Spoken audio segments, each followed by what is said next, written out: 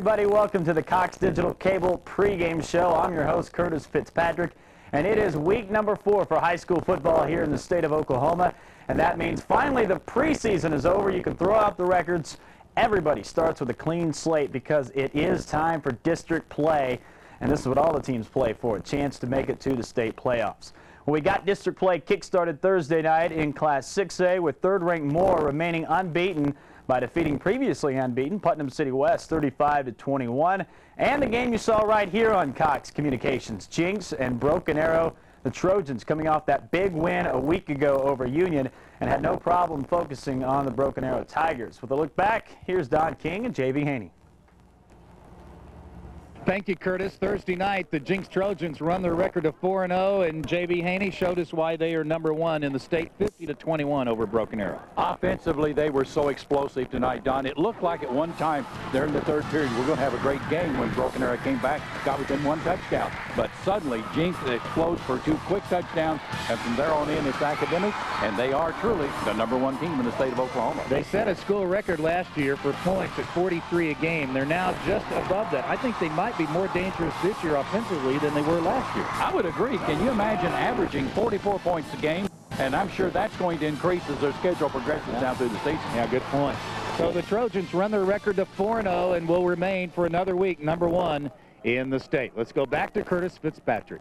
All right, thank you, Don. And Jinx just continues to roll. Looks like they are the clear-cut #1 team here in the state of Oklahoma. Last Friday night here in the Oklahoma City area, we had a chance to see one of the top teams in District 6A1.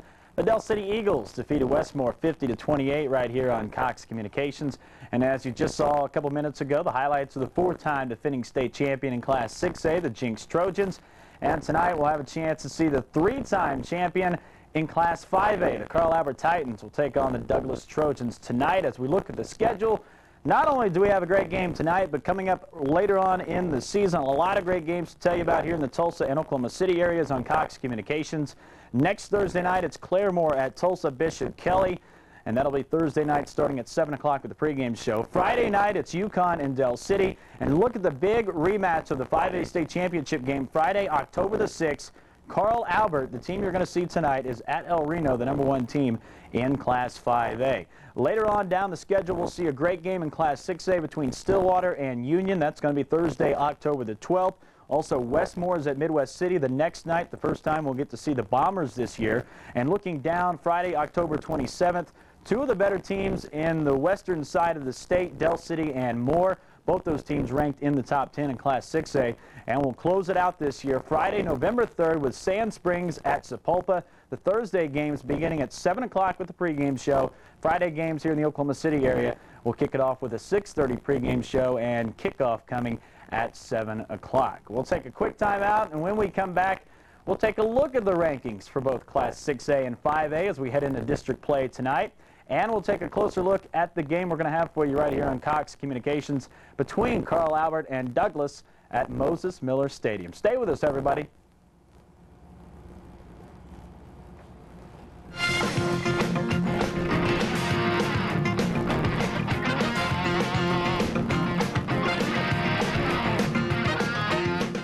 NBA fans, don't miss this special offer. Now you can order 2000-2001 NBA League Pass at a special early bird price of $149. Just call this toll-free number now. With League Pass, you'll see the players, teams, and matchups that you want to watch. Plus, you'll get NBA.com TV, the NBA's new 24-hour network. NBA League Pass is in demand. Best-selling truck 22 years running. Best in its class payload capacity. Consumers Digest Best Buy. It's Ford F-150, and factory-authorized clearance is the best time to get one. During clearance, get into a built Ford Tough F-150 with $1,000 cash back, or drive one for only $196 a month. F-150 with $1,000 cash back, or only $196 a month. Clearance is the best time to buy. Get to your Oklahoma Ford dealer today, and you'll see Oklahoma knows Ford's the best. Crosslands has the largest variety of construction equipment in Oklahoma. Our huge inventory spread out over 6 stores means we can get the equipment you need when you want it. We're open Monday through Saturday with special weekend rates. Ask about our delivery to your work site. Crosslands, we have the construction equipment you need. 300 West Robinson and 2451 East Imhoff in Norman, plus Oklahoma City, Midwest City, and Yukon. Welcome back, everybody. As we get ready for district play tonight, you might be wondering who the top teams in the state of Oklahoma are. Here are the latest rankings according to the Daily Oklahoman and the Tulsa World. Jinx remains on top. They're now 4-0 after their win last night. Tulsa Union is number 2 after losing that tough game last week to Jinx. Tulsa Union will be in action later on tonight. Moore, the top team from the western side of the state, they are 4-0 after their win last night over Putnam City West. And then they're followed by Stillwater, Lawton Eisenhower, who has a big game tonight against Del City.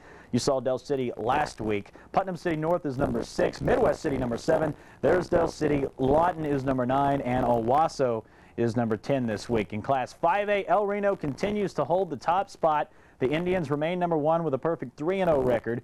Ada is number 2, followed by Carl Albert, the team you're going to see tonight. Tulsa Kelly at number 4, followed by Ardmore. Shawnee at number 6. Booker T. Washington, who defeated Douglas last week, they are number 7. Chickasha is number 8, followed by Woodward and Guthrie, and those two teams are going to play tonight, and we'll have you updated on that score as the night progresses here on Cox Communications. A big battle in Class 5A. You saw Carl Albert ranked number 3 just a couple moments ago. Believe it or not, the 3-time defending state champions moved up to that spot after winning only their first game of the year a week ago, shutting out Ardmore 24-0. The Titans lost to Stillwater and Ada in their first 2 games, but found their form last Friday night and avoided the school's first 0-3 start since 1974. Carl Albert had a good rushing performance last week by Santee Jackson. The senior tailback had 121 yards on the ground and a couple of touchdowns, but he will not play tonight. However, Chris Kalinsky reports the Titans still have a lot of talent. Last season, the Carl Albert Titans went 11-3 and won their 3rd straight Class 5A state championship. This year, they started off the season 0-2 and finally got in the win column last week by beating the 2nd-ranked Ardmore Tigers. We asked Coach Gary Rose if the 0-2 start concerned him. When you play good people, and we think Stillwater and Ada are really good people, what it does exposes our weaknesses and helps us get better. And so, yes, it does, but then if it's good people and we're getting better each week, then I'm not really worried. Offensively, the Titans have some new faces up front and a couple of new quarterbacks. Coach Rose said that there's not much difference between this year and last year's team. We're able to run the option and throw the football a bit better than we did last year. These 2 quarterbacks are both real talented, and they're doing a pretty good job on the option.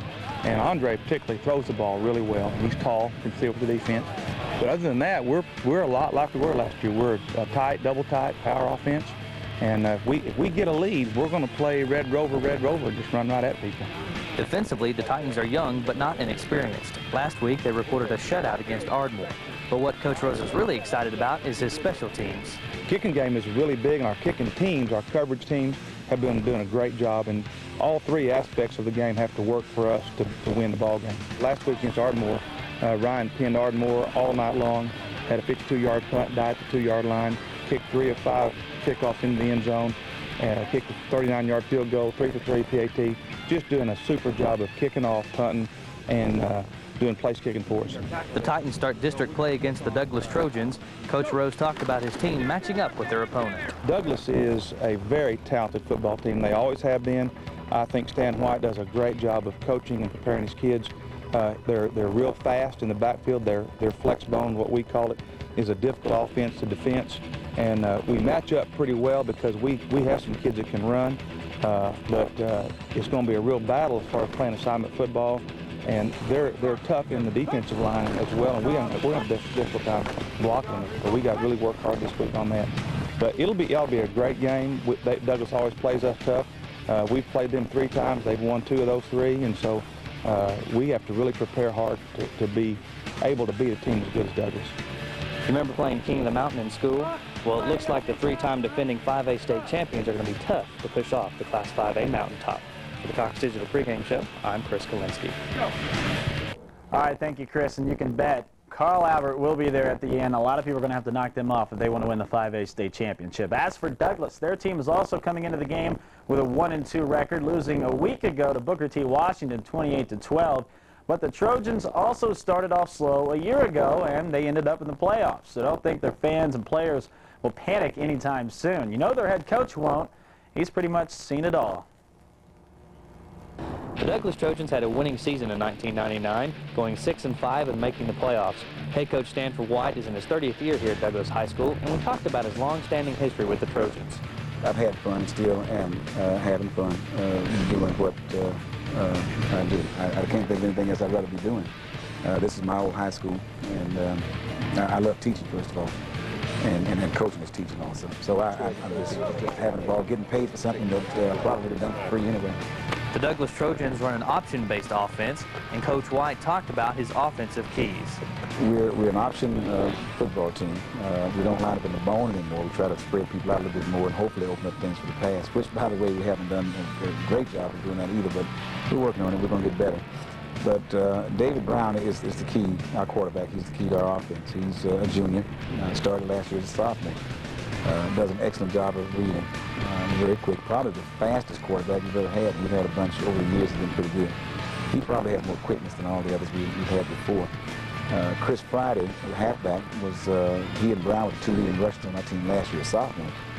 So we expect big things from them this year, and they played well. Defensively, the Trojans lose a handful of seniors, but still have a strong presence on the defensive line. Defensively, we were 4-3. We played well against the run, but boy, we're getting up a lot of easy bombs, a lot of easy touchdown passes. And we've got to correct that, or we won't go very far this season at all. I've been disappointed there more than any other place on the team. Just haven't played well in the secondary. The Trojans will start district play with the Carl Albert Titans. We asked Coach White how his team stacks up against the Titans. Yeah, they're the same old Carl Albert. Don't anybody be deceived by their record. I saw them play. I saw them when they lost. They should be undefeated right now. And so if you look at them play, you wonder how they could have two losses. And to me, they look like the same old Carl Albert team we've seen the last 3 years. And I guarantee you, whoever wins the state championship has to come through them. The Douglas Trojans have a young, seasoned team and a veteran head coach. With that combination, along with playing balanced on both sides of the ball, they might surprise some people in November. Thank you again, Chris. Well, coming up, we'll take an inside look at a couple of the players you're going to see tonight. But before we do, let's head out right now to Moses Miller Stadium live and talk to Mick Cornett and Bob Cortez. And guys, I was looking at the shot earlier, and it looks pretty windy out there. Huh, Mick? Well, you're right, Curtis. You'd need a whole can of hairspray out here tonight. Now, for Coach Cortez and myself, that's not much of a problem. For you, it would be. Remember, week 1, we had heat. Week 2 and week 3 were pretty much perfect. But tonight, Coach, I think it's just windy enough to be a factor. It will be a factor tonight. I think both of these teams prefer to run the football. But if one gets behind and will have to throw, Mick, I think they're going to have a hard time because I don't think either one of these two teams are great passing teams anyway. Now, football teams like to be big and they like to be fast. And one of these teams is pretty big and one of these teams is pretty fast, but it's a different team. Yeah, right. You got one team that can run to the football real well and another team that wants to slug it out and beat you up up front. So we're going to see if one team can get to the corner and I'll run those big guys in the middle of the field. That's right. Kickoff coming up in just a few minutes, Curtis. Hey, Mick, it's obvious both these teams like to run the ball on offense. Are we going to see any passing at all from the quarterbacks? Well, let me tell you, yeah, I think if Carl Albert falls behind, they're going to play two quarterbacks tonight. Andre Daniels will be their starting quarterback, and he's more of a passer than runner, but he does have good niftiness. But Herman Burge will be their quarterback to run the football. But if they do fall behind, you can see Daniel in the ball game more, and I think that they feel he can throw the ball better than probably the other two quarterbacks. You know, Carl Albert won the state title last year, the third of 3 in a row. I think they called 6 pass plays in the entire run through the playoffs. Curtis, it gives you an opportunity to see that they don't throw the ball very much. All right, thanks, guys. We'll head back to the stadium here in a couple minutes for kickoff. But right now, let's take a short timeout, and we'll come back and talk to a couple of players for both Carl Albert and Douglas right after this.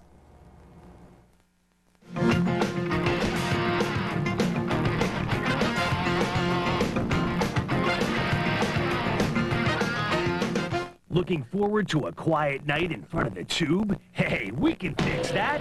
NHL Center Ice is on digital cable. The best NHL action up close and in your face. NHL Center Ice is your ultimate ticket to the coolest game with up to 35 games a week. Check out a free preview of NHL Center Ice October 4th through the 10th. The best goals, the most exciting moments live in your living room on digital cable. NHL Center Ice is in demand. Contact your local cable company for more information. best-selling truck 22 years running. Best in its class payload capacity. Consumers Digest Best Buy. It's Ford F-150, and factory-authorized clearance is the best time to get one. During clearance, get into a built Ford Tough F-150 with $1,000 cash back, or drive one for only $196 a month. F-150 with $1,000 cash back, or only $196 a month. Clearance is the best time to buy. Get to your Oklahoma Ford dealer today, and you'll see Oklahoma knows Ford's the best. Well, we build marine winches here and marine deck equipment. My boots, they're very important. I got to walk around all day in them. They better be comfortable and they better be right. These are my feet.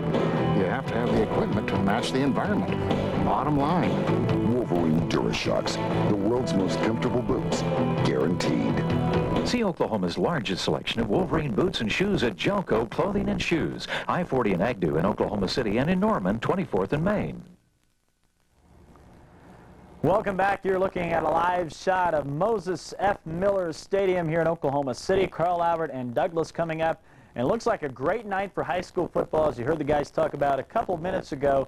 It may be windy, but it's going to be cool enough to where it's not too hot that these players will need some pickle juice on the sidelines tonight. But it should be a great game and a great atmosphere for high school football. We look at the records from last week's games involving these two teams, and coming into the game with identical 1-2 records, you see Carl Albert and Douglas last week. Carl Albert winning, and they come into this game with a one-game winning streak, their only win of the year, 24-0 over Ardmore.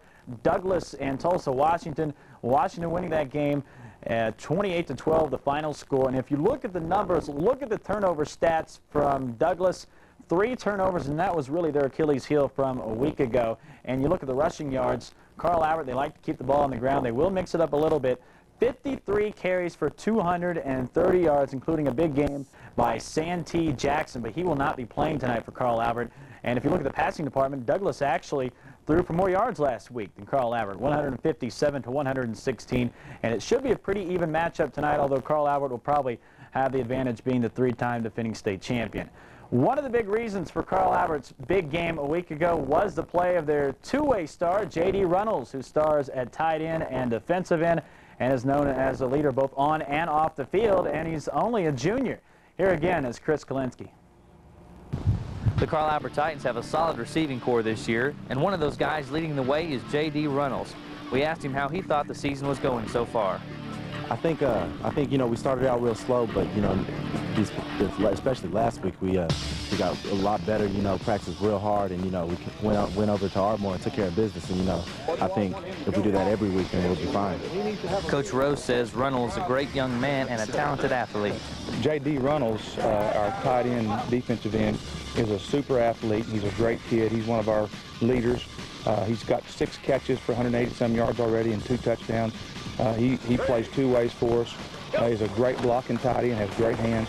He's a great technician at defensive end, and we just think he's a super player. Runnels is just a junior, but has 2 state championships underneath his belt. And he told us what the Titans would have to do to get back to the state championship. It's just like last year and the years before that, you know, a lot of hard work, and you just never quit, never quit. Just always got to work hard. And that extra effort is always what does it, and, you know. Just like last year, you know, that extra effort that kept that guy at the end zone at the 1-yard line, you know, that extra effort. Runnels has a presence on the field that earns respect from his teammates. I love trying to be a leader, you know. I mean, I feel like it's a responsibility to me because, you know, going both ways, we only have 2 players that really do that. So, you know, I really feel privileged to do it. So, you know, I like, you said people look up to me. I love that, you know, and I love playing football. I love it. I love it, yeah. You can guarantee with a player like J.D. Runnels around, he'll keep his team focused on the state 5A championship.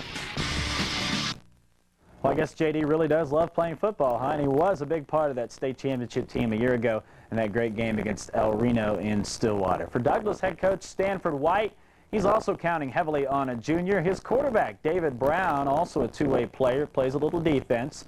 And Coach White calls Brown maybe the best athlete he's ever seen at quarterback in his 30 years of coaching.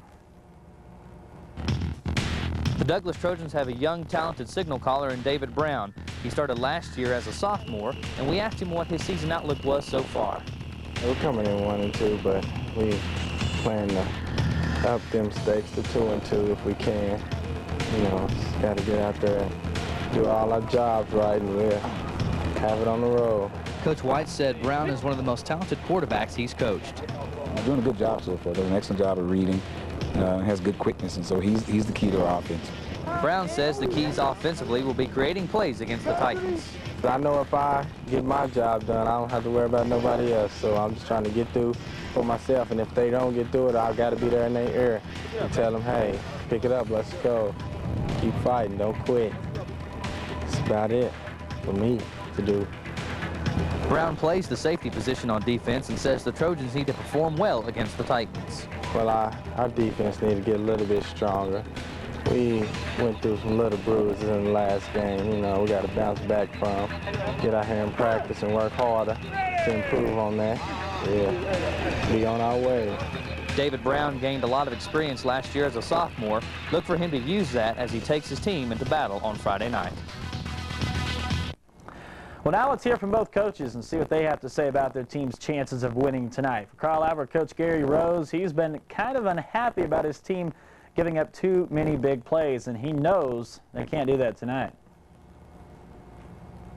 Keys are we stop their option game and don't give many deep passes over us, and then we take care of the football and just play ground control and ball control football, and are able to throw the football when we get in the bind. You know, we're going to try to run the football right at folks, and if they stop that, we got to be able to throw the ball. And if we can do that, then we'll be able to move the football on them. He's been there quite a while and has a great track record. And for longtime Douglas head coach Stanford White, he knows his team must shut down the Carl Albert potent rushing attack. Well, what we got to do to have a chance at the game, we've got to be able to stop the run first and foremost, and then secondly, as I mentioned earlier, we can't give up easy touchdowns on passes, long passes. That's the key. Make them earn what they get. Don't give them easy touchdowns. All right, we're getting ready for kickoff here in a couple minutes at Moses F. Miller Stadium. Mick Cornett, Bob Cortez will have all the action for you. Steve Marshall will have sideline reporting for you. And don't forget, if you miss any of the game tonight or if you missed the pregame show at the beginning, we're going to replay it for you tonight beginning at 10:30, Carl Albert and Douglas on Cox Channel 3 in Oklahoma City and Channel 9 in the Tulsa area. Also, we'll replay this game throughout the week, so check your local listings. Also, check your listings for the Jinx and Broken Arrow game. We'll replay that one for you, too, if you want to catch the action from last night's area game on the Cox Communications High School football package. Don't forget, during the halftime show and during the game, we're going to have scoring updates for you from around the state of Oklahoma. It is a big night. It's week 4, and finally we have district play, so we'll have a lot of good action for you around the state of Oklahoma. We'll be back in a couple of minutes. We'll throw it to the field here momentarily. Mick Cornett and Bob Cortez will have all the play-by-play action for you of Carl Albert and Oklahoma City Douglas.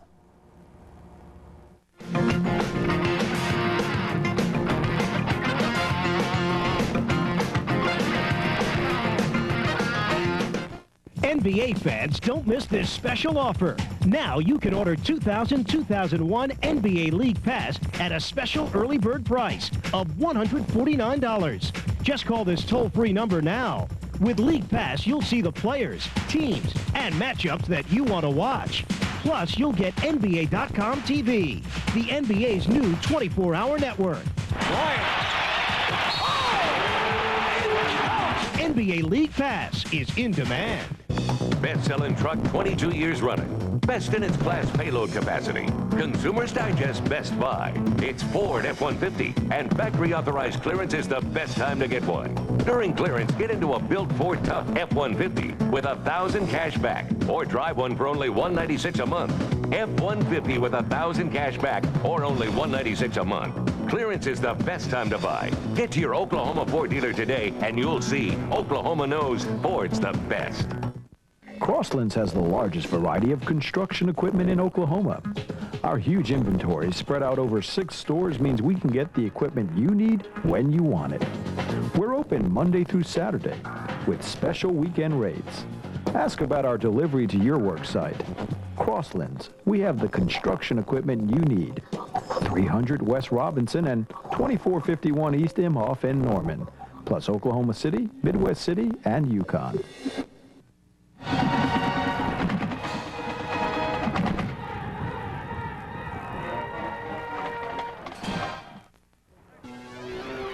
It's time for high school football. Cox Communications presents the Carl Albert Titans and the Douglas Trojans. This live event, featuring members of the Oklahoma Secondary School Activities Association, is an exclusive presentation of Cox Communications, your home for the 2005A and 6A State Football Championships.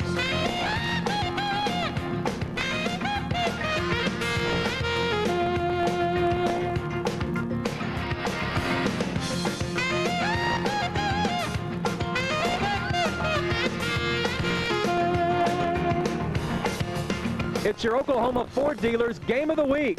Carl Albert versus Douglas, week 4 of the high school football season.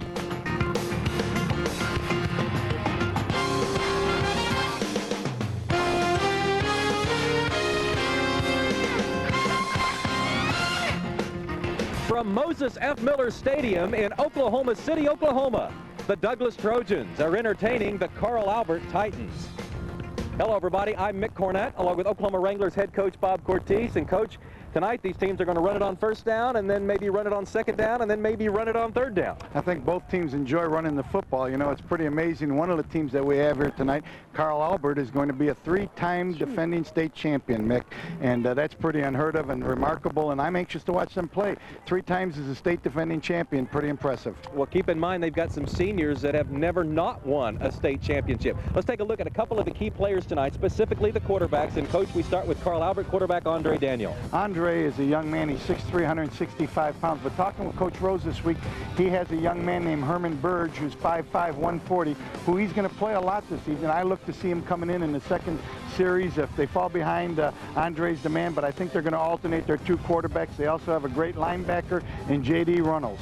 Douglas has an offense that resembles the wishbone a lot, and the guy that directs it is number 3, David Brown. You know, I talked with Coach White, and he's been in this business for a long time, as you know, Mick, and he really likes David Brown. He thinks David is a fine athlete and a young man that if he can get to the corner on the option, that they'll be able to score some points and win this ball game this evening. Both these teams have gotten off to slow starts, but district play starts tonight. They're 0-0 in that respect, and they both want this one bad. Kickoff is coming up on your Oklahoma Ford Dealers game of the week. It's the Carl Albert Titans and the Douglas Trojans.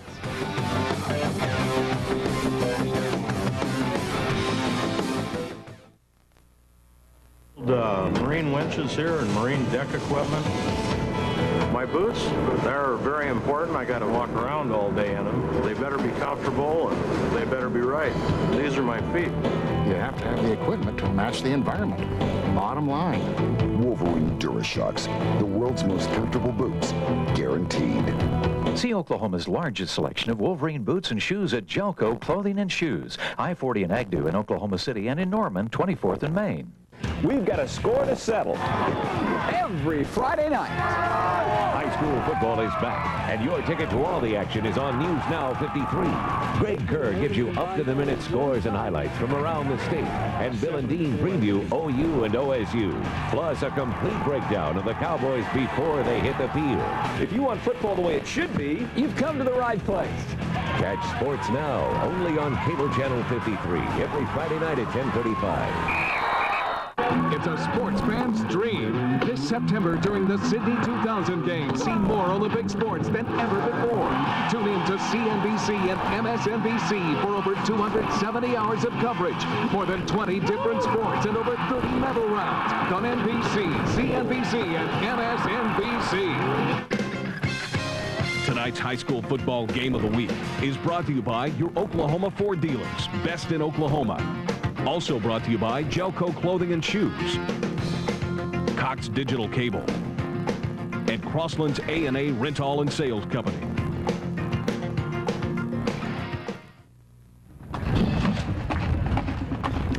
It's game time. What was that song, Coach? The marching band refused to yield. Yeah, right we'll there. Get the band off the field, and these 2 teams will get after it.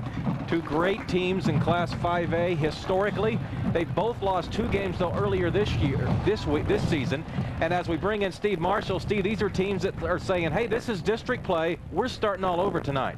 Exactly, the second season, if you will. And you both mentioned how both teams want to be able to run the football tonight. Obviously, that's a given. And both teams will be trying to do that without their starting tailbacks out for team reasons, disciplinary reasons. So Santee Jackson, who had 122 yards last week for Carl Albert, he'll be replaced by Andre Bates, and of course Chris Friday out for the Douglas Trojans, and the young man to try and take care of that for the Trojans tonight, Chris Jackson. So trying to do it with backup tailbacks. We'll see how it turns out.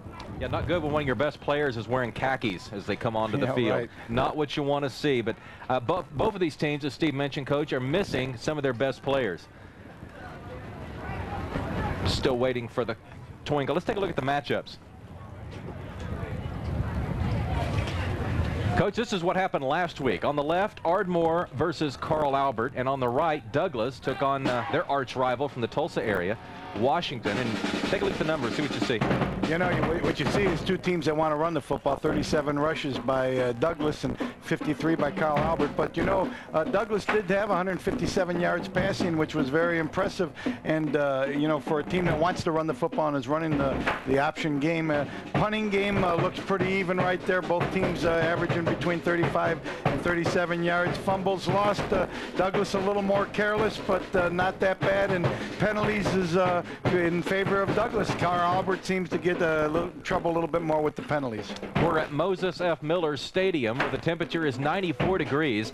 The wind is blowing briskly from the south at 20 miles per hour. I talked to a meteorologist late this afternoon, and he told me he does not expect that wind to die down. So we should have 20-mile-an-hour winds from our right to left as you watch the screen. Coach, from a standpoint of Carl Albert, when you've won 3 state championships back-to-back, I don't think it matters all that much when you lose a couple of games before district, because you know, hey, the season's going to start for us in the playoffs. We got to be playing well in November, not necessarily September. You know, Coach Rose likes to play tough games early in the season so he can find some weaknesses in his team and know what areas he needs to improve on before he gets to district play. So that doesn't bother him too much that he's starting off the season with only 1 victory out of the first 3 ball games.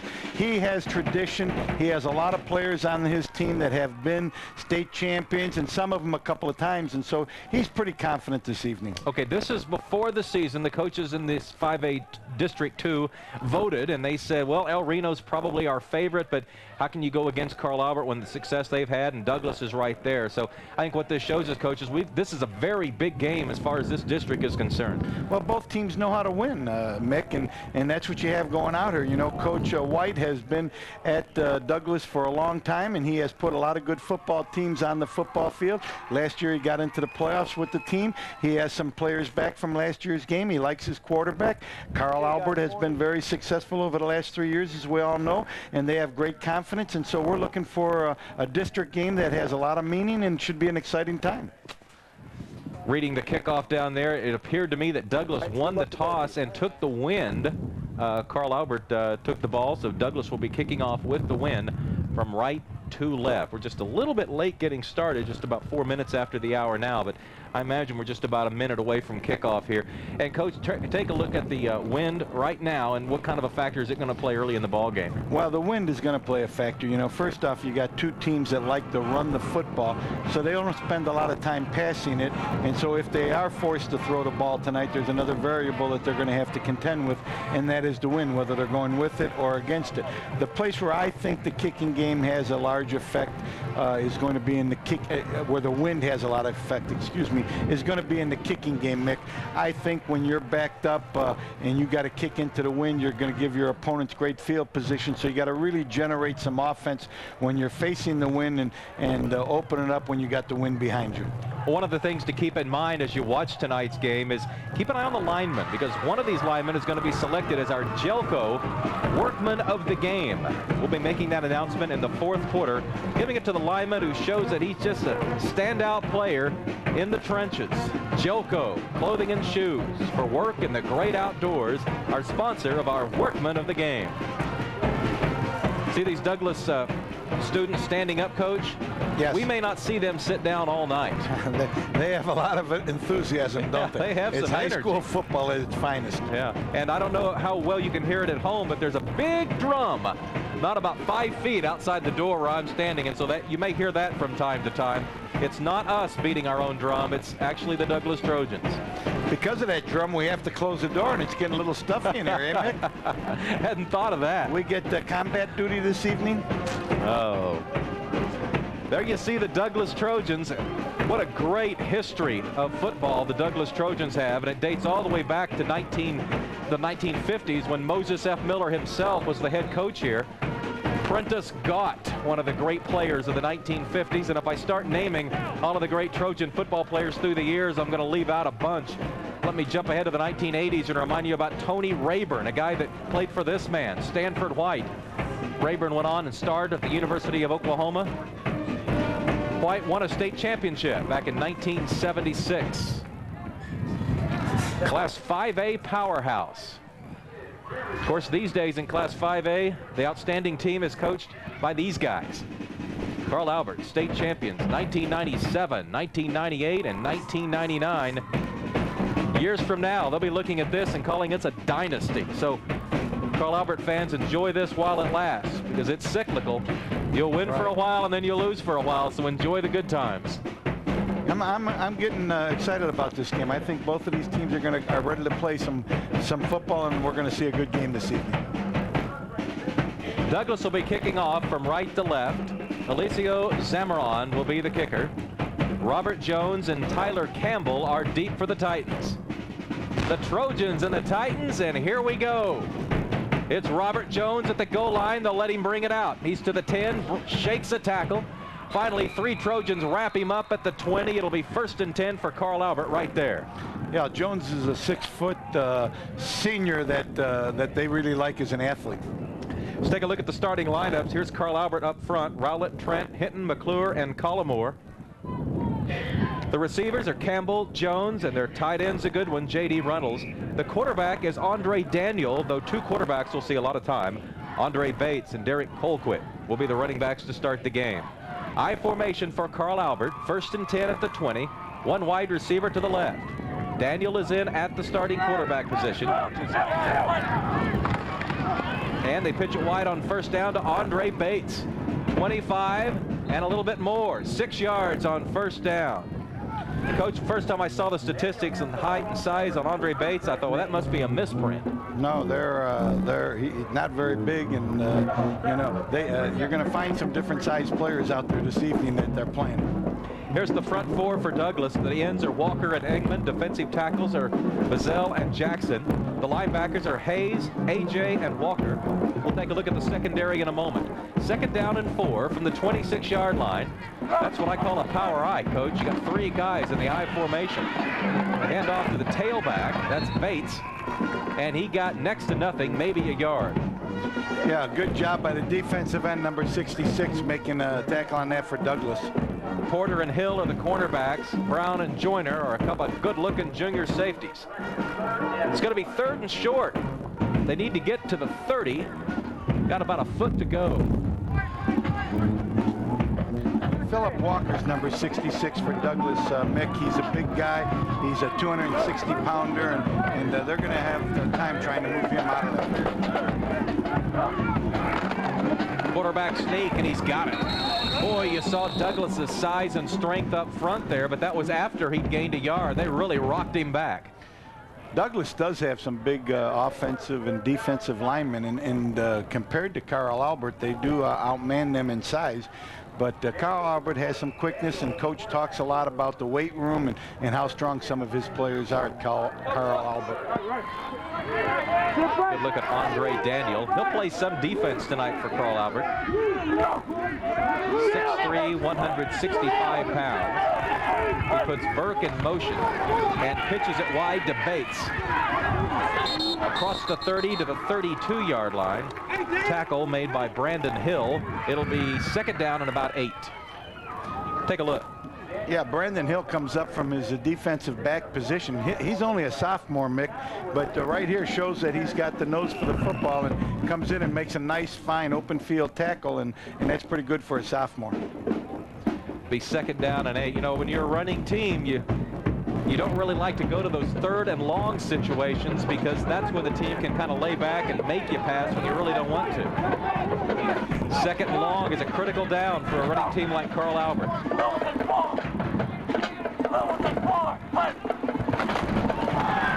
Giving it to the fullback, Derek Colquitt. Not much there, but Douglas is playing tough up front. Maybe a yard. It's going to bring up 3rd down and 7. Yeah, big number 66, Philip Walker, and number 61, Richard A.J. did a good job of getting penetration and stopping the option. Boy. Penetration hurts the option. I think we talked about that a couple of weeks ago. And when you can get penetration, you wind up exploding that while the quarterback's trying to make his reads. Jones and Campbell have split wide left. Davison splits wide right. Daniel wants to throw. Had a man open, but went down as he threw, and it's incomplete. A punting situation for Carl Albert. And Douglas got to the quarterback that time. Right. They shot the gap. I think it was big number 1. I think this is going to be number 1. Engman here coming in there and getting his hand. Nice hit right in the sternum. A clean hit, puts him down and doesn't give him much of a chance to hit the open receiver out in the flat. They're going to have to punt into the wind here, eh, Mick? Yeah. 20-mile-an-hour wind blowing from right to left, directly into the face of the punter, Ryan Weaver. David Brown is the punter, and they block the kick. The ball is loose in the backfield. It'll be Trojan ball inside the 20. Well, they blocked the punt last week, too. You know, I talked to Coach Rose, and he really thought Weaver was a fine kicker. Here he gets a little 3 steps, and right there you see Douglas come in. I couldn't quite get the number of the young man that came in and made the block, but that was a fine play. Gives Douglas great field position, and now we'll be able to see Brown at the quarterback position and see a little bit of the flex bone. Maybe in the truck they can take another look at that and figure out who that was that made that play, because it was a big one. It has set Douglas up 1st and 10 inside the 20-yard line. On 1st down, they're going to throw. Got a man. Incomplete. Long pass by David Brown intended for Terrell Engman, who made that great play on defense a while ago on 2nd down. And that was a shocker, Coach, going for the deep and dark one on 1st down. 1st down, give him a little bit of option fake, and then find the man open, running down into the end zone. I'll tell you, one of the things happened there is Brown didn't adjust for the strong wind behind him, and as he threw the ball, the wind carried it a little further than maybe he wanted to, but he did have a man open in the end zone, and I think they'll come back to that play sometime in the further part of this game. Engman has split wide to the left again. Brown calls the signals, stuffs the mouthpiece in his mouth, and he's ready to go on 2nd down and 10. Running that option play, looking good, but Carl Albert is right there. Yeah, a host of white jerseys. That's a good job by Carl Albert right there. You see, the Titans aren't very big up front, Mick. They got a couple of guys in there that are 5'4", about 200 pounds, but they're real stout. And you can see right there, number 36 does a good job of coming in there. That's Michael Robertson. He's a 5'8", 165-pound senior who puts his head right in on the ball carrier. J.D. Reynolds in on that tackle as well. We'll be calling his name quite a bit tonight. Yeah, he's supposed to be a real fine special football player. Suddenly it's 3rd for 9 for an option football team at the 15-yard line. Let's see what Douglas does with it. Giving it up the middle. Going to be about 4 yards to the 10 and nothing more.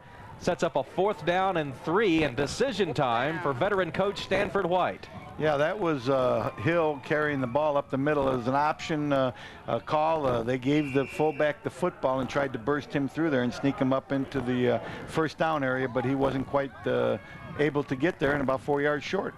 The sophomore going right up the middle, and they're going for it. 4th down and 3. They need to get to about the 7. The ball is outside the 10. Brown takes a look at the defense. And penalty markers coming out before the snap. Brown kept the ball. Some of the Douglas fans are pointing Carl Albert's way. Let's check it out. Of course, a penalty would be critical for either team on 4th down and 3. Encroachment. Prior to the snap, offside, defense, 5-yard penalty.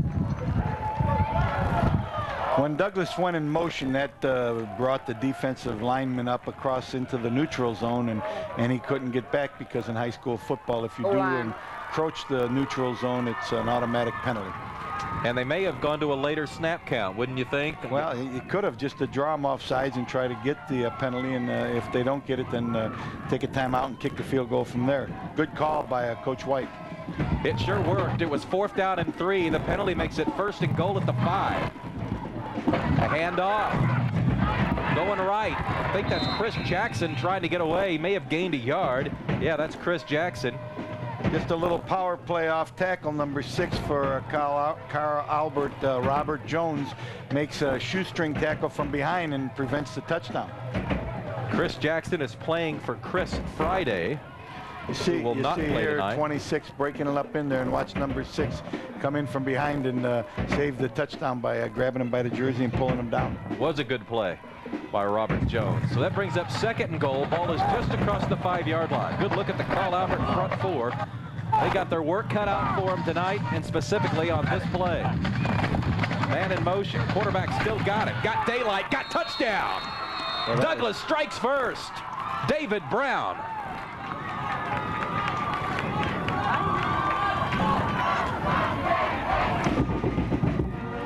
Option football, Coach. Pretty plain and simple, just tough to stop. That was very well executed option football. It was the quarterback keeping after he gave the fake to the fullback.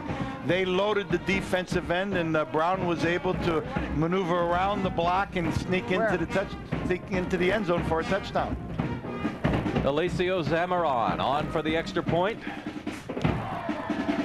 Momentary stoppage of play. Good look at Zamaron there. We watched him kick in warm-ups. Got a pretty good leg. He does, and kicking with the wind, he really shows that he can get a little distance on that. They've got plenty to cheer out at Moses F. Miller Stadium. The hometown Douglas Trojans have jumped in front of the 3-time defending state champs. David Brown running it in. We'll be right back. At Crosslands, we carry a full line of Husqvarna. Husqvarna has been in business for over 300 years. Throughout their complete outdoor equipment line like riding mowers, chainsaws, trimmers, and blowers, Husqvarna stands for tough.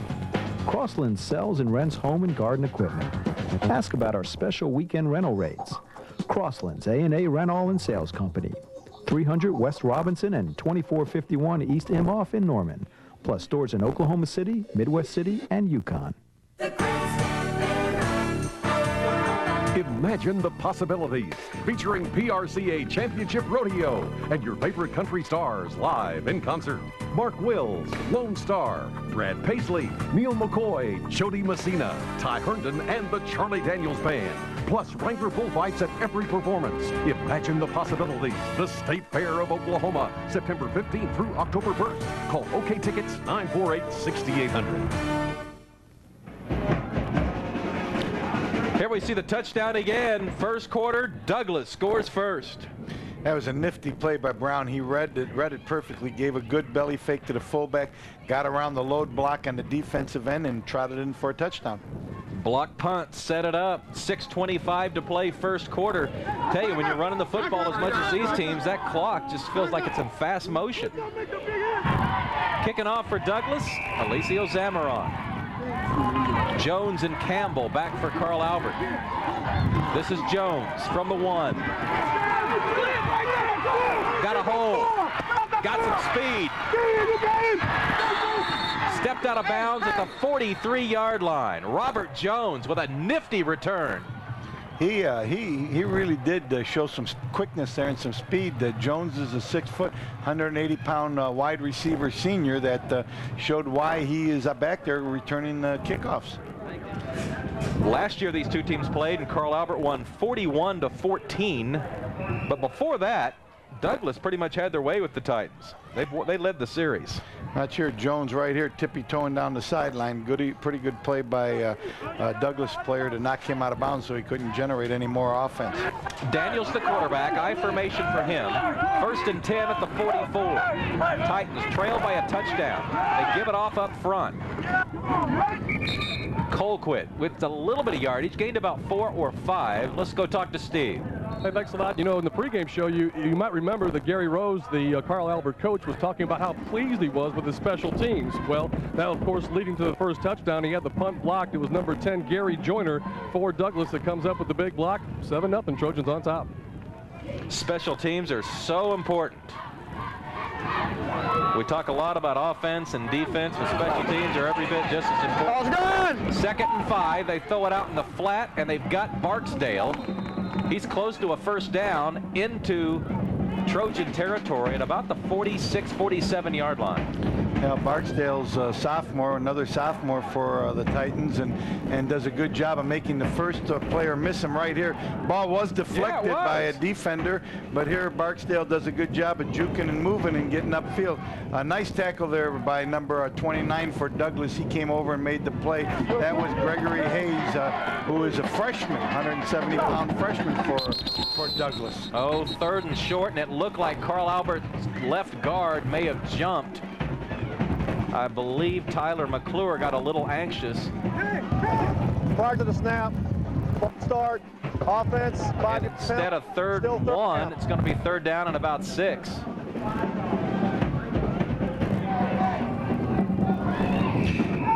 Daniels taking the plays from the sideline, having the coach signal him into him. 3rd and 6 is a lot different than 3rd and 1. Big difference. He's still got it, and he's going down. A huge loss. What a play by number 61, Richard A.J. Richard is a junior. He's a 220-pounder, and he was coming in on an outside blitz right there, and Daniel never had a chance. Once he made the fake to the fullback, he was corralled by the defender and thrown to the ground. Now they have 4th down again, and once again punting into the wind and knowing that they had one block. You could see a little tight punt here. They brought in their receivers to help protect the middle on this particular punt. Trojans are coming again. They blocked another one. It's going to be Douglas ball inside the 40, no matter who recovers. Douglas special teams are coming up big. They've got the wind, and they bring their offense back onto the field, and there's A.J., a big part of that Trojan defense. Well, they were coming from all directions, Coach. You know, they put the block on, and Carl Albert was in their punt, max protection for their punt, and still somebody came through the middle of the right side of the line and was able to get in there and block that punt once again. I wonder if it was the same man, Mick, that got the first one. Not sure. Douglas takes over at the 37-yard line.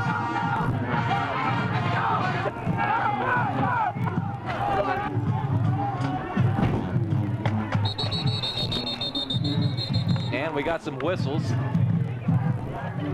Looked like Douglas jumped a little bit on the right side of the line of scrimmage. Prior to the snap, ball start, offense, 5-yard penalty, still 1st down. If you just joined us, we pick a lineman of the game, call him our Joko workman of the game. We'll be making that selection in the 4th quarter. Joko Clothing and Shoes, one of the fine sponsors of Cox Communications, high school football, and the Oklahoma Ford Dealers Game of the Week. It's 1st and 15. Option, pitching it wide, and George Goins picks up a little bit of yardage. I think he got the 5 yards back. Going to be about 2nd and 10. You know, Michael Robertson is a 5'8", 165-pound senior who's playing the outside linebacker, and he's a pretty active player. He's been on a couple of plays already in this particular ball game. I know that Coach Rose is really excited about his linebacker core and thinks he has a good nucleus of linebackers this year, headed by number 45, Steve Belvin.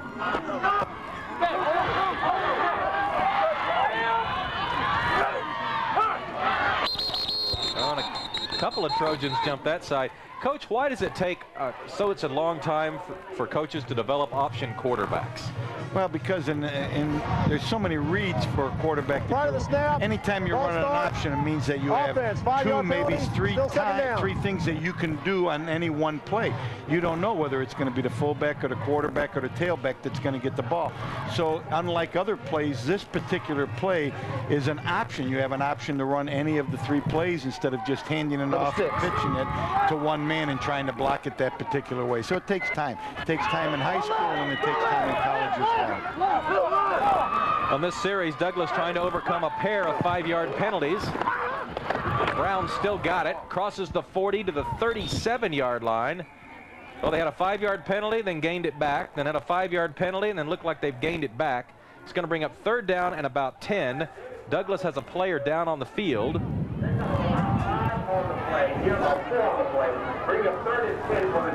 Back at the 45-yard line. There you see the play.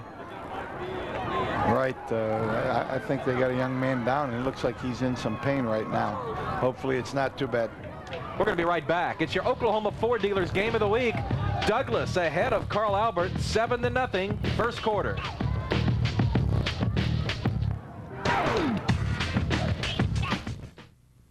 Best-selling truck 22 years running. Best in its class payload capacity. Consumers Digest Best Buy. It's Ford F-150, and factory-authorized clearance is the best time to get one. During clearance, get into a built Ford Tough F-150 with $1,000 cash back, or drive one for only $196 a month. F-150 with $1,000 cash back, or only $196 a month. Clearance is the best time to buy. Get to your Oklahoma Ford dealer today, and you'll see Oklahoma knows Ford's the best. Oklahoma, it's more than a location to News 9. It's where one of the last locally owned stations in the country brings you news in the same honest tradition as when it began. It's where Gary England's warnings have saved lives for nearly 30 years. Below ground. Where you can still count on hearing his reliable voice when you need it the most. Now, for you children that are home alone, here's what I want you to do. Because for News 9, it's not just about broadcasting, it's about home. Yours and ours. News 9, the spirit of Oklahoma. We're not too far from downtown Oklahoma City. Sun setting behind the clouds.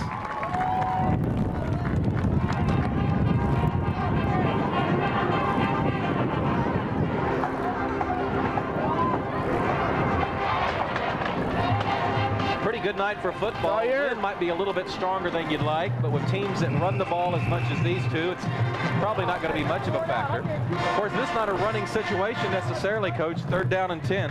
3rd and 10. It'll be interesting to see if they go to that play action pass that they ran earlier where the tight end snuck down the sideline into the end zone. Now, this is a little different situation, but it might be a good call anyway. Might be a 4-down territory, though. So they might not have to try to get it all right here. Option left. Brown still got it. Got very little across the 35 to the 33. It's going to bring up 4th down and about 5 or 6. Decision time for Stanford White, who saw something he didn't like out there from one of his linemen and is letting him know about it. Take a look. Belvin here makes a fine play on Brown. The middle linebacker is playing assignment football. He comes through. He's assigned to the fullback. If the fullback doesn't have the ball, then he's assigned to getting back out under the perimeter and trying to tackle a quarterback. Did a real fine job there. Was their leading tackler last year, coming back into this season, and is someone that Coach really feels is Coach Rose really feels is an outstanding prospect and a real tough, good young man. Well, Douglas can't draw him off sides and get this one. 4th down and about 8. Ball's at the 34, and I believe we got a timeout. Douglas wants to talk this one over. Critical play, late first quarter. Trojans lead it 7-0.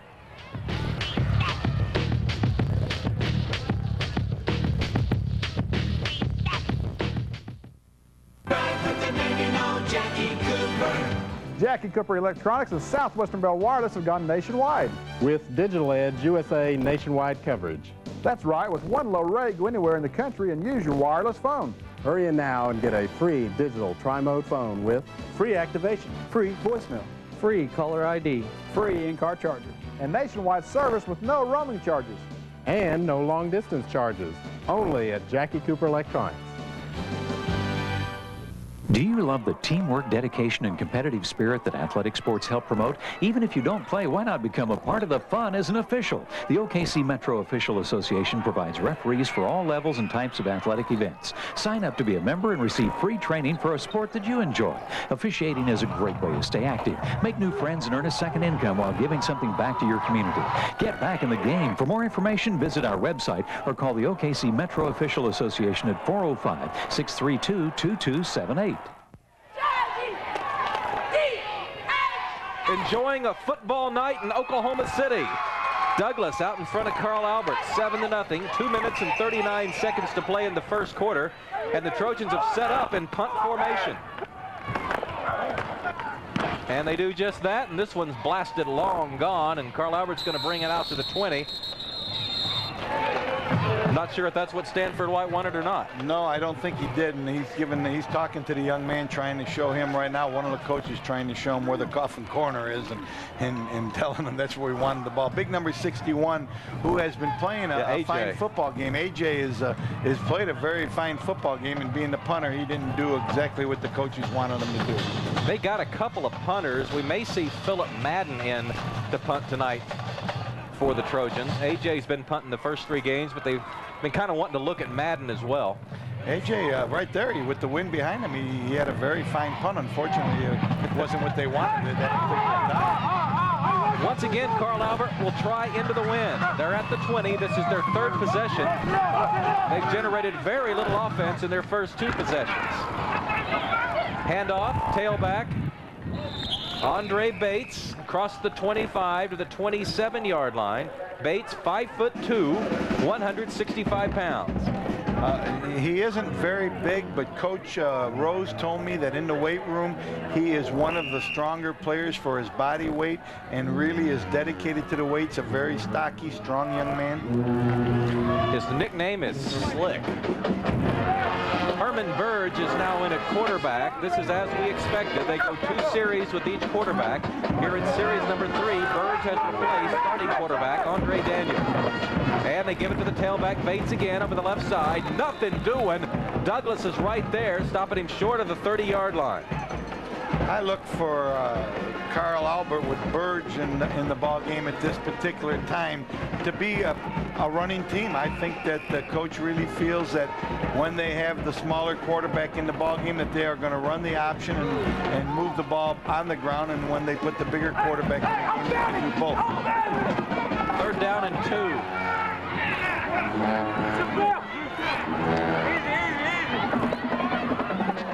He might be changing the play.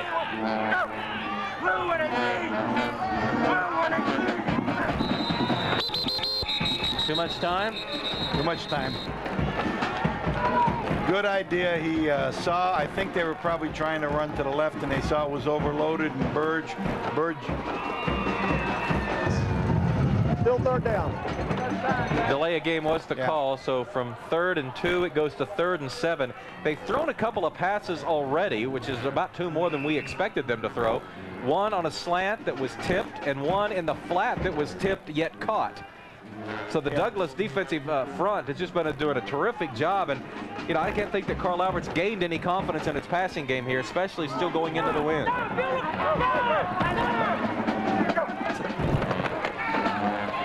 Pitching it wide. Penalty marker out.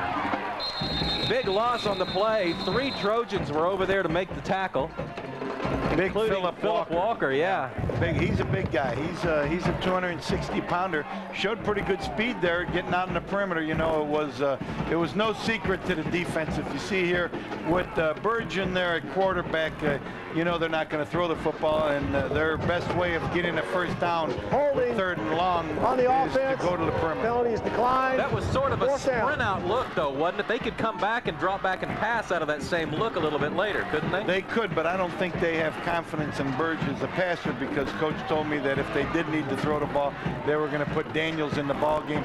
Remember, Burge is only 5'5" and would have a hard time even if he got out on the perimeter to see over the defensive players. All right, now if you're Carl Albert's punter, what are you thinking? The last 2 have been blocked back in your face, and the Trojans figure to be coming again.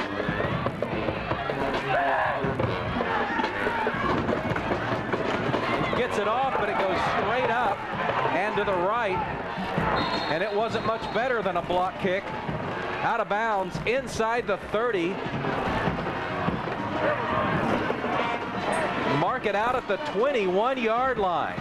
Excellent field position for Douglas. They'll have probably one snap before they switch ends, so they'll have the wind here for at least one more play. But, Coach, they've had outstanding field position. In that particular situation, Mick, the punter knew that he had 2 punts blocked. He was trying to punt with 2.5 and 3 steps on his first ones. Comes into this particular punt, knew he had to hurry it up. Tried to get it done in 2 steps. Wasn't comfortable with it. Shanked it. Gives Douglas great field position once again. Douglas has had the ball at the 18-yard line in Carl Albert territory, the 37-yard line in Carl Albert territory, and now the 21. They've yet to snap it at their end of the field. 20 seconds to play, first quarter. Handoff goes up the middle. I believe that's Colquitt, and I'm not sure he got back to the line of scrimmage. Number 2, Ryan Walker, among the Titans in on the stop. Greg Franklin also in there, number 30. Gary Rose wants to see some offense. End of first quarter. Douglas 7, Carl Albert 0.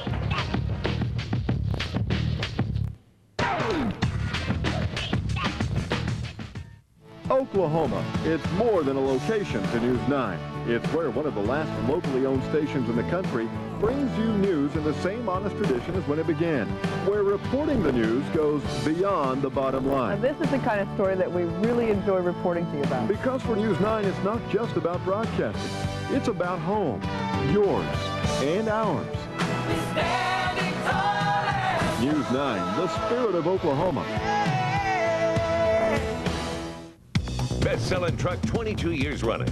Best in its class payload capacity. Consumers Digest Best Buy. It's Ford F-150, and it's the final days of factory-authorized clearance and big savings.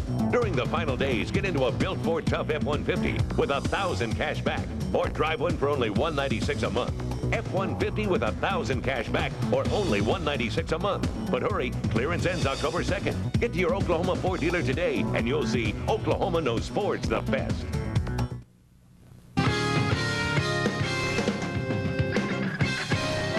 We now return to your Oklahoma Ford dealers Game of the Week, exclusively on Cox Communications Channel 3.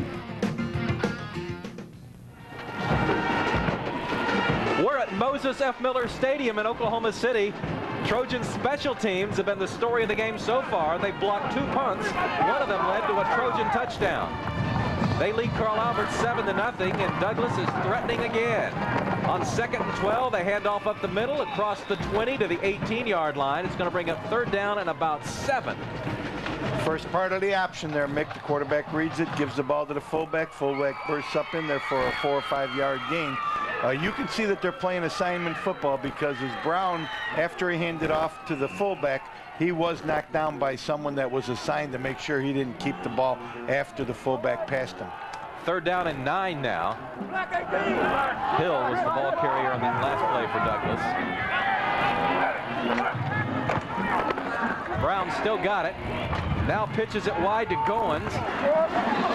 He gets up close to the 15, but it's going to bring up 4th down and about 5. A very good defense by Carl Albert there. They had assignments all covered and had 2 people on the pitch, man. So once Brown came out to the corner and realized that someone was covering him, he dumped it off to the tailback or the running back behind him, and Carl Albert was able to circle him up and take him down right here, as you can see. Good job of wrapping him up. Mike Roberson. You can notice down at 6. Yeah, total yards here, Carl Albert with 13 total yards, and Douglas has 29. Of course, Douglas has 7 points and looking for more. 4th down, to the end zone. Incomplete, obviously a misread, and Carl Albert will take over on downs. I think Brown thought that the receiver was going to run a flag route or a corner route, and instead he ran a slant, and a little miscommunication there cost Douglas an opportunity of getting the 1st down, and now they're back on defense. You know, Carl Albert hasn't done much in this game, but I feel like they got to think, hey, we're lucky to only be down 7 points right now. We've had 2 punts blocked. They've had the ball at our end of the field the whole game. Now we've got the win. Right.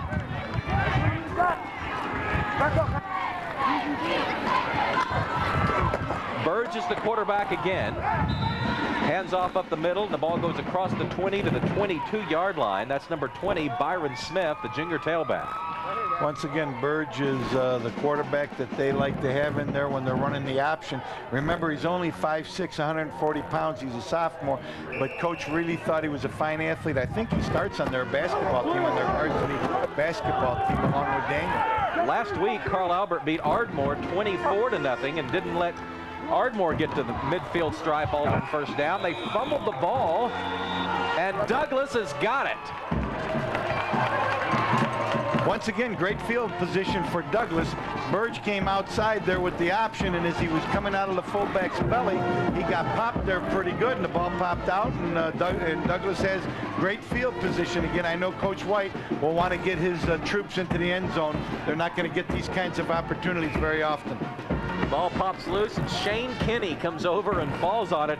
He was coming over from the backside. Good hustle there. Douglas set up again at the 21 this time. Whistles come out.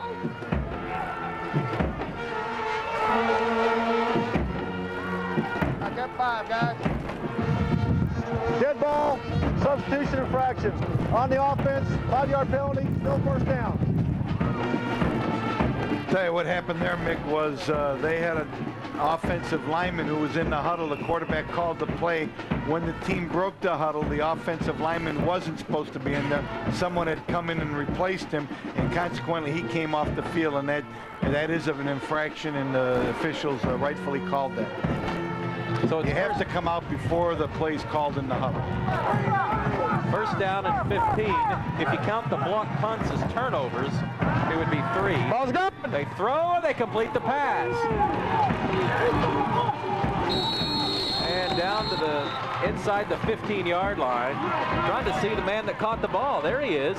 That's John Darby, number 7, the tight end. Yeah, you know, that was a play-action pass. Brown ran the belly play right here to the fullback, then drops back. And nice throw here by Brown. A tight spiral right into the heart of the receiver, and a receiver running a little curl route and does a good job of executing the play and picking up 8 yards. Yeah, for a running team, that play looked pretty good. You know, Brown is a fine athlete, and I'm surprised that they don't throw him a little bit more than maybe they do, because he does look like he has pretty good zip on the ball. Well, because of that 5-yard penalty, they still don't have a first down. It's 2nd down and 2. Brown still got it. Just trying to get a couple of yards. Saw some daylight. Yeah, as all good option quarterbacks do, McKee rode the fullback, and after he gave it to the fullback, he tried to dart up in there and get himself the 2 yards that he needed. But good job by Carl Albert. Carl Albert up front is not very big, but their players are very strong and very stout, as you can see, and they do a great job in the weight room, and they run very well. So it's pretty tough to outrun them or outmaneuver them because of their physical strength and quick speed. They needed 2. They only got 1, so it's 3rd down and a full yard. Brown keeps. Boy, he didn't get much. I'm not sure he got the first down. Once again, you can see the great strength in some of those linemen from Carl Albert, because Coach Rose told me that his players spend a great deal of time in the weight room, and that when I was talking to him earlier this week, he was showing me, look at right in there, you could see the great penetration and the great strength that they had in getting under their offensive blockers. Yeah, Reynolds is number 85 leading that charge. You were talking about their weight room? Yeah, Coach Rose, when he was talking to me, he cited 4 or 5 players that he was very proud of that benched over 320 and 330 pounds. And for a high school athlete to bench press over 330 pounds, that's pretty good, and it takes a lot of work in the weight room, and it's shown with the results that he's getting. Just a little bit short, aren't we? Going to bring up 4th down. 4th down again for Coach White. He's had 2 or 3 of these in this particular ball game, and it looks like he's going to go for it again right here on They just brought in their 260-pound tackle, David Colston. Might not be a bad idea to run over him. He's number 77 at right tackle. What is it Frank Broyles used to say? You take your best back and you run him over your best blocker, and if you can't get a yard, you don't deserve a first down. Exactly right. Let's see what Stanford White is thinking.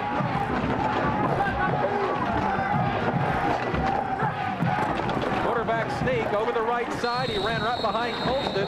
It's over, guys. It's over. He's got it, but let's see where they spot the ball. Looks like the referee is standing just outside the 10-yard line, which is going to be enough for the first down. You see the referee's feet there.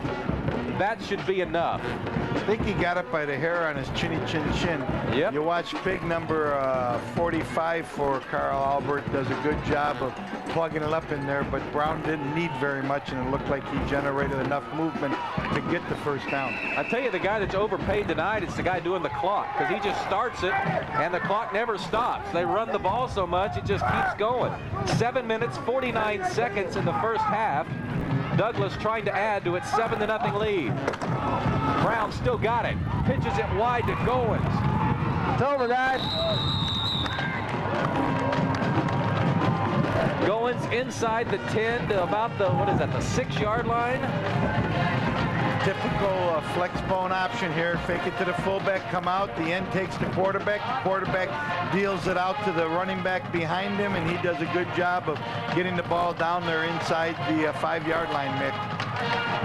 So it's hard to overestimate the impact of a quarterback and an option offense. You know, and Brown is very good at you could tell he's been running this system for a couple of years because he looks pretty smooth in there and he's making the right reads most of the time. Second down. Chris Jackson got close to the goal line but never got in. I think they're going to spot him inside the 1. And it's going to bring up third down right there. Boy, Carl Albert's defense is playing tough. Considering the field position that Douglas has had, this Carl Albert defense has played pretty strong. Greg Franklin, number 30 there. He's only a sophomore, a big kid, 215 pounds. He gets in there and starts tugging away to pull the running back away from the goal line. Looks like they're on about the 3 or 4 inch line right there. Well, I'll be surprised if Brown just doesn't keep it himself and go right up the middle. Oh, they got a first down. That's what it is. It's first down there at the 6-inch line. He keeps it, and he scores.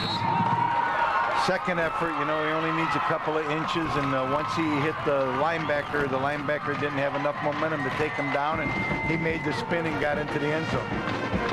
Douglas is big up front, and little David Brown is going right behind the big guys and putting his team up 13-0 with that point after coming up.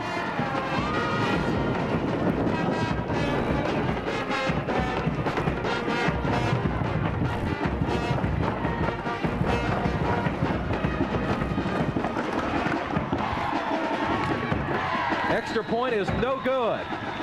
The 3-time defending state champs are in trouble. 13-0 Douglas, 6:26 to play first half.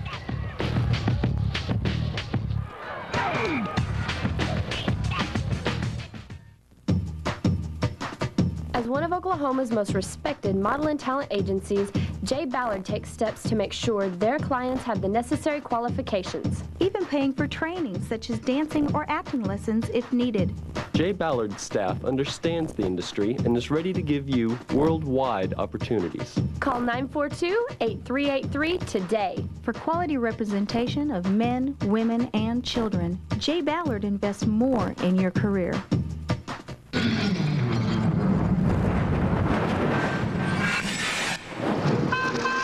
Do you ever just have one of those days?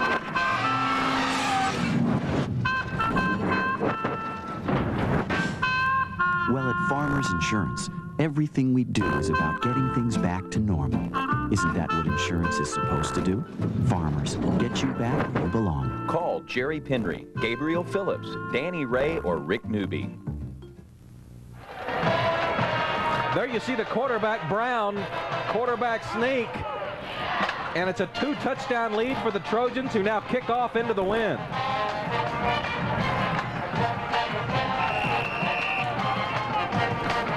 Football is a game of field position, and Douglas has dominated.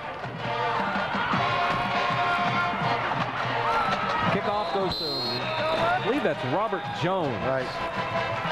Jones across the 30, and a penalty marker coming up late, apparently a dead ball foul. Wow, something had to happen that the officials didn't think was 3 black, dead ball, unsportsmanlike. 33 black. 33. Number 33 for Douglas is Joe Bagby. Hey, keep an eye on those linemen. One of them is going to be selected as the workman of the game. We'll be making that announcement in the 4th quarter. It's sponsored by Gelco Clothing and Shoes for work in the great outdoors. Gelco. You're going to have a good variety of players to pick from when we pick this offensive, defensive lineman of the game. We have some real big players out on that field, and we have some players that aren't quite as big, but are very active and very strong. So it'll be interesting to see who we come up with at the end of the ballgame. Well, a good kick return and a 15-yard penalty has put Carl Albert at midfield. They'll start right there. The quarterback is Andre Daniel. He's in trouble, but gets it off. Incomplete. Boy, tough to roll out left and throw, but we've got a penalty marker down in the vicinity where you would think it might be pass interference. Big number 1 for Douglas, big number 1 for Douglas is Terrell Eggman, is how you say it, yes. Mick, and Terrell got in there. He was blitzing from his outside linebacker position, and as Daniel was making his fake in the backfield, Terrell came in and got the hit on him as he was throwing the football. Right here you can see the pass interference call that the official called. Well, they had a 15-yard dead ball foul to get him to midfield. Now what's apparently going to be a pass interference is going to move it all the way to the Douglas 35. On the defense, 15 yards, first down. Well, who needs an offense when you got back-to-back 15-yard penalties? That's 30 yards more than they would have gotten otherwise, and it's also probably as much as they've gotten offensively all evening. Carl Albert trails 13-0, 6:14 to play, 2nd quarter. The quarterback is Andre Daniel.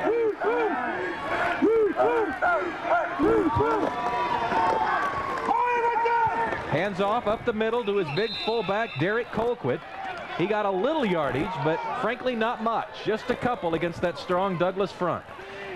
Douglas is big up front. As you can see, they're a little different than the Carl Albert front, but they have some big bodies in there. A couple of guys that weigh 220 and 260, and they do a good job of stopping it. Look at the line right here up in top here, trying to run a little quick hitter to the fullback here, and got a helmet on everybody but the backside linebacker, Mick, and he came up and made the play. It's 2nd down and 9.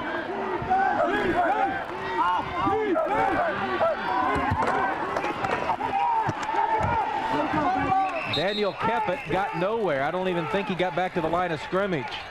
Yeah, he put the ball into the belly of Derek Colquitt and was going to pull it out and try to run it, but once again the penetration by Douglas prevented him from getting to the corner, and consequently didn't get very many yards in that particular play. Looked like Engman just tackled both of them. He just grabbed them both. That's what you do when you get penetration. Just take them and sift through them, and whoever's got the ball, keep him.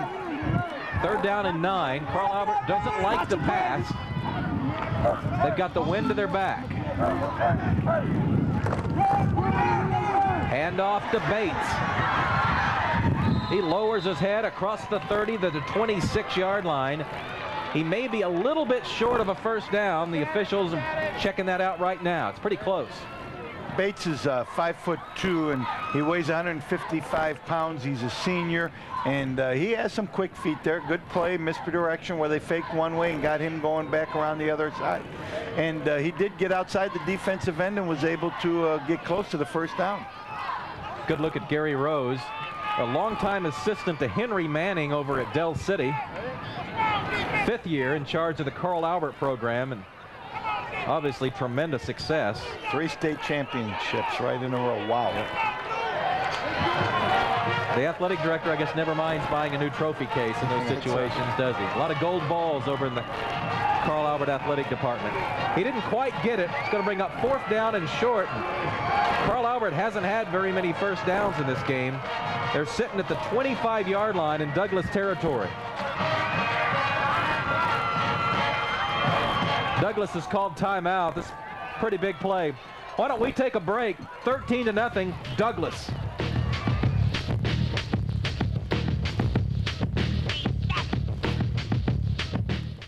Do you love the teamwork, dedication, and competitive spirit that athletic sports help promote? Even if you don't play, why not become a part of the fun as an official? The OKC Metro Official Association provides referees for all levels and types of athletic events. Sign up to be a member and receive free training for a sport that you enjoy. Officiating is a great way to stay active, make new friends, and earn a second income while giving something back to your community. Get back in the game. For more information, visit our website or call the OKC Metro Official Association at 405-632-2278. Ford Windstar received the government's best crash test rating of 5 stars. Ford Taurus received the government's best crash test rating of 5 stars. Now, during the final days of factory-authorized clearance, get the best rates on both. It's the final days to get Windstar with great low 09 financing plus $1,500 cash back. And it's the final days to get Ford Taurus with the advanced personal safety system and incredible 09 financing plus $1,000 cash back. But hurry, clearance ends October 2nd. Get to your Oklahoma Ford dealer today, and you'll see Ford is the best in Oklahoma. 13-0 Douglas, but Carl Albert has 4th down and about, 6 inches at the 25-yard line. Watch this. Smash It's a gimme, football. isn't it? This isn't golf, Coach. They're going to have to earn it. They got it. Yeah, Big Daniels got his big body. He's 6'3", and he got in behind the guard and found a little seam in there and slithered through it and got himself the first down. Important first down, for Carl Albert now to go down there and score and get back into this ball game. They'll only be down a touchdown, and for as poorly as they've played in the first half with the kicking game, this will be an important time. 4 minutes, 20 seconds to play first half. 13-0 Douglas.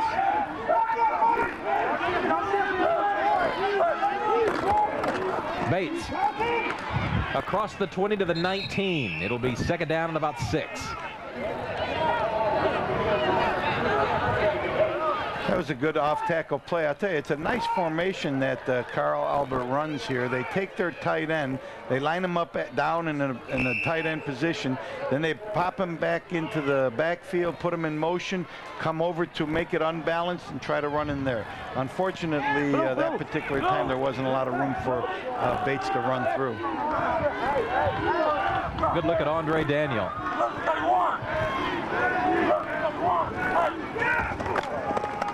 He gave it to the fullback. I believe that's Colquitt. There wasn't anything there. Now they're trying to run an inside trap play, reading the first down lineman on the defensive line, and because Douglas is so big in there, they're having a hard time moving the offside tackle, and he's getting into penetration and disrupting everything, as you see right there. Fine tackle right there. Good job. Chris Curry. Gary Rose watching intently on 3rd and 6.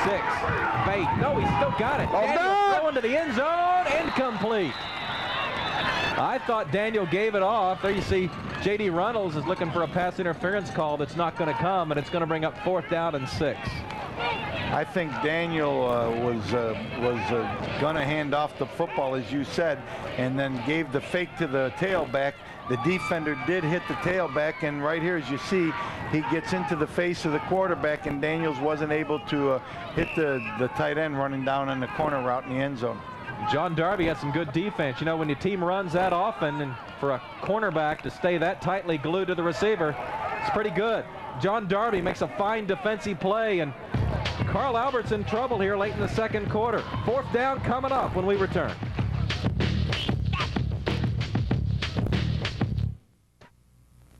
We've got a score to settle every Friday night. High school football is back, and your ticket to all the action is on News Now 53.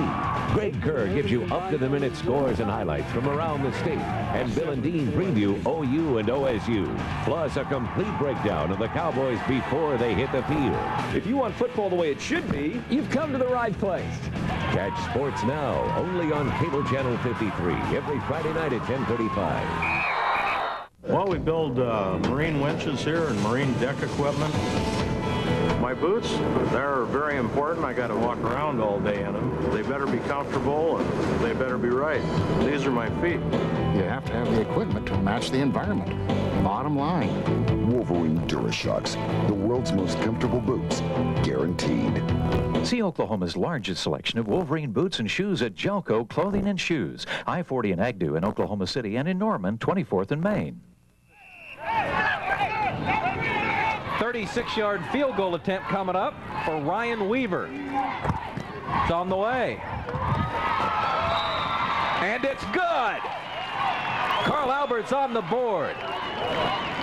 Ryan Weaver with a 36-yard field goal with 2:53 to play in the first half, and Douglas's lead is cut from 13-0 to 13-3. That field goal has put a little bit of spark into the Carl Albert sideline. You can see over there they generated their first points of the ball game, and consequently now with not playing real well throughout the first half, Mick, they're only down 10 points, and that's not an unsurmountable number for a team as good as Carl Albert.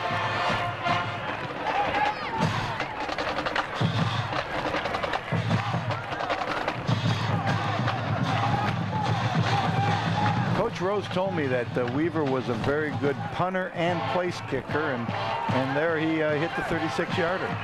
Be sure and join us for Inside Oklahoma High School Sports with host Matt Clark.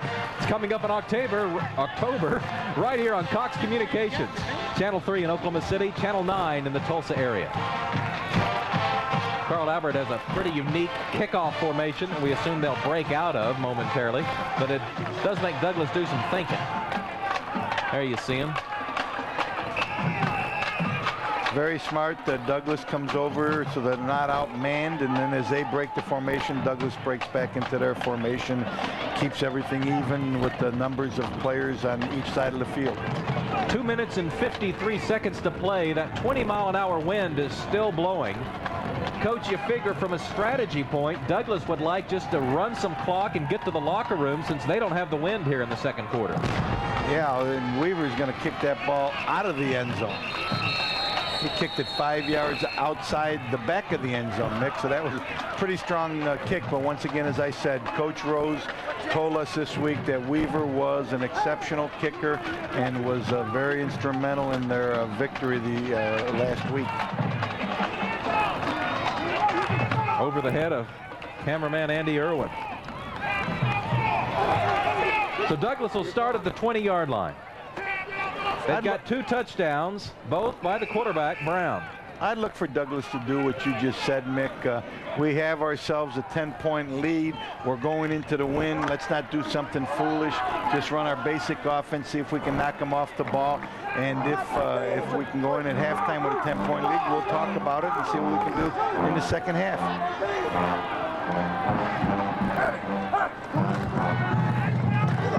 Brown still got it across the 20. He's able to push the pile and fall forward. Let him up. Hey, he fell underneath J.D. Reynolds. That'll hurt for a while, but he did get up to about the 24-yard line.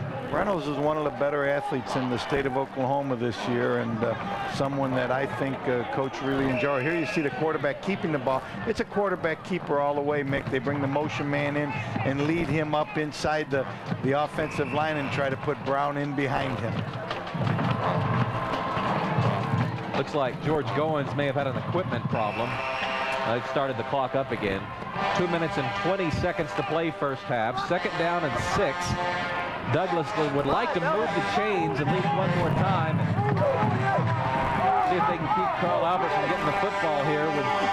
They'd have the win. Handoff up the middle. Across the 25 to the 27, 28-yard line goes Brandon Hill, the sophomore. And looks like Carl Albert's going to start using their timeouts. Let's check. Yep, Carl Albert's called a timeout. It'll be 3rd down and 3.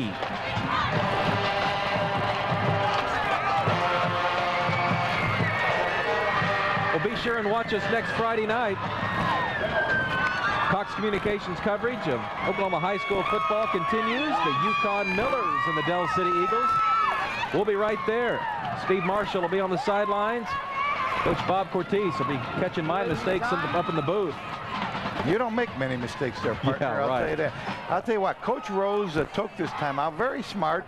He has a minute and 45 seconds left. It's 3rd and about 4. They're going into the wind. He might be able to get some field position, and with the fine kicker, Weaver might be able to sneak another 3 points in before the end of the half, or take a shot down the field and see if they can get a pass interference or a reception by somebody and get the touchdown. The ball is at the 27-yard line. It's 3rd down and about 3 with a minute 46 to play. You know, Carl Albert calls the timeout thinking, well, we can stop him here, we'll make him punt, and we'll have over a minute to play. If you win 3 straight state championships in a row, you're usually playing the percentages, and Coach Rose is doing that right now with the win being a factor against Douglas. You know, we've got a lot of speed on the field. I'm a little bit surprised that none of the running backs have broken a tackle and gotten clear. They haven't been able to get out to the perimeter. Both defenses are playing a 4-3 type of defense, and they got their outside linebackers just coming upfield and corralling everything, turning everything inside, so that the linebackers can make the plays on the offensive team. And they should have, because they called timeout, and I think 6 or 7 seconds ran off after they called timeout. Yeah, so they put 4 seconds back on the clock. It's up to a minute 50. 3rd down and about 3.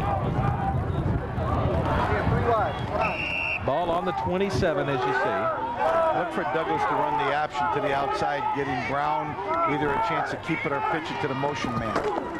Brown, pitch wide, ball's loose. It looked like Goins was the running back who was chasing it down. Let's see. The officials have stopped play. So Douglas fell on the ball. Boy, that would have been a critical play and a bad pitch by David Brown. You know, you have to be able to throw the ball a little bit no matter what you say. An option team, the only way they're going to get big positive yardage is against this Carl Albert team is to get out on the perimeter, and I think Carl Albert knew that, and they played that option perfectly and got penetration on the perimeter, knocked the ball loose, and now it gives them a great opportunity to get some field position with over a minute left in the half. That was a good play by the halfback Goins to fall on that ball, because there were 2 white jerseys and he was the only black jersey there. Good option teams practice bad pitches, and they get. I didn't know that. Yeah, they do. I mean, you want to make sure that your backs know that if for some reason the ball does go wide or high or something, that we need to get it back, and you should have it drilled to work on curling that ball and either knocking it out of bounds or being able to grab it. What are you doing next Thursday night? How about watching this game? The Claremore Zebras against Tulsa Bishop Kelly. Thursday night. Pre-game show starts at 7. They'll kick it off about 7:30. Channel 3 in Oklahoma City, Channel 9 in the Tulsa area. Think they're going to come after it, Mick, or they're going to try to set up the return? Well, that's a good question. Looks like they're going after it. They've got 9 people on the line of scrimmage, and penalty markers come out. The punter for Douglas is Richard A.J. Earlier in the game, when he had the wind behind him, he did boom To the one. snap, ball start, kicking team, 5-yard penalty, repeat, 4th down. Well, it was 4th and 10, and now it's 4th and 15. They're going to move the ball back to, back inside the 15-yard line. So Carl Albert's licking its lips right now. They figure to get the ball midfield, maybe better. They're down 10 right now. They could actually have some momentum if they can get some more points here in the first half. They have the wind behind them also, Mick, so that's really an asset, especially if you want to try to put the ball up in the air and try to complete a pass. But they have Weaver, and Weaver is, as I said earlier, a very fine kicker. And with the wind behind them, I think they're going to be close to getting into his range. Jones and Barksdale are back to return the kick for Carl Albert. There you see the situation facing number 61, Richard A.J. It's been a game with a few penalties. Douglas has had 6 for 50 yards. Carl Albert 2 for 10 yards. Douglas had 2 15-yard penalties, though, back-to-back. Trojans have called timeout to talk this one over. This is the type of situation, Coach, where they cannot afford either a block kick or a big return. Right, and Coach White knows that, so he's calling his troops over and letting them know how important it is not only to protect the punter, but also get down and cover so that they don't get better field position than they're going to get anyways. I was always concerned that there are two parts to the punting team. One is to make sure you don't block the punt, but the second is to get down there and cover it. So one isn't more important than the other. When you're a running team, and I know you had a lot of great running teams in your days as head coach in college football, how do you try to score quickly when you need to? Well, no matter how much of a running team you are, you're going to have to try to throw the football. Hopefully in this position, you've got some drop back passes where you got a chance to throw the ball up to someone where they might make a play on it or get past interference.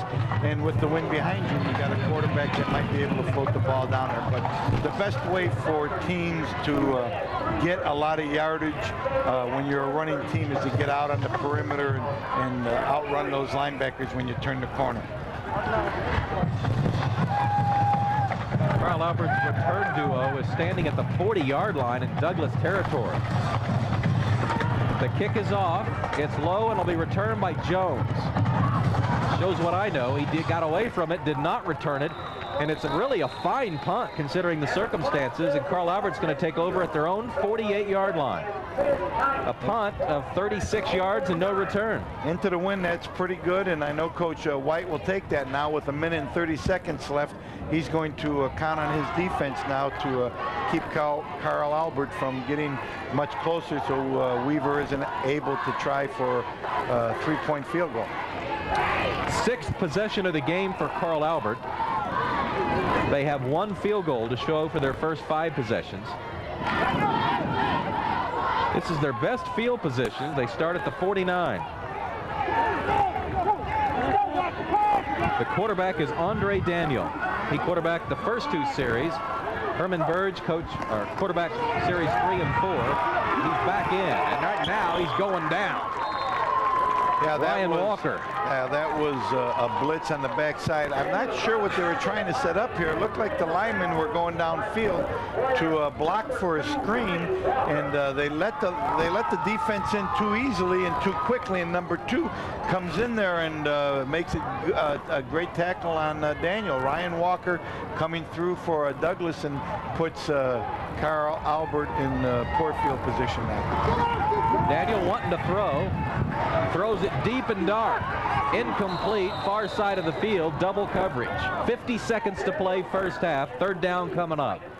Yeah, he's trying to hit number 6, Robert Jones, down the sideline, and good defense by Douglas, running step for step with Jones, and now we got a penalty flag down in the field. Looks like it's going to be against the Titans again. Penalty is at the line of scrimmage. They're talking to the Douglas captain.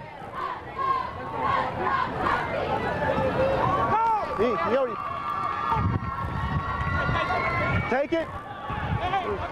Philip Walker was the Douglas player. We have holding on the offense. Penalty is declined. Third down. Decline the penalty.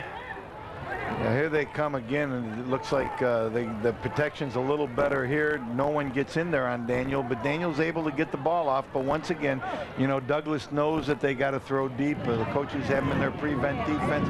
They're running stride for stride with the receiver.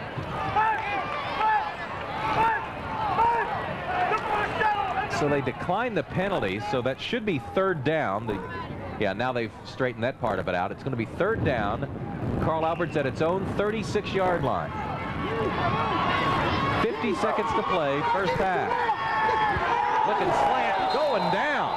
Oh, good grief, what a play. Is that Kevin Hudson? Yeah, that's number 5 there.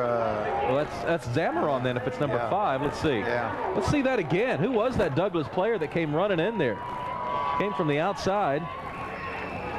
I didn't get a number on him right there. Yeah, I think it was number 5 for Douglas that came through there untouched and put a big hit on Daniel. That looked like a wrestling move. We're told by the truck it was number 1, Terrell Engman. There you see him. Yeah. He came in unblocked. Yeah, right. He did a fine job. You know, one of the problems that you have when you're a running team. By the way, the time is running out here in the first half. Yeah, They're not going to snap right there, unblocked. Engman coming in. Yeah. First half has got 1 second left. And now they've stopped the clock. One of the problems you have, Mick, especially in high school when you are a running football team, is to spend time on your protections. And so you will have people sometimes come through free because you're not spending as much time pass protecting because you're not throwing the ball that much. You're spending most of your times on your assignments and your downfield blocking and your techniques of being a blocking team because you're trying to run the football. And it's very evident here that when they do blitz the outside corner, the outside linebackers for either team, both offenses are having a hard time picking them up. Well, a Hail Mary situation, but penalty marker comes out. Ball's at the 29-yard line, 1 second to play. The officials saw something he didn't like.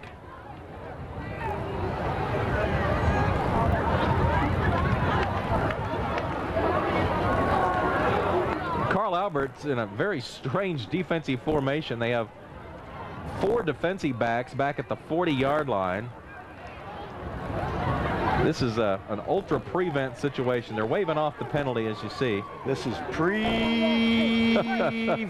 This is prevent. Really it's almost like they're returning a kick.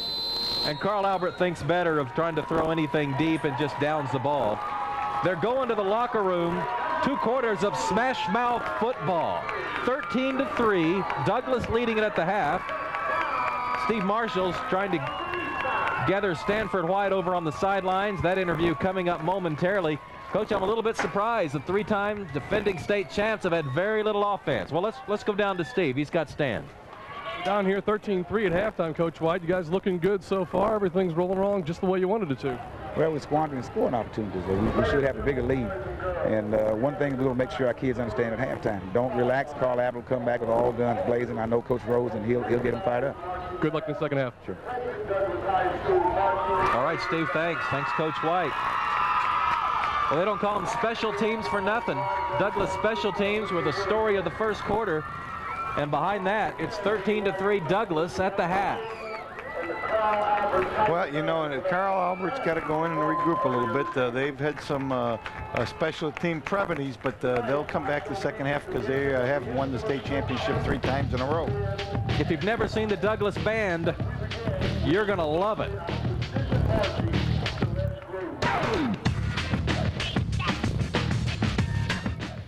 The Mile of Cars in Norman is going for the gold with the Olympic Mile Savings Event. And you're the winner with 9 different dealers competing for your business. Compare prices, features, warranties, and financing in a snap. That's right. With over 5,000 vehicles, you can check out hundreds of models without ever leaving the mile. It's true. You'll save money and time when you shop the 9. The Mile of Cars in Norman. Save big during the Olympic Mile Savings Event. Going on now.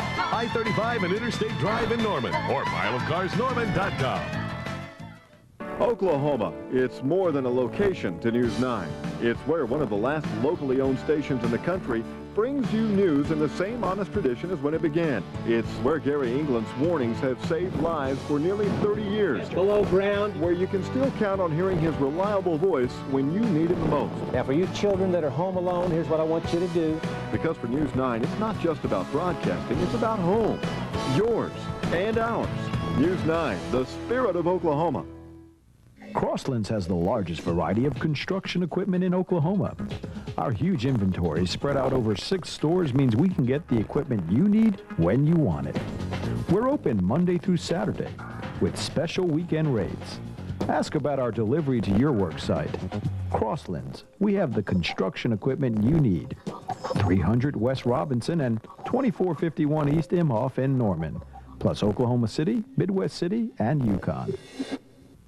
Do you love the teamwork, dedication, and competitive spirit that athletic sports help promote? Even if you don't play, why not become a part of the fun as an official? The OKC Metro Official Association provides referees for all levels and types of athletic events. Sign up to be a member and receive free training for a sport that you enjoy. Officiating is a great way to stay active, make new friends, and earn a second income while giving something back to your community. Get back in the game. For more information, visit our website or call the OKC Metro Official Association at 405-632-2278.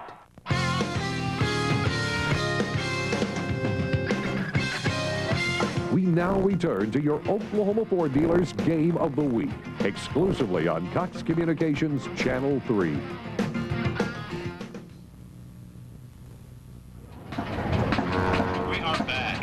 We're back on your Oklahoma Ford Dealers Game of the Week. We're at Moses F. Miller Stadium on the grounds of Douglas High School in Oklahoma City. Let me tell you about the Douglas Band. Head band director Andre Francisco, assisted by Willard Wilson. Drum majors Marquetta Williams and Kim Holman.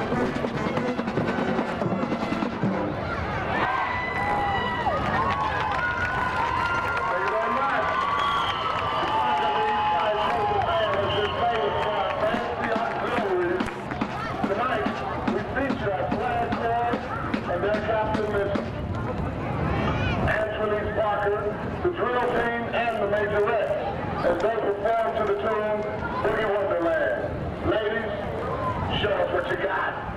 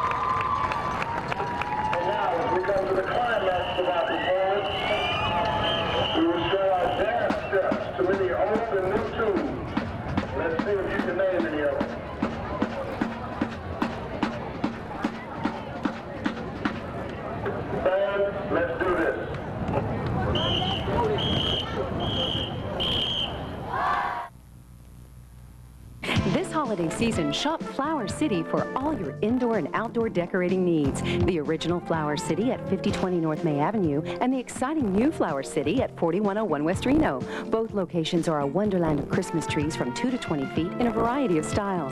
Shop our great selection of unique collectibles, ornaments, lights, and a wonderful assortment of holiday candles. For this season or any reason, Flower City is the store that fits the style of your life at 50th and North May and our newest location on West Reno. Do you love the teamwork, dedication, and competitive spirit that athletic sports help promote? Even if you don't play, why not become a part of the fun as an official? The OKC Metro Official Association provides referees for all levels and types of athletic events. Sign up to be a member and receive free training for a sport that you enjoy. Officiating is a great way to stay active, make new friends, and earn a second income while giving something back to your community. Get back in the game. For more information, visit our website or call the OKC Metro Official Association at 405-632-2278. Well, we build marine winches here and marine deck equipment. My boots, they're very important. I got to walk around all day in them. They better be comfortable and they better be right. These are my feet. You have to have the equipment to match the environment. Bottom line. Wolverine DuraShocks, the world's most comfortable boots, guaranteed. See Oklahoma's largest selection of Wolverine boots and shoes at Jelco Clothing and Shoes, I-40 in Agnew in Oklahoma City and in Norman, 24th and Main. They're the best-selling sport utilities around. Now it's the final days of factory-authorized clearance and big savings on one. Get into a Ford Expedition with low 3.9 financing, Explorer with 0.9 financing plus $1,500 cash back, or the ultimate SUV, Ford Excursion with financing from 0.9%. Expedition, Explorer, Excursion. But hurry, clearance ends October 2nd. Get to Ford Outfitters at your Oklahoma Ford dealer today and find out why Ford is the best in Oklahoma. Hi, everybody. Welcome back to halftime on the Cox Digital Cable studio. Curtis Fitzpatrick here. And the game you're watching, we have a potential upset. Look at the score right now. Carl Albert, the defending state champion in Class 5A, the three-time defending state champion, losing at halftime to Douglas 13-3. Douglas playing a great game. It should be an exciting second half. Other scores from around the state of Oklahoma. Lawton Ike leads Dell City 14-0. A great game in Class 6A. All these games in the second quarter. Stillwater leads Edmond Memorial 14-0. Elsewhere around the state of Oklahoma, Edmond North leads Norman North. That score 6-0 as well in the second quarter. Norman leads Edmond Santa Fe 7-0 also in the second quarter. And as we look out, El Reno, the #1 team in Class 5A, leads Northeast 14-0. That game also in the second quarter. And one final game for you, Tulsa Bishop Kelly, also in the top 10 in Class 5A, leads Tulsa Hale by the score of 14-0. That game in the second quarter. Again, a great game going on right now, a potential upset. Mick Cornett, Bob Cortez, and Steve Marshall will have all the exciting action of second half play. We'll go back to the field now. Moses Miller Stadium. Take it away, guys. All right, Curtis, thank you. Mick Cornett and Bob Cortez up in the booth. Down on the field to Steve Marshall. Thank you very much. We're down here with Douglas principal, Dr. Sally R. Cole. And Dr. Cole, you were telling us beforehand, not only is your team winning here at halftime 13-3, congratulations on your behalf on that, but also a little history lesson about Moses F. Miller Stadium. This used to be the original fairgrounds.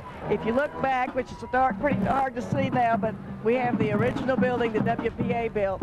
It's always been a vocational building for us, and back in the day we had upholstery and brick masonry. We've updated. Now we do things like printing. They've printed all these shirts with the faculty. Our pep club shirts, we have jewelry, we have a printing department, we have our wood shop, we also have our metal shop, and we have a photography room. It's just a great fun building. Well, it certainly has been a treat for us to come here this evening. Good luck in the second half and continue the good work here at Douglas High School. Thank you all for being here. We really appreciate the opportunity. Back up to you guys. Thank you, Steve. You know, Bob, the Oklahoma City Public Schools have a little bit of a negative image, but really that's an outdated perception. There are a lot of positive things going on in the Oklahoma City Public Schools these days. They got the Magnet Schools program. They have the Gear Up project at their middle schools where they're trying to increase the number of students that eventually attend college. Now, I'll tell you another thing, Coach. When you talk about why some school systems become better or worse than other school systems, you can come up with a lot of factors. But I tell you, I'll take parental involvement, and you can have all the other factors, because it's parents that really put the backbone to any school district. Well, you know, you do need the parental backing from the home. You know, a few years ago there was a study done. I think it was 1984. A study was done in what builds character in young people, and 90% of character building is done at home. The schools were another place where character can be built. So if you have good homes and good schools, you're going to wind up with good children, and good children lead to good citizens and productive people later in life. Hey, in the fourth quarter, we're going to be announcing our Jelco Workman of the Game. Keep your eye on those guys with the numbers in their 50s and 60s and 70s. They'll be fighting it out in the trenches, and one of them will be honored in the fourth quarter as our Jelco Workman of the Game. Jelco Clothing and Shoes. Second half kickoff is coming up. Douglas leads by 10 at the break.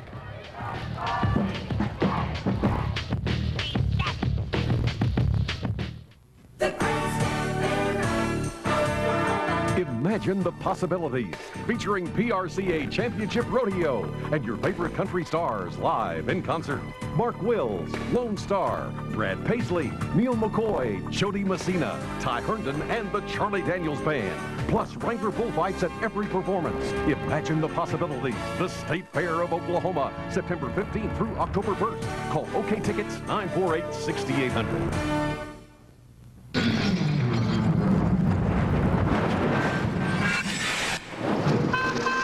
Do you ever just have one of those days?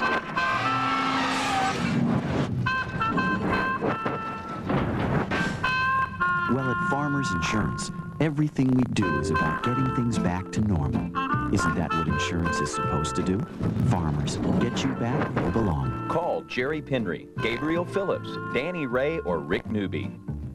Oklahoma, it's more than a location to News 9. It's where one of the last locally owned stations in the country brings you news in the same honest tradition as when it began, where reporting the news goes beyond the bottom line. This is the kind of story that we really enjoy reporting to you about. Because for News 9, it's not just about broadcasting.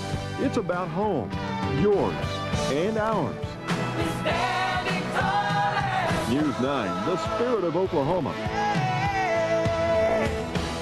Do you love the teamwork, dedication, and competitive spirit that athletic sports help promote? Even if you don't play, why not become a part of the fun as an official? The OKC Metro Official Association provides referees for all levels and types of athletic events. Sign up to be a member and receive free training for a sport that you enjoy. Officiating is a great way to stay active, make new friends, and earn a second income while giving something back to your community. Get back in the game. For more information, visit our website or call the OKC Metro Official Association at 405-632-2278.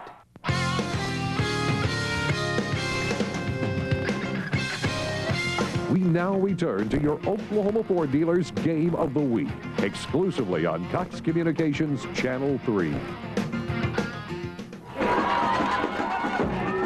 13-3 Douglas. I wonder what Carl Albert coach Gary Rose told his team at halftime. Let's go to Steve Marshall. Thank you very much. As we're standing here with Coach Rose, a very quiet group of Titans coming out of the locker room. I'm not so sure it was probably quiet inside at halftime. What did you guys see, and what do you have to do in the second half? Well, we have to block on the punt team, and we have to execute our offense, which we did not do very well at all. We haven't blocked a soul. Doesn't seem like. We can't throw the ball, can't run the option, so we're going to try to do a little better second half. On the upside, 13-3, given the mistakes, do you feel fortunate to only be down 10? You betcha. Our defense played their guts out, and we've given up 13 and 2 block punts, a fumble, and giving the ball in the red zone 3 times like that. You're fortunate to get out with 13 points. We know you come back in the second half. Best of luck. I hope we do. Thanks. Well, we haven't had a whole lot of offense, but you can't say we haven't had our share of big plays. Let's take a look at some of the highlights from the first half as Douglas leads at the break 13-3, and I think Douglas came right in and started blocking punts. Yeah, you know, this was the first punt that Douglas blocked, and here they run the option play with Brown, and he does a nifty job of getting out in the perimeter and making a play.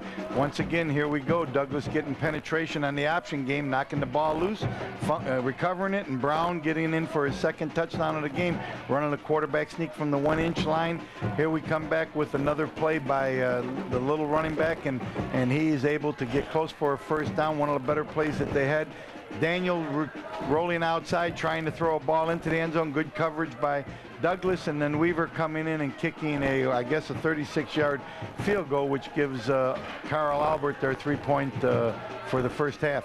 There you see not much offense. These are two running teams, but look at Douglas, 19 carries, only 42 yards. Carl Albert, 18 carries, only 13 yards. That's an embarrassing statistic when you plan on coming out and running. You know, and once again, you can see the effect of the passing game and going into the win and having two running teams, 5 yards and 7 yards for both teams in the first half. And penalties are against Douglas. Douglas has 6 penalties for 50 yards, and Carl Albert has 3 for 15. Total yards 18 for Carl Albert and 49 for Douglas. Score is 3-13.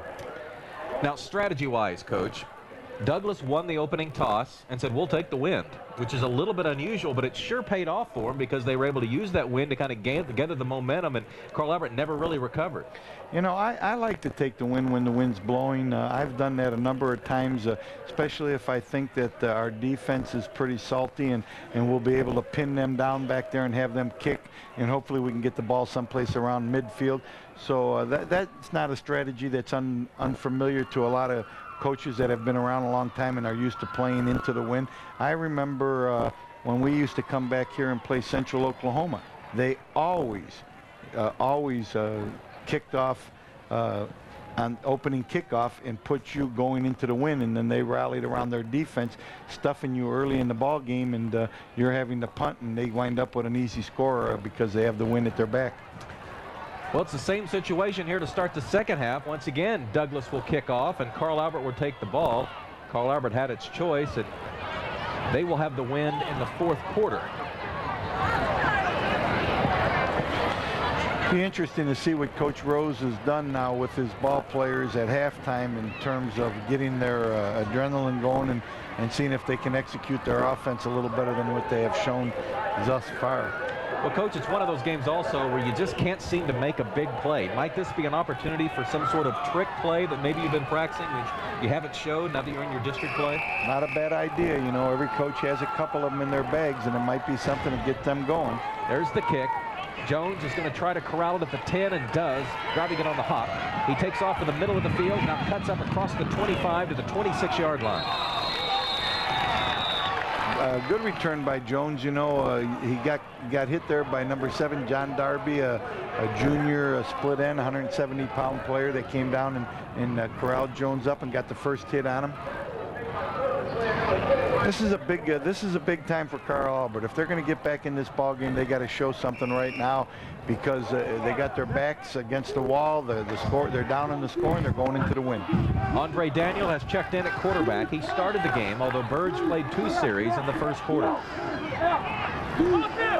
First and 10 for the 26. Second half just underway. And they give it to Bates.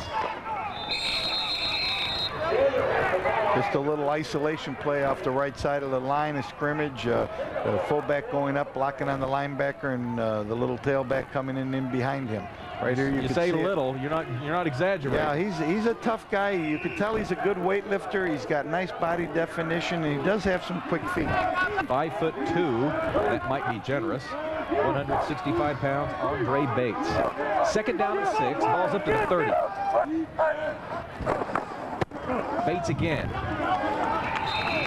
Ran into a couple of black jerseys, Ryan Walker among them. Yeah, just trying to run the off-tackle play. Ryan Walker gets good penetration from his outside linebacker spot, gets enough penetration to get his arm around Bates and turns him around a little bit, and the rest of the defense comes over. Big number 70 is in there corralling him and getting him down on the ground. Yeah, 70 is Chris Curry. It's third down and 6, ball's at the 30.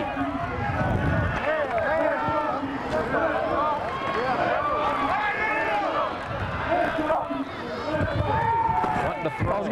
Does. Getting very close to the first down, but I think coming up a little bit short is the wideout Robert Jones. Jones is a nice-looking athlete. He's a 6-foot, 180-pound senior who has shown some niftiness back on kickoff returns, and right there showed after he got the ball that he had the ability to generate some offense. Unfortunately, he was about a yard short from getting to the first down. Good defense by Douglas secondary once again. It's just sometimes it's hard to get the flank of the ball, and several times they've tried to get it out there to him, but Douglas has just played well defensively. It's 4th and 1. Carl Albert in punt formation. Ryan Weaver gets it off.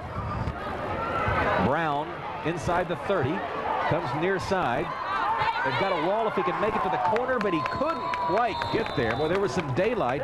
If he could have gotten around that number 28, that's he's not on my list. Number 20, Brian Smith, 6'1", 165-pound junior tailback. No wonder he wasn't on my list. Number 20, Byron Smith. And let me tell you, if Smith doesn't corral him and take him to the ground, Brown's still running. He had a nice wall down here. Just Smith got in before Brown could get to the wall. Yeah, they sucked it into the middle and then tried to come outside and make a big play on the punt team, but Carl Albert was not fooled. 9:39 to play, third quarter. Douglas with the ball and a 10-point lead. Handing off up the middle, and this time it's Carl Albert's front four that's playing tough. Brandon Hill, the fullback, got the ball on the first part of the option belly series, and Carl Albert was up to the task. Lost a yard. He's second down and 11. I like number 45, Stephen Belvin, the linebacker for Carl Albert. He's only, I think he's 5'8", 5'7", 5'8", but he's a 215-pound kid, and he is very active in the middle of that defense. Leading tackler from last year. Good look at David Brown. On the throw. Ball's good! Got a man. Got him open. Sure does. It's Larry Porter. Penalty marker coming in, maybe a face mask call. Porter is inside the 10. It's the offensive player of the night. That was a well-executed play and a well-thrown ball by Brown. Once again, Coach White came out with a little play action, fake the fullback up the middle, have Brown drop back, have the big receiver running down the middle of the field. Brown lays the ball out there perfectly. Big play, and at the end of the play, I think there was a face mask. Face mask on the defense. 5-yard penalty at the end of the run. First down. It'll be half the distance, no matter what. Here's a look at it. Yeah, definitely a face mask call there. Probably even should have been a 15, but it's irrelevant because it's half the distance anyway. Right. The ball is inside the 5 now. It'll be first and goal at the 4. Come on! Look for the option game here. They give the ball to the fullback, or Brown's going to keep it getting out on the perimeter. This is what they ran when they were down here earlier. Wow, pitch is wide. There's nowhere to go. Goins cuts back up in the middle. Lost some yardage, though. They push him back to the 7-yard line. It'll be second and goal right there. Yeah, a host of players for Carl Albert were on that particular defense there. Greg Franklin, sophomore, 36 was on the play there also for Michael Robinson. They all got out onto the pitch, man. Once again, you can really see the great quickness that Carl Albert has on defense. And so they're a good defensive football team. They're just not playing very well offensively. Big series of down here. They can't let Douglas in for another touchdown. Brown still has it. Busted play. No gain. Fortunate he held on to the ball. He was wanting to pitch, and there was no tailback to pitch it to. Yeah, tailback went the other way, and there's Brown out there wanting to deal it off to the tailback, and alertly realized that there was no tailback there and kept the ball and just got what he could get instead of putting the ball on the ground and allowing the Titans to recover the fumble. You know, it's hard for us to know for sure, but it looked to me like Brown may have been the one that went the wrong way because it looks like everybody else was sweeping left. Could have been. I'd have to look at the replay to know for sure. Third and goal at the 6.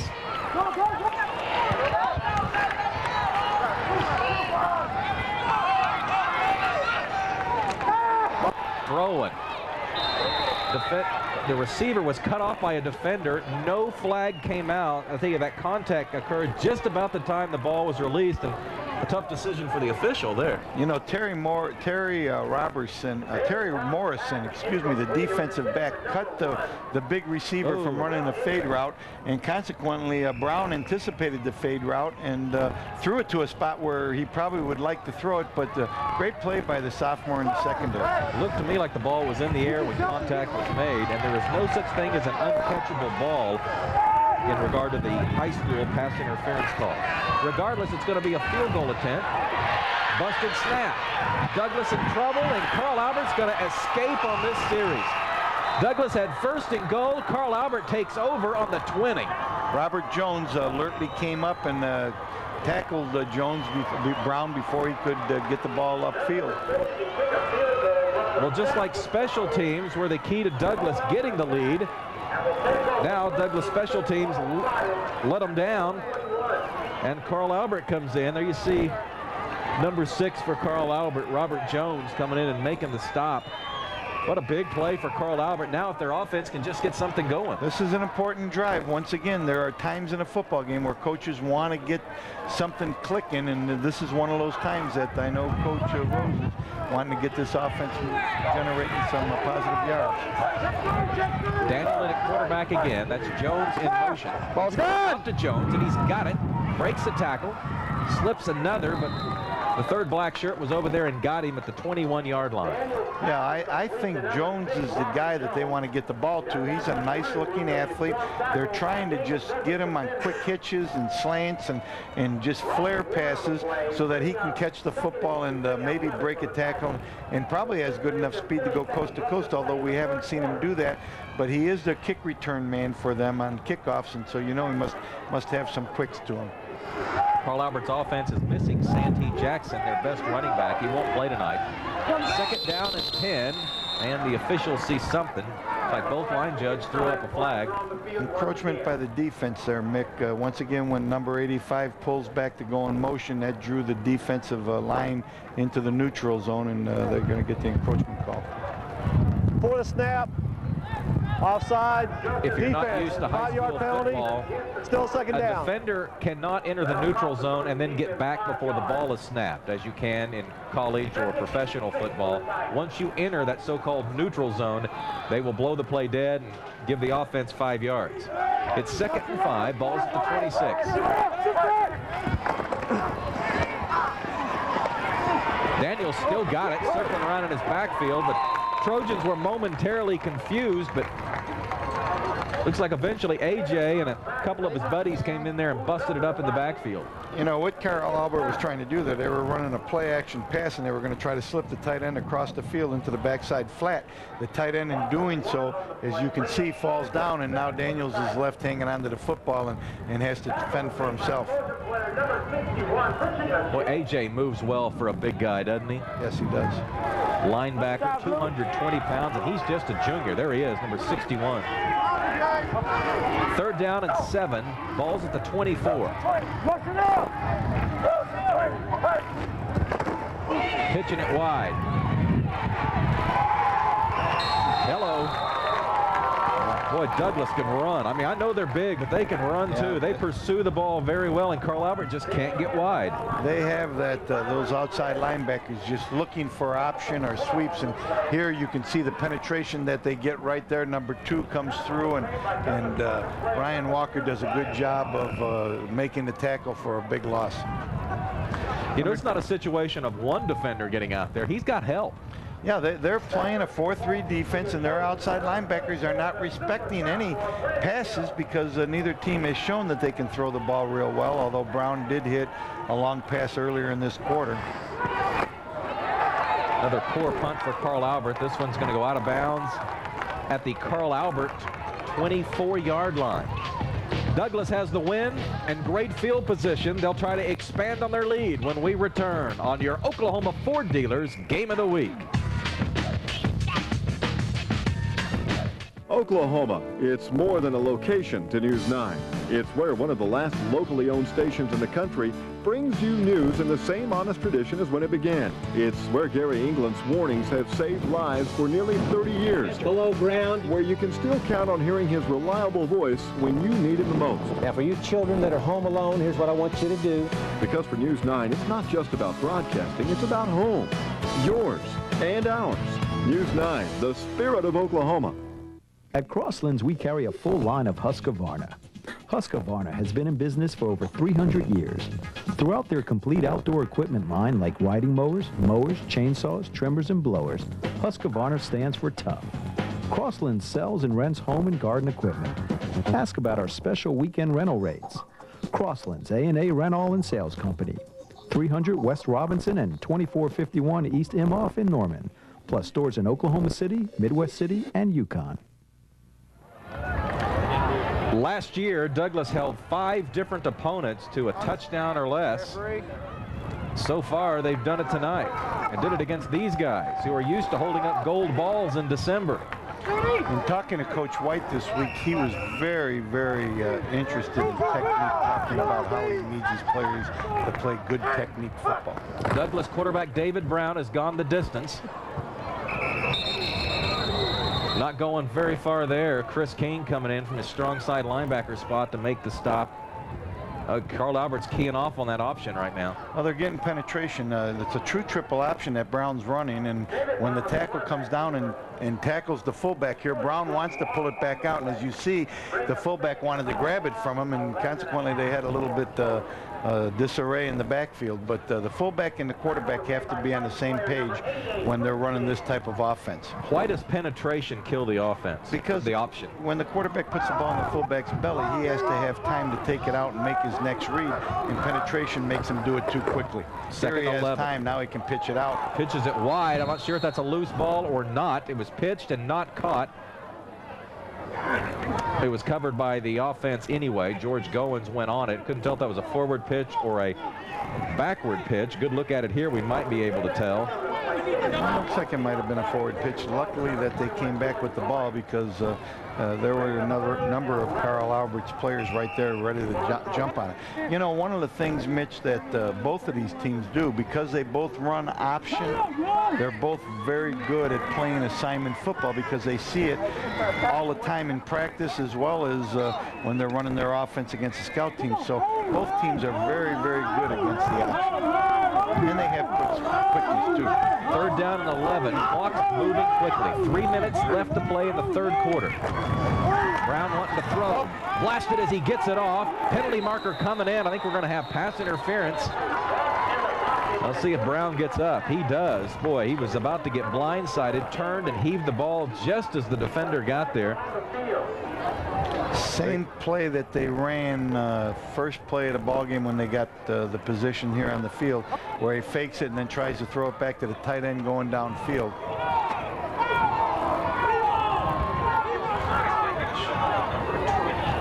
And 32. Defense. That's a. There you see number 20, Brian Smith. He's a cornerback for Carl Albert. His twin brother is number 32, Brandon Smith. Going in 12. Automatic run. Pass interference on the defense. Half the distance to the goal. Automatic first down. Those are called twin corners. Coaching staff was telling me they really can't tell them apart. When they say identical twins, they mean identical twins. I can tell them apart by their number. Chris King came in there and disrupted the play in the backfield. But the penalty makes it all go for naught. It's 1st and 10. Ball's at the 12. Douglas with a 10-point lead in the ball. Brown with some running room across the 5 to the 3-yard line. And a penalty marker coming out, dead ball foul. Mick, I want you to watch number 36 for Carl Albert. He is also a fine linebacker. Mike Robertson? Yeah, he does. I mean, he's been on a lot of plays. He's a very, very good tackler. Good football player. Good high school football player. I have a dead ball. personal foul on the defense, half the distance to the goal, first down. Well, it was at the 4, so they'll take a couple of steps and move it up to the 2. And that time, Brown didn't follow his blockers. He kind of went to the naked side and found a gap. Frustration setting in for the Titans right now. Automatic first down makes it 1st and goal at the 2. Now, Carl Albert's defense has been in this situation before and responded.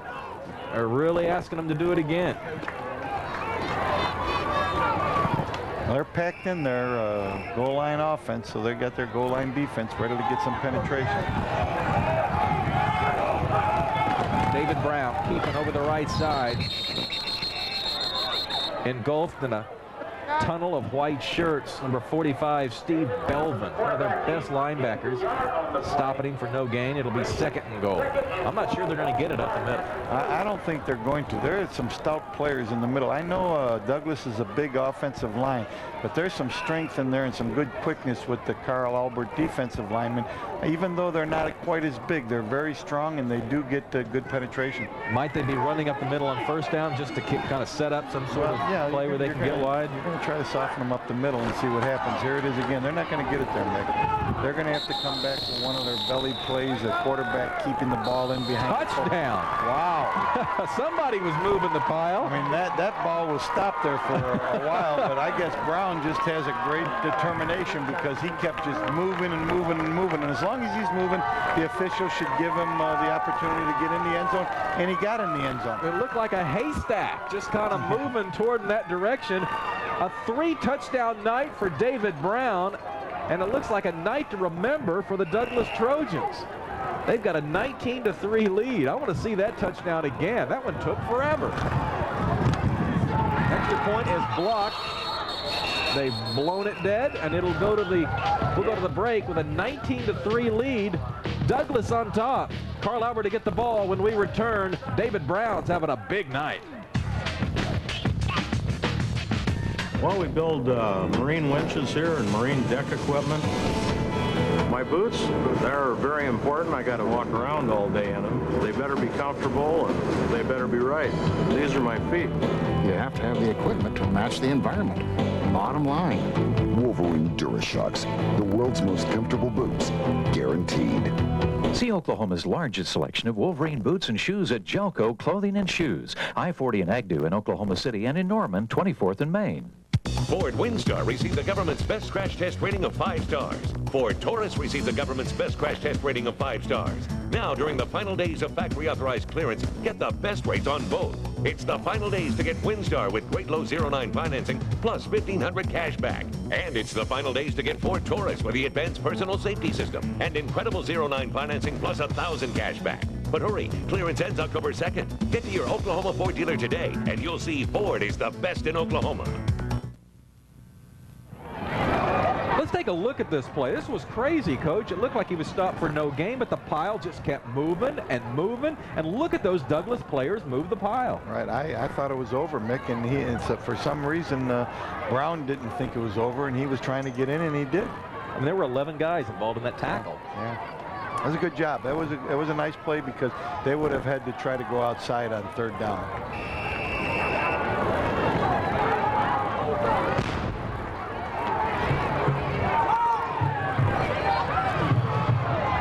That's Campbell. Across the 20 to the 23.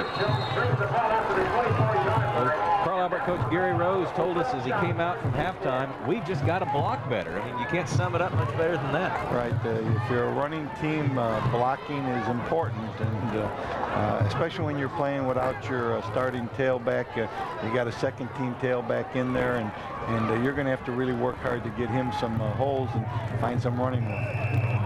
1st and 10. Let's call it the 25. 1:46 to play 3rd quarter. Douglas with a 19-3 lead. They've missed 2 of their extra points on a 3-touchdown night by quarterback David Brown. Burge, rather Daniel to quarterback. He tries to set up a screen pass at the middle of the field, but it's incomplete. Yeah, that's just they were trying to throw a tight end screen. Daniels goes back, sets up the show pass, and then lets the linemen come in. The linemen are rushing him, and then he's able to keep retreating, and hopefully he can slide it over the lineman to his tight end, and his tight end can find some blockers and get some offense. Carl Albert did not go to its alternating quarterbacks on schedule there, and you're thinking they're probably thinking we've got to throw the ball, and Daniel gives us a better chance to do that. Right, they feel he's a much better thrower than Now they run it on second down. Is that Bates? Yeah, it's Bates getting across the 30, and it'll bring up third down at about 3. That's one of Carl Albert's best running plays of the night. John Darby for Douglas, their outside linebacker, does a good job of coming up and making a tackle.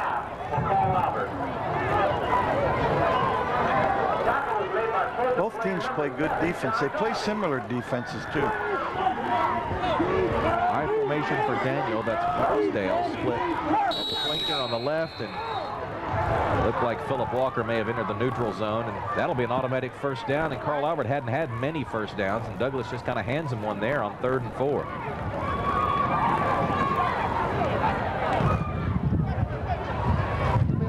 Before the snap, offside on the defense. 5 yards, that gives it a first down.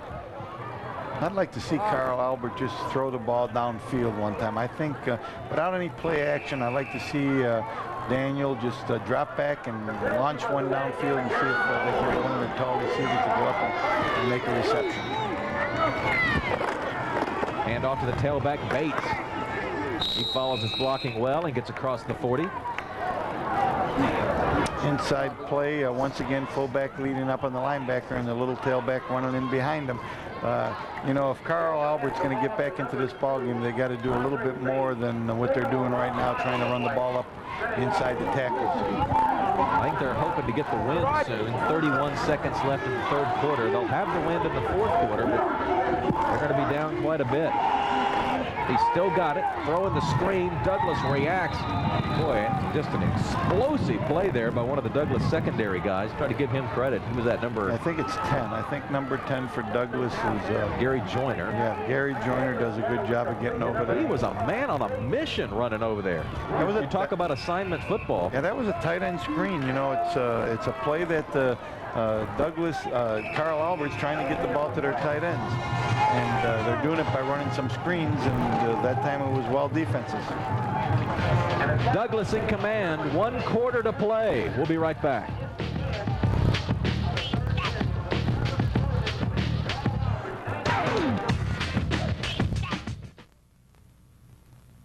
We've got a score to settle every Friday night. High school football is back, and your ticket to all the action is on News Now 53. Greg Kerr gives you up-to-the-minute scores and highlights from around the state, and Bill and Dean preview OU and OSU, plus a complete breakdown of the Cowboys before they hit the field. If you want football the way it should be, you've come to the right place. Catch Sports Now only on Cable Channel 53 every Friday night at 10:35. Crosslands has the largest variety of construction equipment in Oklahoma.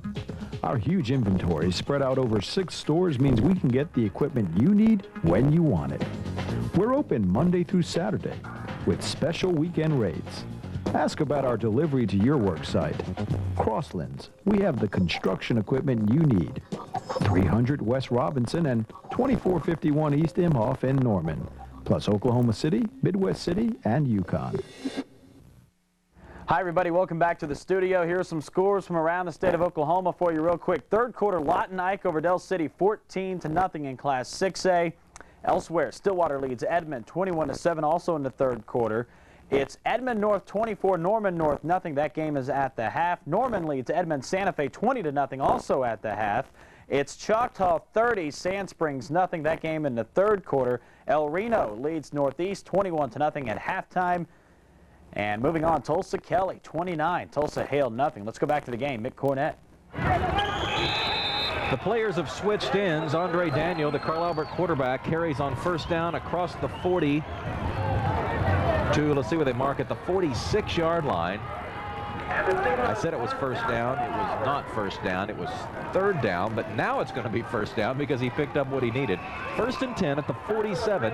Carl Albert now has the wind at their back.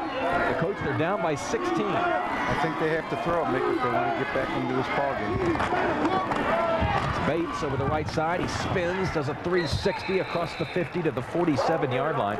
Well, when you talk looking about comeback opportunities, down by 16 means a touchdown and a 2-point conversion, and a touchdown and another 2-point conversion, and then you'd throw the game into overtime. You need to run the football some, but play action pass is called for in the very near future here. Offensive line seems to be doing a little bit better here of late.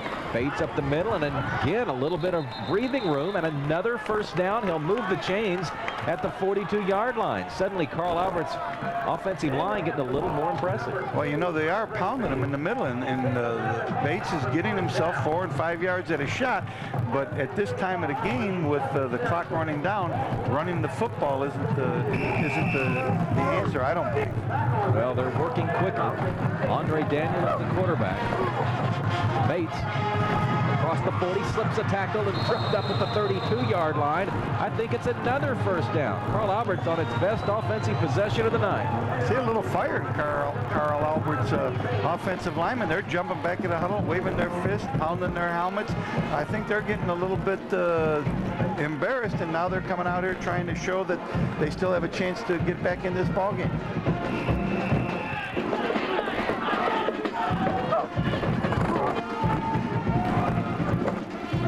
Bates gets the ball a third time. He crosses the 30, and a dead ball penalty coming out. I think it may be on Carl Albert. Wow. Well, if that's a 15-yarder, it would be huge. Let's see. It was 1st and 10 at the 31. The ball was at the 29 when the flag came out, if this is a dead ball foul. No, it's not. Last 4 plays that the Titans have run have been all the same play, a little power play to the tailback, and he's been getting yards, so you can't discourage him for what he's doing. He's picking up 5, 6, and 7 yards at a shot, but once again, time is a factor. On the offense, previous spot, 15 yards, repeat first down. Okay, well, the good news for them was it was not a dead ball foul, so they'll get the down over. And it'll march him back 15 yards, however, from the previous spot. You take that to mean it was not a dead ball foul, all right? I do. So back to the 46. Yeah, right.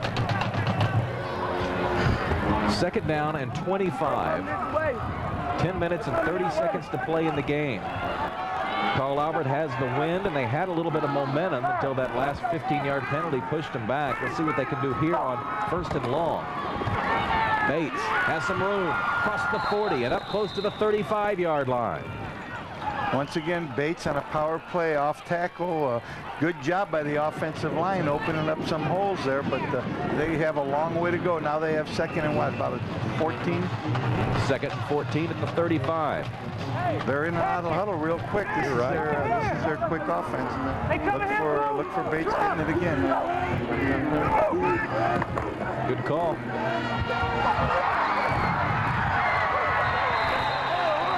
Wow. Andre Bates just refusing to tire in the 4th quarter. He's running through arm tackles, takes it inside the 15, and coach, he's moving the chains. They faced 1st and 25, and Bates moves it in 2 downs. That's amazing, but the Titans' offensive line are coming out of the huddle. Look at them, Mick. They're excited. They're interested in keep running the football. They've got a little momentum. Andre Bates is bringing Carl Albert down the field. Is it too little, too late? Stay with us. You're watching your Oklahoma Ford dealers Game of the Week.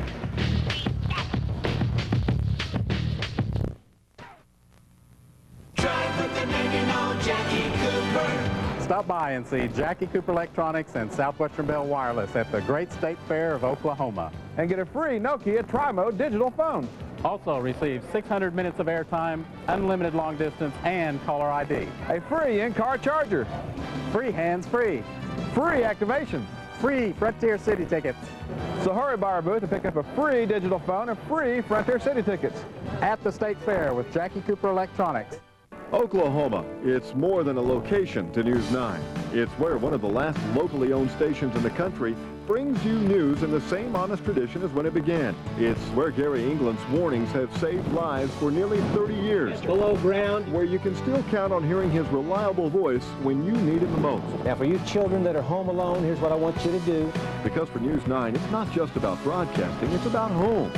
Yours and ours. News 9, the spirit of Oklahoma.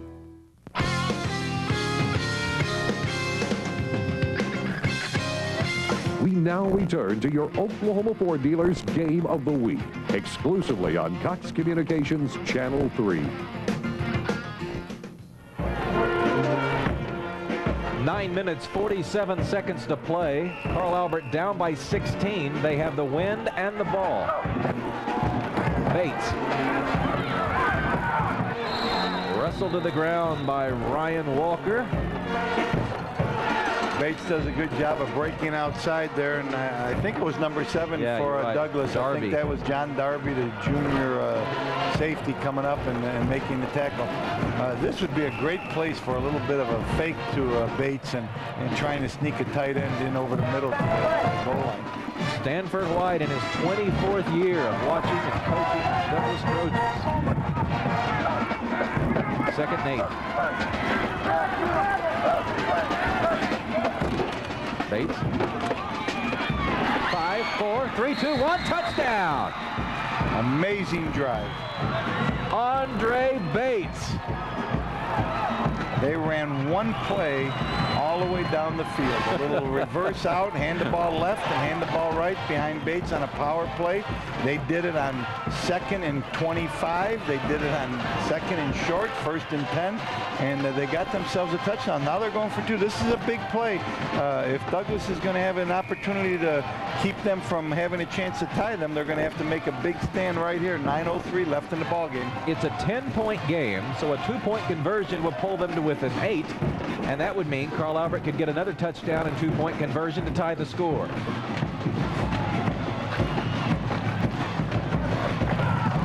Campbell is split wide to the right. Daniels wanting to throw, heavily pressured, still on his feet. He's got a man. Campbell, he's got it. Tyler Campbell, known for being a good blocker, escapes, and it's a 2-point conversion. 19-11. Here come the Titans. We'll be right back. 9:03 to play.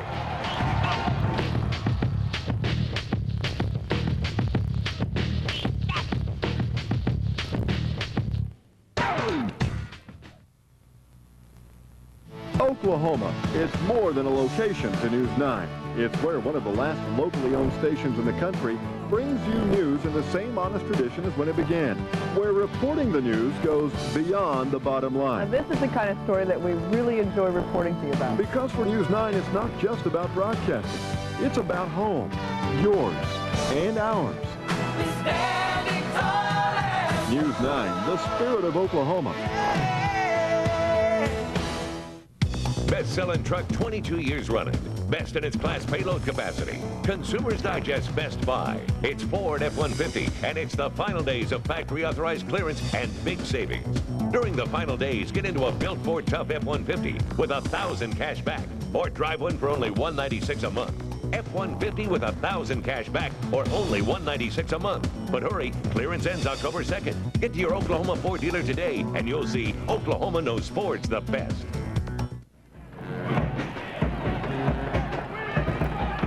There's Bates. Breaking tacklers, breaking tackles. I think he had a blocker to spare. Yeah, right. He looks like a man on a mission right here. Look at him, bam, bam. Wow. And look, take a look at the 2-point conversion. Douglas actually defended this play well, but you got to credit the quarterback there for being able to circle around, and finally, Andre Daniel is able to find the wide receiver, Tyler Campbell, in the end zone. A very impressive 76-yard drive. 9:03 to play now. That kick's going to go well out of the end zone. And Douglas is going to start at the 20. Now remember, Douglas is going into the wind, so you know they're going to have to run the football. They're not going to put it up in the air. They don't put it up in the air very often, but and they're going to have to punt into the wind. So we might have ourselves an exciting finish here, Mick. Won't be too much longer before we announce our Jelco Workman of the game. Usually goes to an interior lineman or linebacker type. Yeah. Jelco, clothing and shoes. Boy, we ought to divide it up to about 12 or 15 players tonight. There's some players, there's some linebackers and linemen that have played very well tonight on both sides of the football. You're right there. I think this Carl Albert defense, defensive coordinator Mike Goff has been with Gary Rose for 16 years, first at Del City and now at Carl Albert. They're young over there. On their 2-deep coach, they got 7 sophomores and just 5 seniors. They're growing up in a hurry. Penalty marker comes out. Delay. Usually that's the call when it comes out from that position in the field, in the defensive backfield. Dead ball, delay on the offense. 5 yards, still first down. That's a 5-yard penalty Douglas didn't need. Wow, that's for sure. 1st and 15. Coach mentioned they don't want to throw the ball. They're a running team. They're going into the wind, and they're trying to protect the lead and keep that clock moving. So backing them up 5 yards is not what they needed. Brown hands off around the corner. I think that's Goins who ended up with it.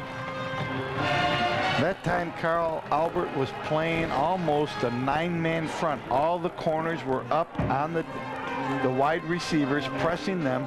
The linemen were all down in their stance, and they had 2 linebackers crowded up into the gap. If you look at it, it was almost an 11-man front just saying, we dare you to throw the football. And you know the Douglas coaches up here in the booth are taking a look at that and thinking, gee, I'd like to throw the ball one time.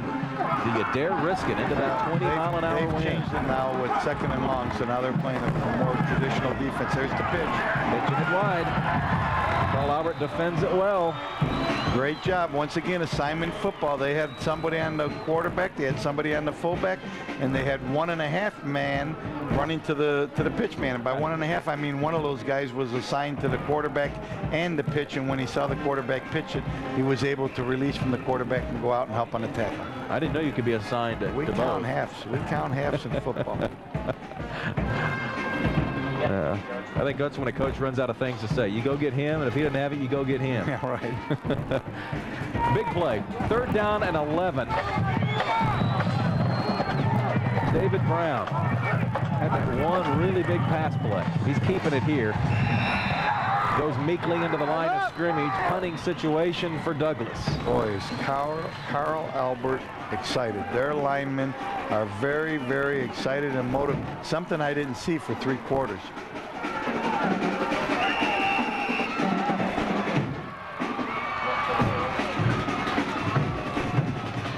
Carl Albert was just playing possum for 3 quarters, weren't they? Robert Jones is back. I would suspect they want to get the ball in his hands. He's very athletic.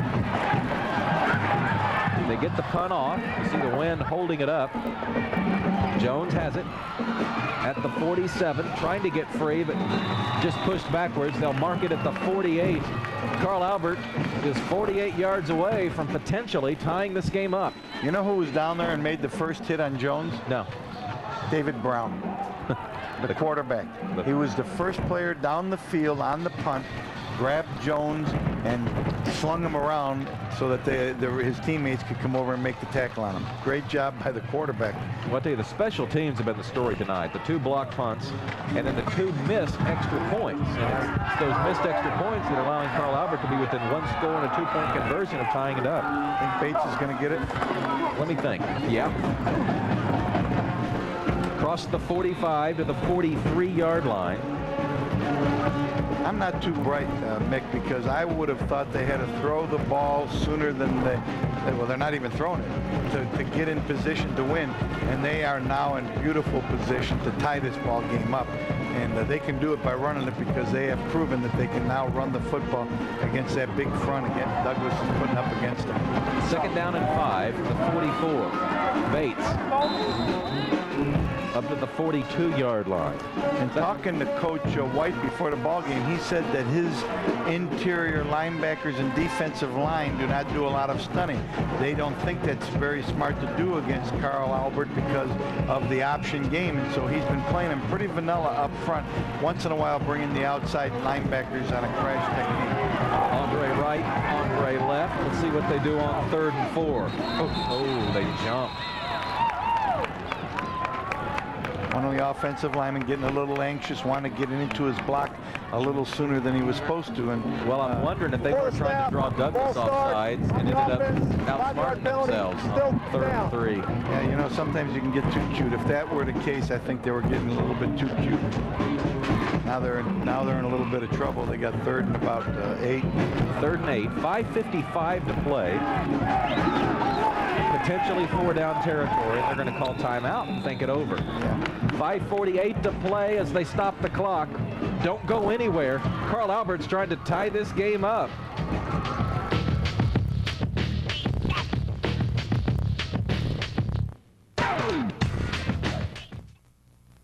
Well, we build marine winches here and marine deck equipment. My boots, they're very important. I got to walk around all day in them. They better be comfortable and they better be right. These are my feet.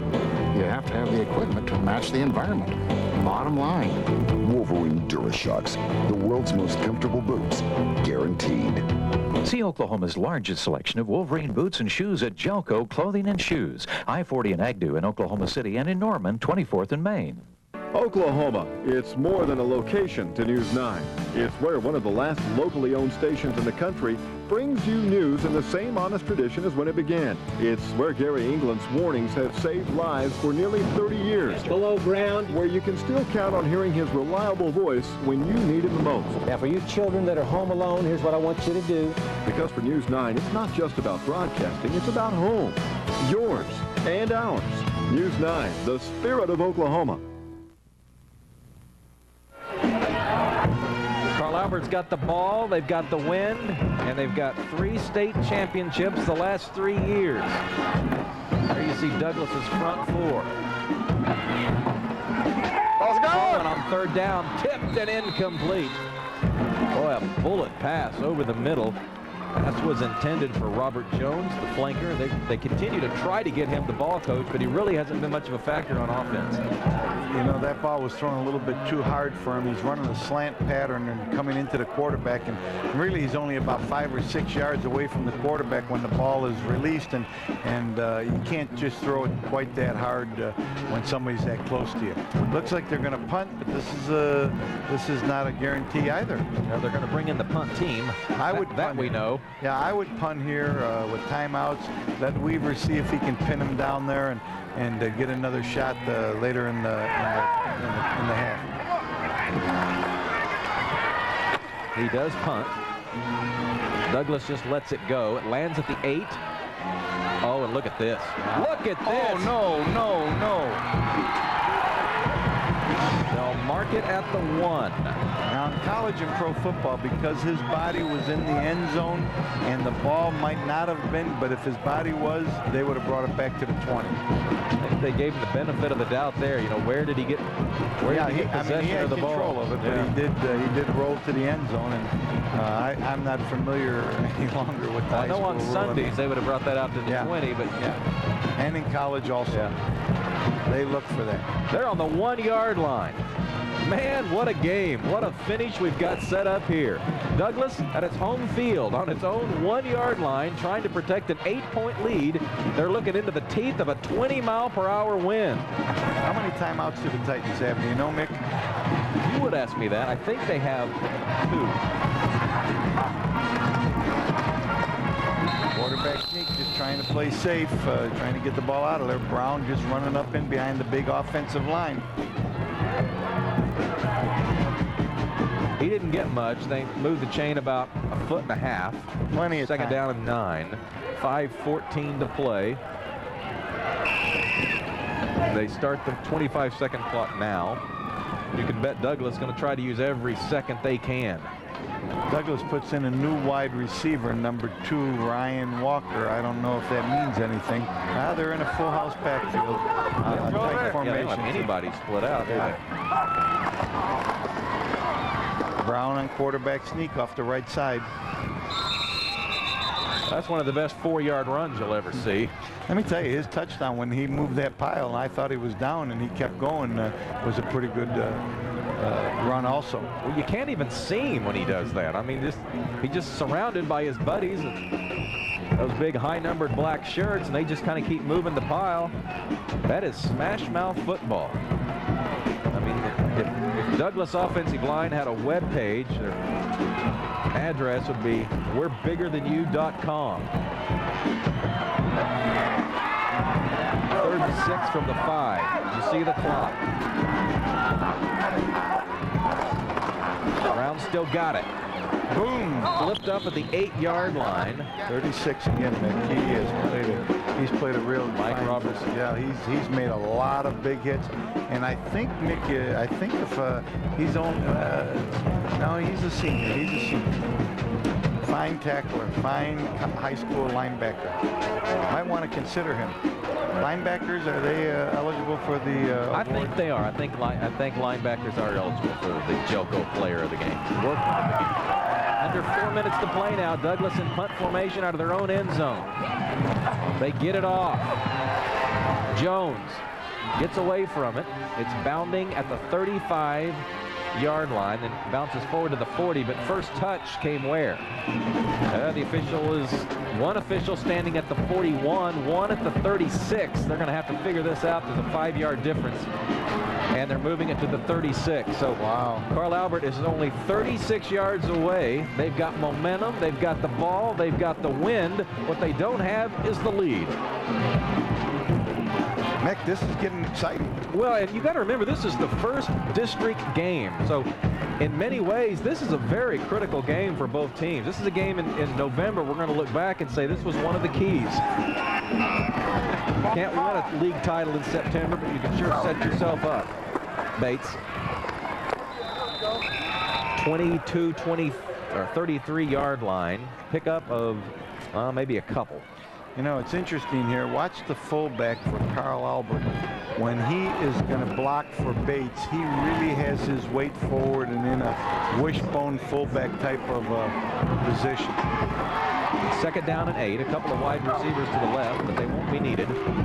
Bates meets a linebacker in the hole. Well, that's number 61 making the tackle there. Richard AJ, the junior linebacker, 220 pounds. Wait till he grows up. Yeah, that was a pretty good hit to put on the small tailback right there. I mean, he's a foot taller than Andre Bates. 3rd down, Mick. 3rd and 5. Ball at the 31. Bates. Down. More. Wrestled to the ground by John Darby in the secondary. 1st and 10 at the 18. 2 minutes, 47 seconds to play. Clock stopped while they reset the chains. 3rd and 5 or 6 that was, and they ran right up at the heart of Douglas's defense, and Bates finds enough room to get the 1st down and move the chains. Bates wasn't able to break the tackle, but was able to fall forward. Might have gained a yard. The linemen are running over there to help him up, just so he didn't have to expend any more energy than he has to. Did you notice that? Plenty of time, Mick. Plenty of time, even if they're running it, which they decided they were going to do about 20 plays ago. It's 2nd down and 8. Let's see. They run Bates right, Bates left. Going at this time, got Robert Jones. And Jones going to the end zone. They're going crazy on the far side of the field. Robert Jones has pulled the Titans within 2. Great call by the coaching staff at Carl Albert. You know, they have been running the ball 20 times in a row. Bates. And then they get the ball out to their nifty wide receiver, and he has the ability to make the first defender miss him and scoot down the sideline for the touchdown. Now the all-important 2-point conversion. Well, they've been trying to get the ball to Jones all night, but they just have had no success. Finally, Jones is able to get the ball and does something with it, and it's a huge play. Well, here we are, a 2-point conversion away from a tie game. It's coming down to this with 2:09 to play. Throwing again. Boom! Incomplete. Whale of a defensive play there by number 1, Terrell Engman. We could have an onside kick coming up. Douglas by 2. 2 minutes to play.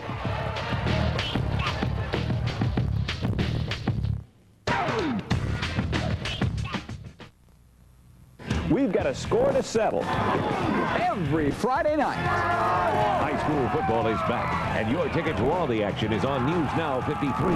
Greg Kerr gives you up-to-the-minute scores and highlights from around the state, and Bill and Dean preview OU and OSU, plus a complete breakdown of the Cowboys before they hit the field. If you want football the way it should be, you've come to the right place. Catch Sports Now only on Cable Channel 53 every Friday night at 10:35. They're the best-selling sport utilities around. Now it's the final days of factory-authorized clearance and big savings on one. Get into a Ford Expedition with low 3.9 financing, Explorer with 0.9 financing plus $1,500 cash back, or the ultimate SUV, Ford Excursion with financing from 0.9%. Expedition, Explorer, Excursion. But hurry, clearance ends October 2nd. Get to Ford Outfitters at your Oklahoma Ford dealer today and find out why Ford is the best in Oklahoma.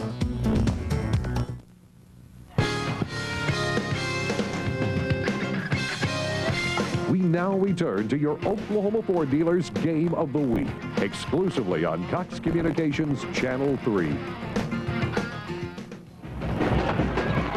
They have 2 timeouts. There you see it. Douglas leading Carl Albert 19-17. Carl Albert is lining up as it usually does in this onside kick formation. Now, the rest of the night they've been breaking out of this and kicking it deep, but this time you got to think the onside kick attempt might be for real, Coach.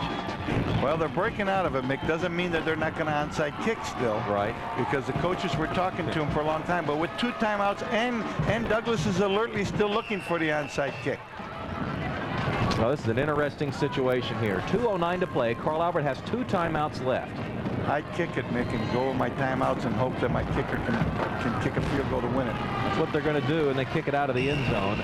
Good play by So no clock comes off the clock there. 2:09 to play. Douglas has the ball and a 2-point lead. Carl Albert has 2 timeouts left. Plenty of time with 2:09.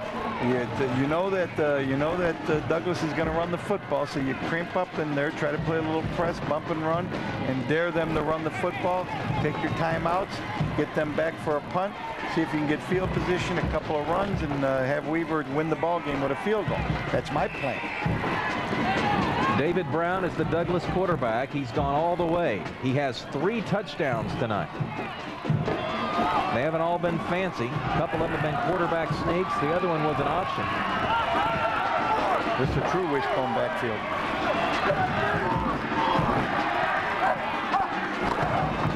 And the handoff. Halfback fighting for yardage. Carl Albert being very aggressive as number 26, Chris Jackson, took the ball over the right side. We haven't mentioned too much, but Jackson is playing for Chris Friday. Friday is Douglas's best running back. He will not play. Douglas also missing their best lineman. Kevin Burton broke his thumb, and he's out this week. Burton's a 270-pound center, and they've not been able to use him tonight. He's down on the side. He's a man amongst boys down there. Watch for that power play again. 2 backs leading the backside back up into the hole. Minute 32 to play, 2nd and 6. Right there, power play. Now you got to start taking your time out. And they alertly do.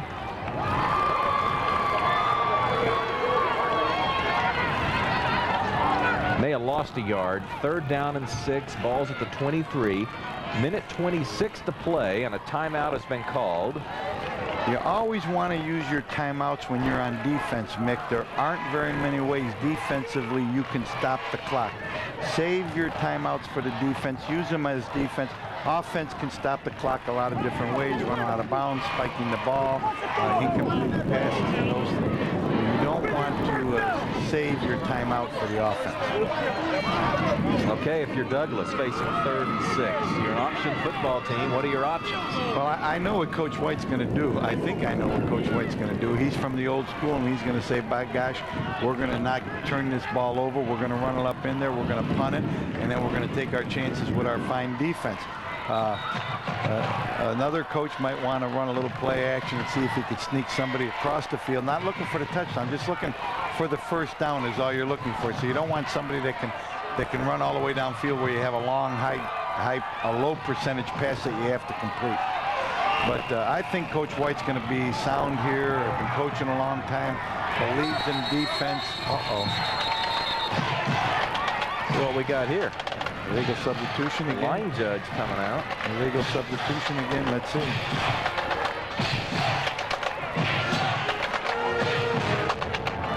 If you just joined us, Douglas leads Carl Albert 19-17 with 1:26 to play.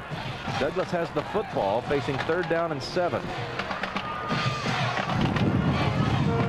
Prior to the snap, legal substitution on the offense. 5-yard penalty, still 3rd down. Basically, you have to be in the huddle. Isn't that the way it sets up? They never did huddle up on the field. I disagree with that call. They never did. They huddled on the sideline, then the coach broke the huddle, and they ran up to the line of scrimmage, and then somebody ran off the field. I would not call that particular one because he did not come from the huddle in the middle of the field. Good point. 3rd down and 12. Ball's at the 18. Now with Coach White, he's lined up in a running formation. Wishbone. Fullback's leaning forward, so it looks like he's going to give it to the backside back again. Option.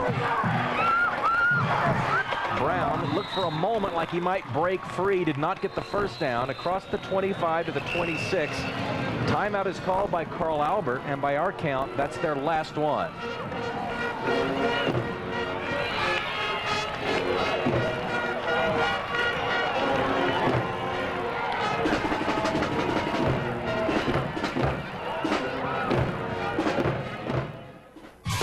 Gelco Friday Night Workman of the Game recognizes the player who exemplifies teamwork and outstanding work ethic.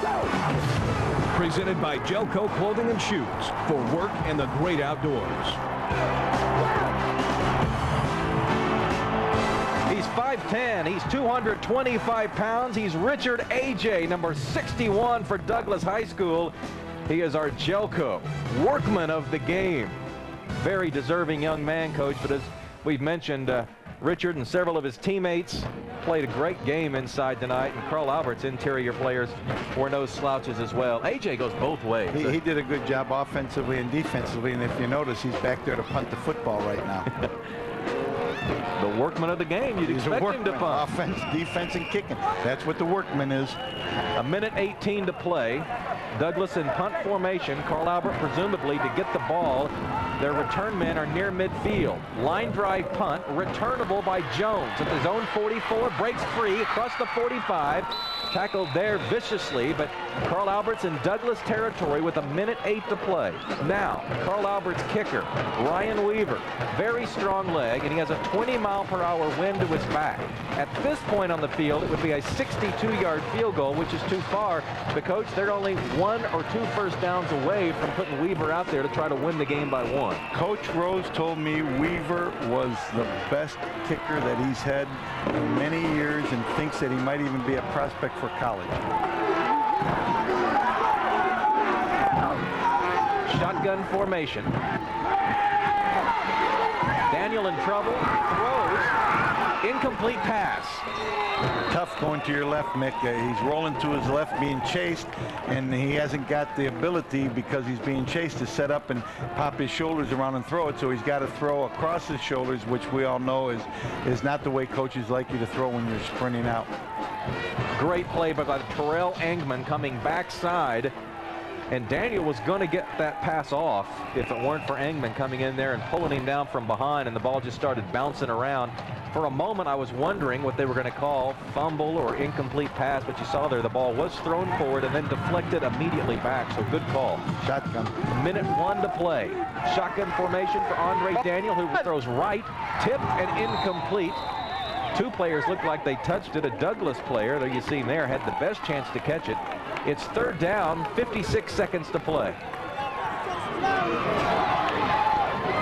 You don't need all 10 yards in this down. I mean, if you want an opportunity to win the ball game, you want to try to get some positive yards here. For one reason, it gets your kicker closer to it.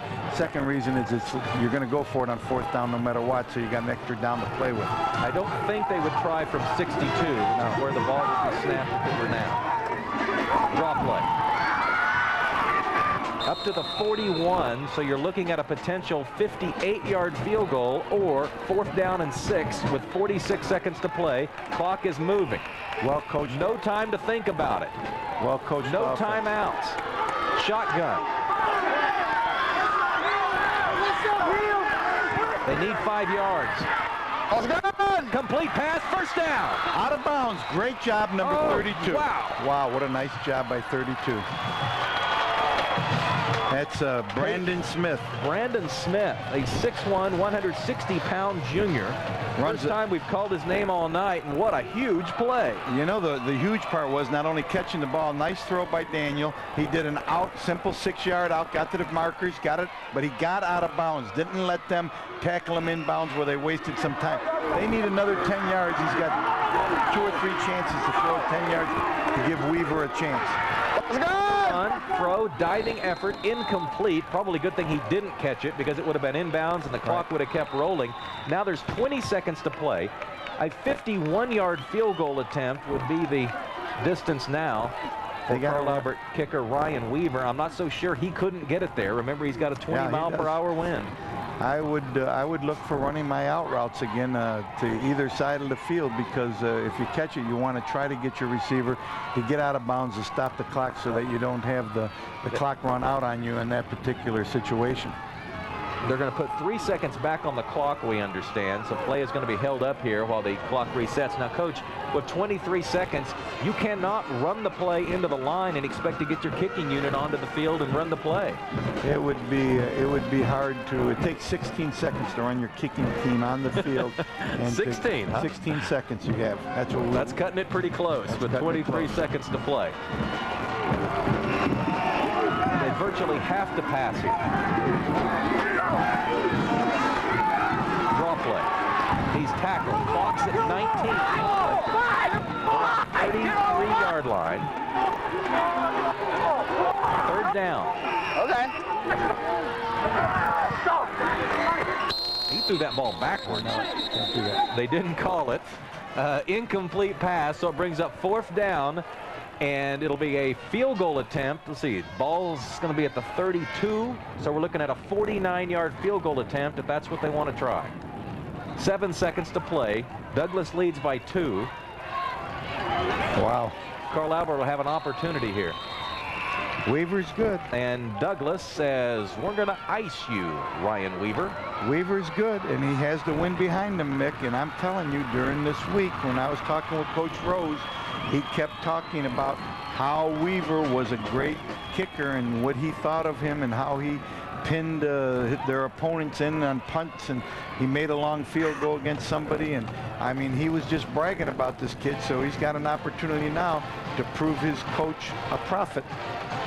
1 week from tonight, we'll be watching Dell City and Yukon. You can watch it right there in your living room. Channel 3 in Oklahoma City, Channel 9 in the Tulsa area. Pre-game starts at 6:30, kickoff at 7 o'clock. Up in the Tulsa area, Claire Moore will play Tulsa's Bishop Kelly. That game is Thursday night, and the channels are the same. Channel 3 in Oklahoma City, Channel 9 in the Tulsa area. That pregame starts at 7. The Zebras, eh? Yeah, they've earned their stripes. I tell you, both of those games will have a tough time living up to this one. They're going to try the field goal. The kicker's name is Ryan Weaver, and yes, he can get it there. 48-yard attempt that would win the game. Ryan Weaver. No good. Time has expired. Douglas has won the game 19-17. What a great high school football. You know, when go down to the last 7 seconds and you got an opportunity to win it. You have a good kicker. Unfortunately for the kicker, he didn't get it there. I thought it was blocked, Mick, but I have bad eyes. That's why I wear these bifocals. But he did get the ball off, and just wasn't good enough. And it's a long kick. It's a long kick for college, high school, or pros. It was just slightly short and off to the right, it appeared. Ryan Weaver, outstanding leg, or they wouldn't even have given him an opportunity.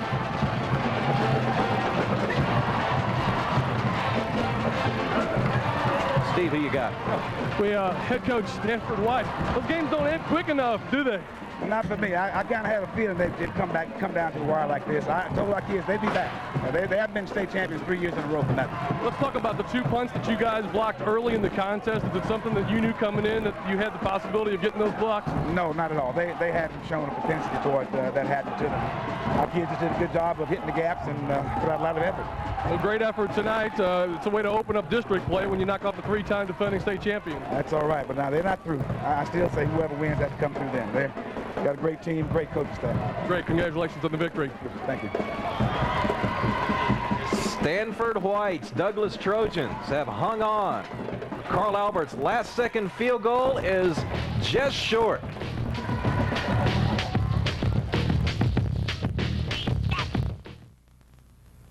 At Crosslands, we carry a full line of Husqvarna. Husqvarna has been in business for over 300 years. Throughout their complete outdoor equipment... 8-yard attempt that would win the game. Ryan Weaver. No good. Time has expired. Douglas has won the game 19-17. This live event, featuring members of the Oklahoma Secondary School Activities Association, is an exclusive presentation of Cox Communication, your home for the 2000 5A and 6A State Football Championships.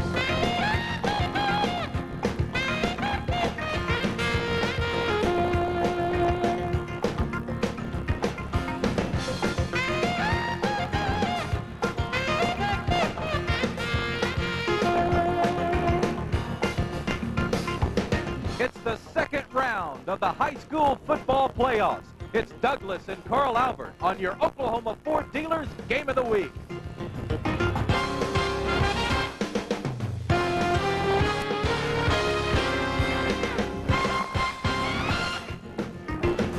Live from Harris Field in Midwest City, Oklahoma, it's the Douglas Trojans against the 3-time defending state champion Carl Albert Titans. Hello, everybody. I'm Mick Cornett, along with Oklahoma Wranglers head coach Bob Cortez. This should be a good one, Coach. We saw the highlights of that earlier matchup back in September, a 19-17 game. Carl Albert wants this one back. Well, you know, both teams are very powerful. They play good defense. They both like to run the football, one by way of option, one by way of power football. We ought to have an exciting football game tonight, Mick, once again. Now, Carl Albert's defense is special, especially against the run. But Douglas is an option team, and their quarterback, David Brown, is going to have a good game, or they're not going to have a chance. Well, David Brown's a very good option quarterback. You see some of his numbers right there. He's got the 602 yards passing, but he is a rushing quarterback, a quarterback that if you give him the corner, he'll be able to take it and score some touchdowns himself. He has got the great ability to read the option, to make the correct read, and get the ball in the right hands, and sometimes the right handers are his own. Right Brown, here you see him, yeah. Brown scored 2 touchdowns in that game.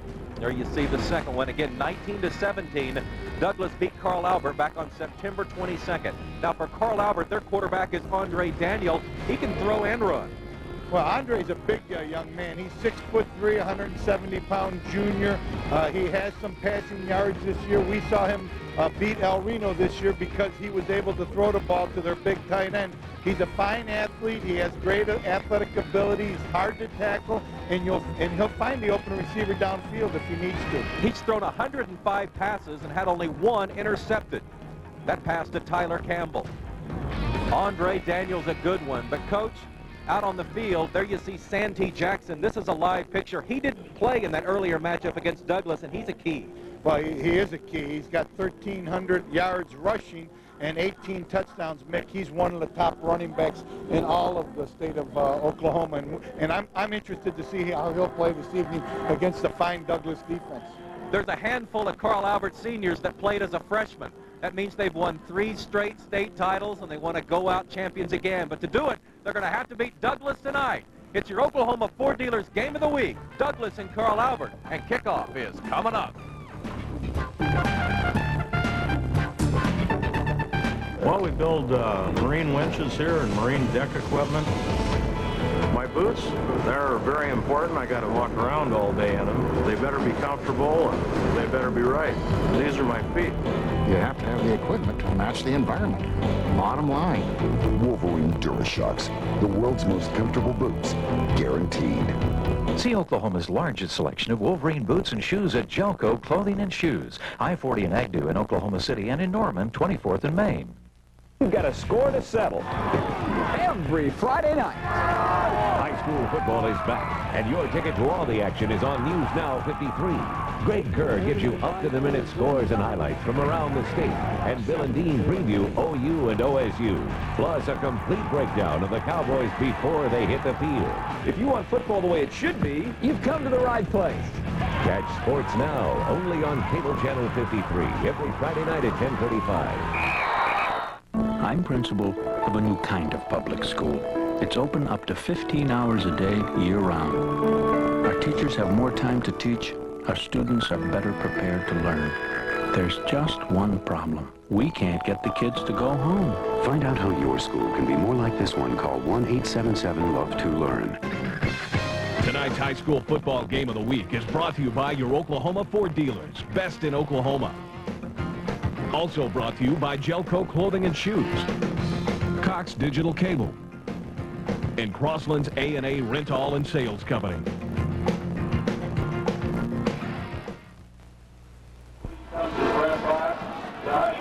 We're back live at Harris Field. 7-4 Douglas against 8-3 Carl Albert, but I'll tell you those numbers are a little bit deceiving. Both of these teams are playing well of late. Let's go down on the field and for the first time check in with Steve Marshall.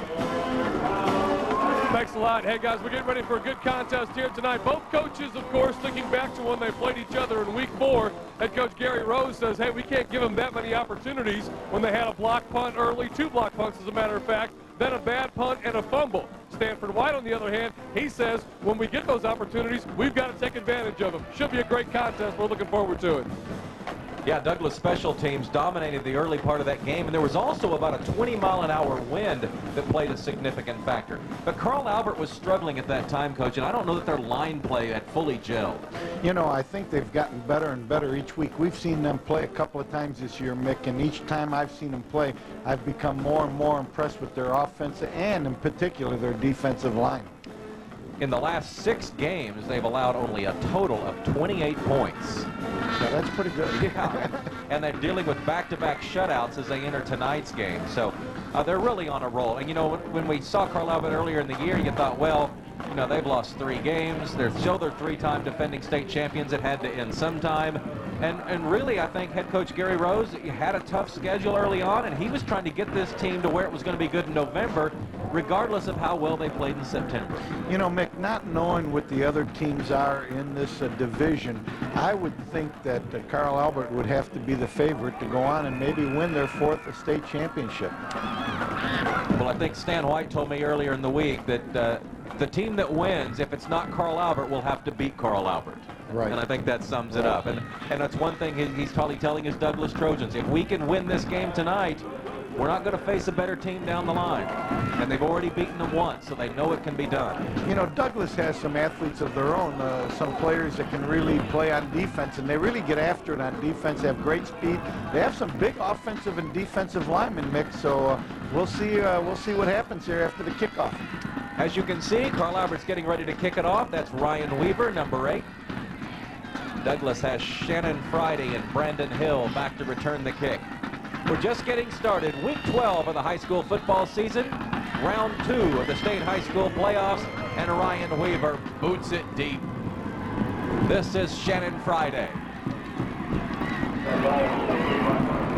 Does what he can, fights forward to the 20-yard line.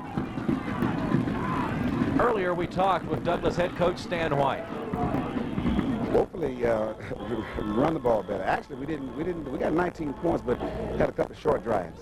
and we want to be able to control the line of scrimmage a little bit better. And defensively, we would expect to see more of Santee Jackson, who we didn't see in the first contest. What's your game plan defensively? Be where you're supposed to be. Shed your blockers, pursue the proper lanes, stay at home when you're supposed to. Just be where you're supposed to be. And special teams. A lot of playoff games always come down to special teams. Yeah, don't give folks anything in special teams, but do a good job there. Again. And on first down, David Brown wants it all. Going deep, incomplete. Had a man open. I believe that was Shannon Friday who had his man beat by a step. It'll bring up second down and 10, and boy, isn't that a surprise. The team that basically, as their own coach admits, doesn't throw, comes out throwing the long one. Good idea. You know, they went deep, and really Friday was open. It's a good way to loosen them up a little bit and let them know that you're not afraid to throw deep, and you better not creep up too close to the line of scrimmage to stop our powerful running game. So David Brown walks down to the line of scrimmage. He has one running back behind him. Looks like it's fullback game. Brandon Hill crashing into the line. Let's take a look at the starting lineup. Here's the way Douglas looks up front. Sanford, Lopez, Vaughn, Sykes, and Craig. Thompson, actually, I think that's the wrong team. We got the wrong team loaded up there. We'll check it out and get back to it. Third down and 8. 11:21 to play, first quarter. Douglas just got the opening kickoff. They thrown an incompletion, then handed off up the middle. Third down and 8. It's gone! Throws, and it's incomplete. And early on, a punting situation for Douglas. Yeah, Terrell Engman was the receiver. Should have came up with the ball there. Brown did a good job of avoiding the pass rush right here. Got outside on the perimeter and was able to get the ball off and put it close enough to being a reception. Engman should have caught that pass. Fourth down and 8. And Douglas is going to have to kick it away. Richard A.J. in the punt. And the referees want to say something. Yeah, I think Douglas might be short one man on the punt team. They were punting with 10 players. So Douglas has called a timeout. Well, Carl Albert's defense has a lot of confidence. Well, you know, in the first two plays of the ball game, they were in a 10-man front. I mean, they had one safety deep, and everybody was up. Let's go down on the field and talk to Steve. Hey, thanks a lot. Trying to stay warm down here, obviously. Special teams, as we mentioned at the top of the broadcast, a big part of the last game. Of course, Carl Albert had 2 of their punts blocked. So special teams will be very key in tonight's contest, and it can't help the kickers. When they're hitting that ball, you know it's going to be rock hard. All right, Steve, thanks. It looks like Carl Albert's going to dare Douglas to throw the football early in the ball game. They've come with a lot of people up close to the line of scrimmage to prevent the option game, and it looks like they're going to give them the passing game if in fact Douglas can take advantage of it. On fourth down and 8, they're going to have to kick it away. Robert Jones and Tawan Barksdale are back deep for Carl Albert. There's virtually no wind tonight. What little wind there is coming out of the north at probably 5 to 10 miles per hour. Snap is low. One hop off. Great job by A.J. just to get it off, and the ball is going to roll dead. Still in Carl Albert territory at the 47. Well, in the earlier meeting, it was the Douglas special teams, specifically the punt block unit, that made the difference early. And there you see Douglas special teams coming up a little bit short. They were fortunate on that one. But sometimes you get right here, you see the punt hit the ground. Didn't bounce very well for Douglas either. Sometimes when you have cold hands, those centers get out there. They can't quite get the snap into it that they might do when their fingers are a little warmer than they might be this evening, Nick. And quarterback David Brown is their deep snapper. First and 10, they're at Douglas's 47-yard line. First time we've seen Carl Albert's offense tonight. Andre Daniel is the quarterback. And he still got it. Throwing deep for J.D. Runnels, and it's a big play inside the 20-yard line. Surprise, surprise, surprise. 2 running teams come out and open it up right off the bat.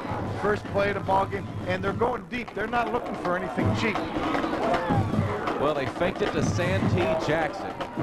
And and then hit their star player, J.D. Runnels. You know, when you got a tight end that's one of your best players, Coach, sometimes it's hard to get him the ball. You know, he ran a post pattern right down the middle of the field, did a great job. 1st and 10 at the 18. I formation behind Daniel, and they give it to Santee Jackson. Stacked up right at the line of scrimmage. Good job of Douglas there stopping the off-tackle play. I would suspect after watching the first ball game against these two teams, Mick, that both teams are going to have a hard time running up in the middle. I think both defensive interior linemen are very well coached, very strong young individuals. It'll be tough running up inside. Gain of 2, 2nd down and 8 coming up. Colquitt is the fullback. Jackson is the tailback. They're both behind Andre Daniel. And Daniel keeps it into the line this time. You don't see too many quarterbacks that are 6'3" that run the ball very often, but Daniel can do it. He's a great athlete. Yeah, he's an excellent athlete, and because of that, Coach Rose puts him in the backfield at the quarterback position, and you'll see him do a lot of different things tonight. Here he is right here running the football. You'll watch him throw it. He'll run a little option and run a little bootleg and waggle passes on you also. And this sets up a key 3rd down and 4 play. 9:15 to play, 1st quarter. No score. Carl Albert and Douglas, week 2 of the state high school football playoffs. Daniel still has it. It's gone. Throws underneath, and he's got a touchdown. Is that Colquitt? I think that's the fullback, Derek Colquitt. Just like that, Carl Albert hits the board.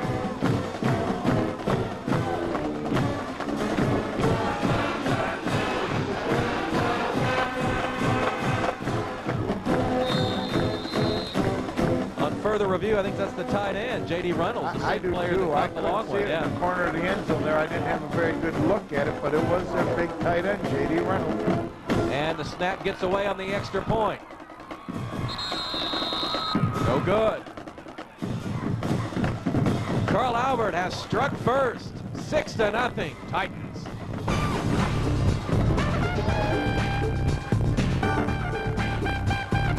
Score big with Crossland. For those hard-hitting jobs, Crossland's rents construction equipment. Our construction team is tough and can handle any job. The best game plan is to buy or rent equipment from Crossland's. We have the all-star players for your heavy jobs and light. Our players are well-tested and top quality. Crossland's, our team of 6 stores means we can get you the equipment when you need it. Buy or rent from a proven winner. Crossland's. Did you know that Southwestern Oklahoma State University has 12 nationally accredited academic programs, the most of any Oklahoma regional university? Did you know that Southwestern Oklahoma State University students enjoy a variety of student activities? Did you know that Southwestern offers 22 different degrees in arts and sciences, business, education, graduate, health sciences, and pharmacy? It's no wonder that Southwestern has long been regarded as a fine academic university. Check it out for yourself. Visit our campus or at our website. You'll see that Southwestern is a great university. We are back. Let's take a look at the touchdown. Once again, here you have Daniel rolling to his right. Runnels on a bootleg coming across the formation, finding the corner of the end zone, makes a nice throw, a good catch, and they got themselves 6 points. Notice all of their play action involves Santee Jackson to free the linebackers, and of course that's usually who's covering a tight end frequently. Right. It's a good job right there by both teams. Here we have a little missed muff snap. The holder couldn't quite get his hands on it, and we only have a 6-0 lead at this time for Carl Albert.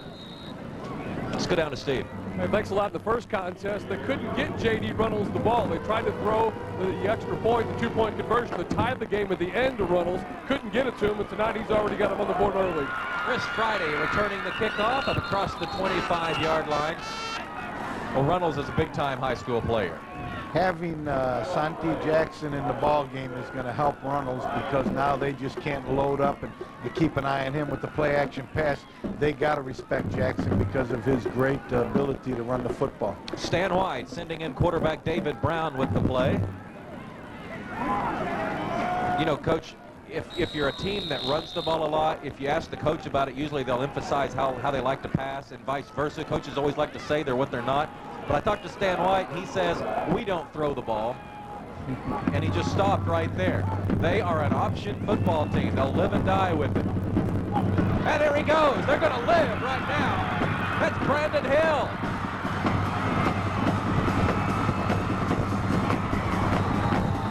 Down at the 1-yard line. No penalty flags. 70-yard run. That's one of those plays where you hit the line of scrimmage and there is no hole there, and so you bounce around, and then all of a sudden you find something on the other side, and you go squirting out the backside and wind up with a large gain. When you're a 165-pound fullback, you better have some wheels, and he does. Big run. Brandon Hill, just a sophomore. First and goal, Douglas. Ball marked at the 3. Chris Jackson, touchdown, Douglas. Unbalanced line, Mick. They went unbalanced to the right and ran a power play with 2 lead backs in front of the running back, and they wound up with their touchdown. Number 26, Chris Jackson, followed the 2 lead backs behind the big offensive line, and he walks in.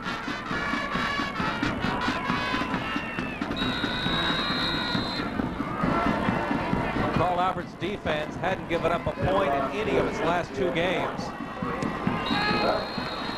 And the extra point is wide right. So both teams have an early touchdown, and both teams have failed to convert the point after. We'll be right back. 6-6, first quarter at Carl Albert.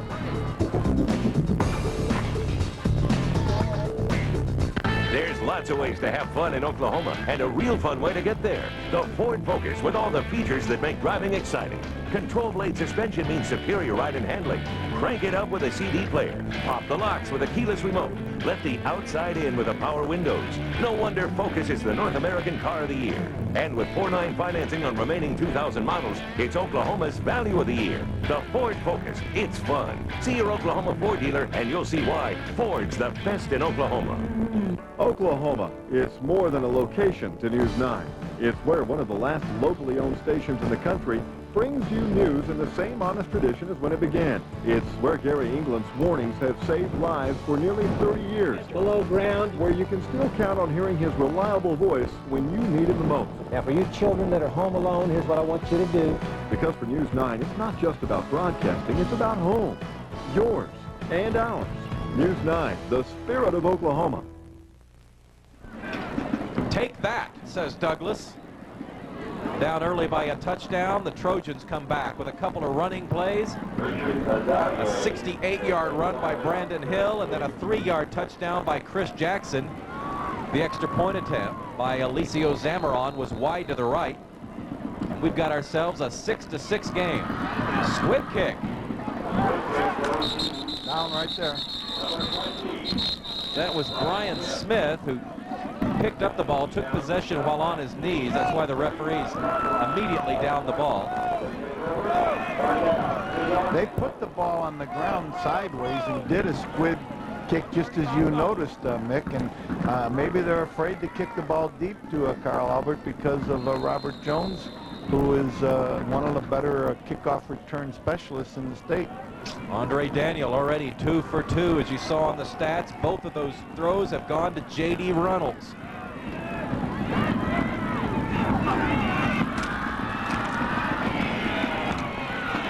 Daniel still has it across the 35. Very little yardage. Faking the ball to the fullback, and then the quarterback is just keeping the ball, trying to follow the fullback as the fullback goes through the line of scrimmage. The fullback, when he doesn't get the ball, then he becomes a blocker and tries to pick up the linebacker so that the quarterback can find an open seam there. You know, Douglas is really young on defense. They've only have 2 seniors starting. I'll say this about the Douglas team. They're big where you need big guys, and they're fast where you need fast guys. Santee Jackson was 1 step from Pater. Boy, he's explosive. He is. Tackle there by Gary Joyner. a good job up in the interior line. Matt Hinton and Mike Dunn. Look at the hole that they make up in there in the line of scrimmage and gets Jackson a chance to get into the secondary or into the second level and maybe can pop one from there. Good job by the offensive line. Ball is just a hair short of midfield. 1st and 10. Santee Jackson breaks a couple of tackles. Forward progress will be all the way up to the 45. 2nd down and 5 coming up for Carl Albert. Both teams respect each other's running game, Mick. You can tell that by where they're lining their defensive backs. Neither one believes that the other team can beat them by passing the football, so they're cheated up a little bit, and they're giving them a little bit of passing alleys to throw the ball, but they're playing tight to the line of scrimmage. 2nd down and 5. This is Colquitt. Not much room. 3rd down coming up. Hey, keep an eye on the linemen and linebackers, because in the 4th quarter we'll be announcing our JOCO Workman of the Game. Each week it goes to the lineman or linebacker who stands out above the crowd. That announcement coming up in the 4th quarter. 3rd down and 3 coming up. Runnels is on the left side. They have wide receivers both right and left. Daniel completes 56% of his passes this year. He's keeping it. He's come up short. It'll be 4th down and about 2, and decision time for Gary Rose and the Titan staff. And there goes the punt unit. Playing field position early? Yeah, I think they are. You know, I think Coach Rose realizes that, you know, if he doesn't get it, it gives them field position. He wants to punt it down there, maybe try to draw him off sides or fake one here, but it looks like he's going to try to punt the ball. He's got tight punt in there right now. Tell you what a special athlete David Brown is. That's him, number 3. He's the quarterback. He's the punt returner. He's the deep snapper. They get it off. Brown catches it on one hop at his own 5. Can't get very many yards. He gets up to the 8. And Douglas will start there. Probably should have let the ball go. It was rolling very hard towards the line of scrimmage, towards the goal line, and would have went into the end zone if he would have let it go and probably got the ball back out on the 20. But he thought that he could get it and maybe get some yards. We'll see what happens here now. They're down on the 8-yard line. Well, if Carl Albert lacked respect for Douglas's running game, they certainly regained it on Douglas's last possession, when the fullback, little-known Brandon Hill, galloped 68 yards all the way down to the 3-yard line. Sophomores just don't do that to Carl Albert. 5'9", 165 fullback. That's what he weighs. Wishbone formation. And off to the right halfback. A little bit of power football. Yeah, a little bit of power football right there. What they're trying to do is they're trying to put 2 lead backs in up in the line of scrimmage, blocking on the linebackers, and maybe even double teaming a lineman or 2, and be able to get the backside back in behind them. See the 2 lead backs go up in there, and then the backside back is following them up in the hole. Just a little bit of power football, trying to get some field position. Coach White realizes where he is on the field and not going to get too careless down here, I don't believe. Chris Friday was the runner that time. He gained a couple of yards. There's a good look at Chris. New formation. No, excuse me. They're spread out all over the place. 2 slot backs, 1 running back. Brown might be changing the play, but the 25-second clock came out before he could get it done. So instead of 2nd and 8, it'll be 2nd and 13. Game on the offense. Still 2nd down. 5 yards.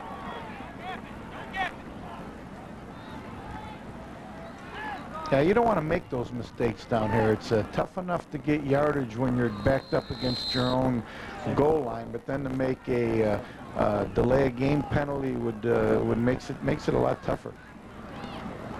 Ball is now at the 5-yard line. Call it the 6. 4:47 to play, 1st quarter. Each team has a touchdown. Each team missed its extra point, so we're at 6-6. Brown to throw. was looking deep. That's Larry Porter, their best deep receiver. Give you an idea of how little Douglas throws the ball. Porter is the leading receiver, and he has 10 catches. And remember, they played 11 games. Right. That was a passing formation. I would have been surprised if they didn't throw in that particular formation, because the only back that they had back in the backfield was Brandon Hill, who is their fullback, who doesn't weigh as much as most fullbacks do. Now it's 3rd down and about 12 or 13 yards.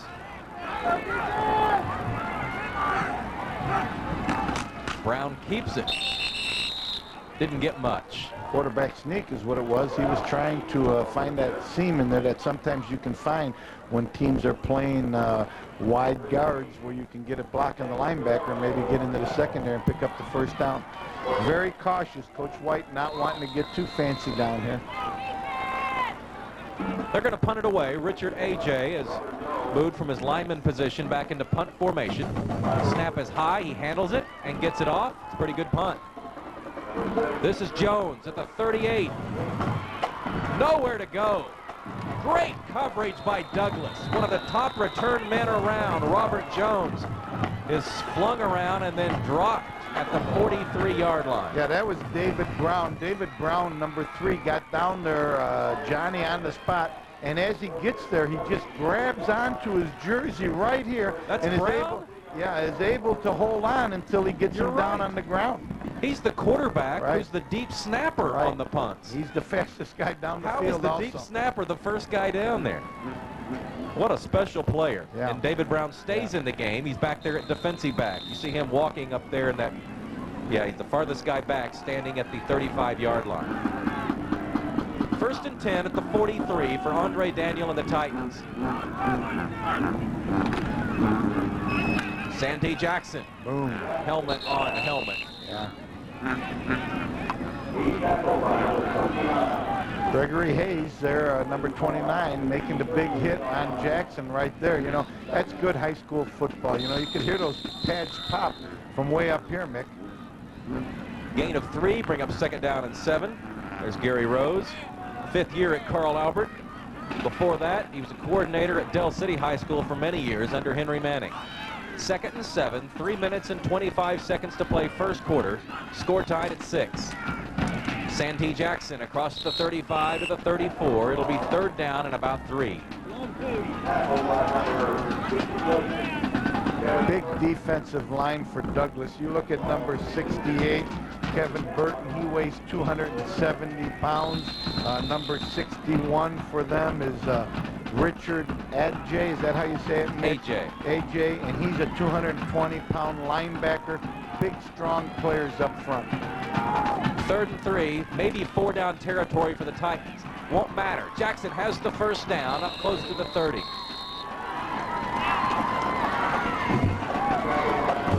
That's Jackson there doing it on his own. As you see here, he has the ability to make people miss him. Right there, the big defensive lineman had a chance to knock him for a loss, but Jackson was able to keep his balance and be able to slide down the field for a few more yards. 1st and 10 for the Titans. Stephen Brazil splits wide to the right. There you see Santee Jackson and some very impressive early numbers, over 8 yards a carry.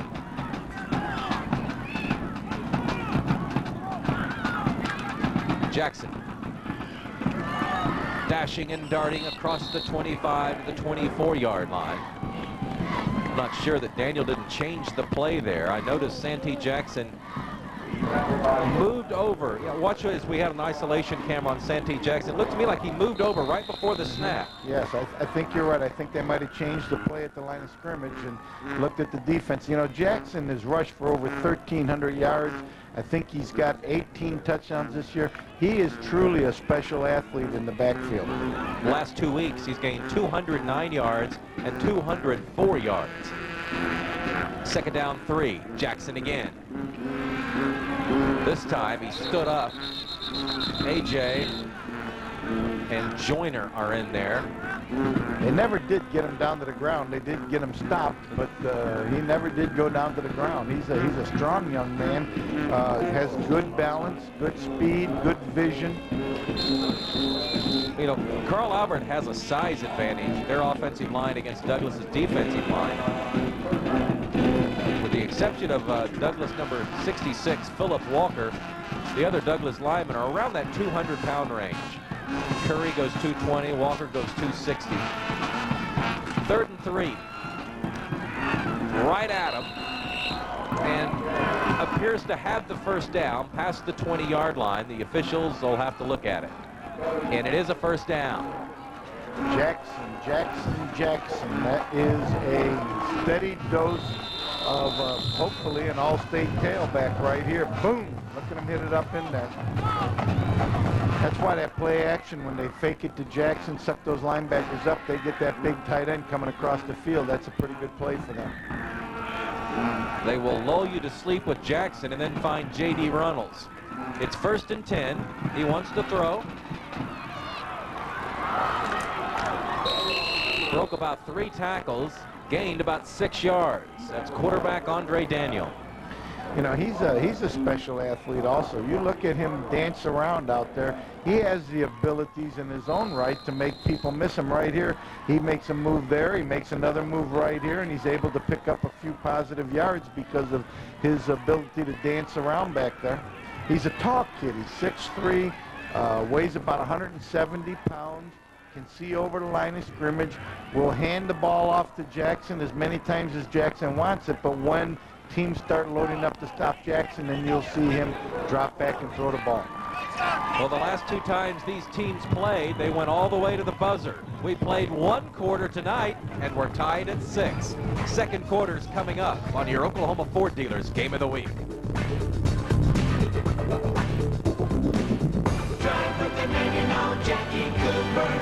Jackie Cooper Electronics and Southwestern Bell Wireless has a new promotion, and it's for the whole family. That's right, for only $25 a month, you get a free digital Nokia phone. And add a second, third, or fourth free phone for only $9.99 a month. And receive unlimited calling between your phones. Or any Southwestern Bell Wireless customer. And you get a free Nokia phone. Free activation. Free hands-free. Free car charger. Free faceplate. And all from Jackie Cooper Electronics. Do you love the teamwork, dedication, and competitive spirit that athletic sports help promote? Even if you don't play, why not become a part of the fun as an official? The OKC Metro Official Association provides referees for all levels and types of athletic events. Sign up to be a member and receive free training for a sport that you enjoy. Officiating is a great way to stay active, make new friends, and earn a second income while giving something back to your community. Get back in the game. For more information, visit our website or call the OKC Metro Official Association at 405-632-2278. The officials are setting the football down to get the second quarter started. Let's go down the field and see what Steve's got going on. If you watch Richard AJ, number 61 for Douglas, whatever side Runnels lines up on, that's exactly where AJ goes. The Carl Albert coaches are trying to get outside of Runnels and get Santee Jackson some running room, but AJ's not letting them do it so far. We'll watch and see.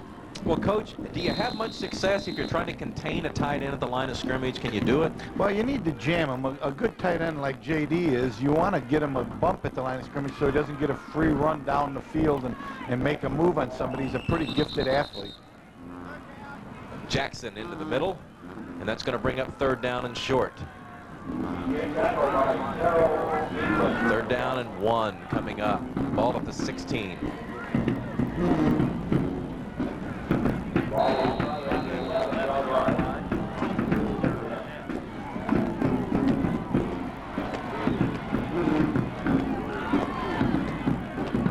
Andre Daniel keeps it himself, has the first down, and gets it all the way inside the 3. Gain of 7 on a quarterback sneak. Yeah, he stretched it. He was trying to stretch that into the end zone there. He wanted to get that touchdown on a quarterback sneak right there. Watch him here, Mick. He is able to generate some positive yards, but watch him right here. Reach for that goal line, try to get it across. Good camera shot there of watching a young man try to get that touchdown. Ball marked at the 3-yard line. 6-6 our score, early second quarter. Carl Albert and Douglas. And looked like Douglas jumped across the line of scrimmage. So that'll move it half the distance. Might want to explain that the high school rule compared to the college and pro rules, Nick, on jumping across. Snap, encroachment. If on the defense jumps into that neutral zone, they can't get back before the ball is snapped like you can at the college or pro level. They blow it dead immediately. I would like to see them change that rule and get it to be the same as what we do in college and professional football, but for some reason they haven't done it in a long time. First and goal. Ball inside the 2. Quarterback sneak. No signal. He got it. He got it. Andre Daniel right up the middle, and it's a touchdown for the Titans.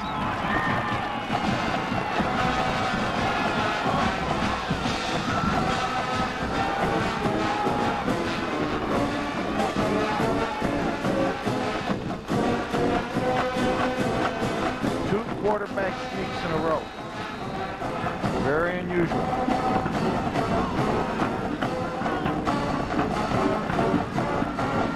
Since both teams missed their earlier extra points, Carl Albert will not go for 2.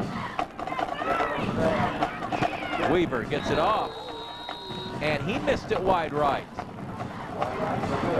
12-6, Carl Albert, your Oklahoma Ford dealers, game of the week.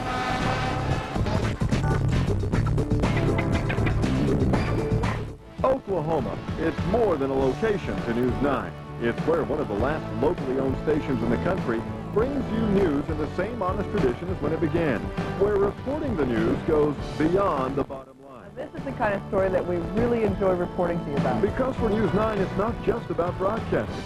It's about home, yours, and ours.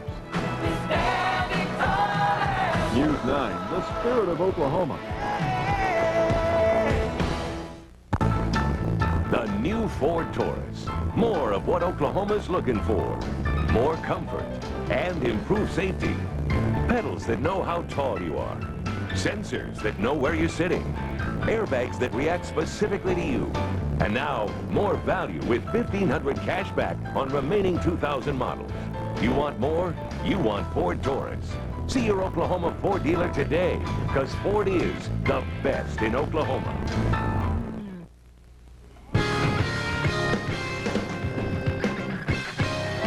We now return to your Oklahoma Ford dealers Game of the Week, exclusively on Cox Communications Channel 3. We're back at Jim Harris Field. Here's the touchdown again. Andre Daniel doing it himself, and then the extra point was wide right. Well, I'm not sure he did it himself on a quarterback sneak. You have to have some help, Nick. Good point. I'm sure the parents of that center and offensive lineman were thinking the exact same thing. The kickoff won't count. They blow it dead. You know, the first 2 times these teams met, it was 94 degrees outside with a 20-mile-an-hour wind. And tonight, I don't know what the temperature is, but I'm guessing it's about 30. Prior to the kick, not much wind. Fortunately, we don't have that 20-mile-an-hour wind. yards, free kick. They're going to back them up 5 and make them kick it again. Interesting, Carl Albert here, how they line up for the kick. They line up and look at how the defense lines up, and they check over with this coach down here on the sideline, and if the coach thinks that they are not lining up soundly for the way that they're lining up to kick the ball, then he allows them to onside kick it, and if in fact he thinks that they're moved over and they don't have an advantage, then he claps his hand and they run over and do a normal kickoff from there. That's coaches with too much time on their hands, if you ask me. Right. You know what? Sometimes we do. I think you're right, Nick. Well, the last time Carl Albert scored, Douglas answered. See what they can do this time. High bounce. They'll take it at the 24. Pretty good return by Gary Joyner. He's up to the 40-yard line. Nice field position for Douglas, and what little wind there is at their back. Well, we'll see now if Douglas can answer once again. There's David Brown passing the ball this year, 25 of 75, 4 touchdowns, 6 interceptions. But he has 13 rushing touchdowns. Nice high school athlete, good option quarterback.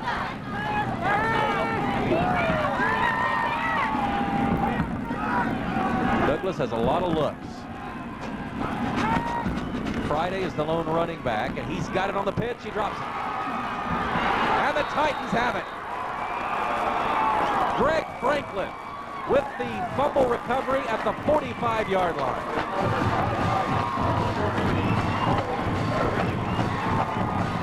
That's just down the line option. The quarterback comes running down the line of scrimmage. He pitches the ball to the tailback if the end takes him. The pitch was a little bit behind him, but catchable. The tailback, the running back looked like he was looking upfield before he looked the ball into his hands.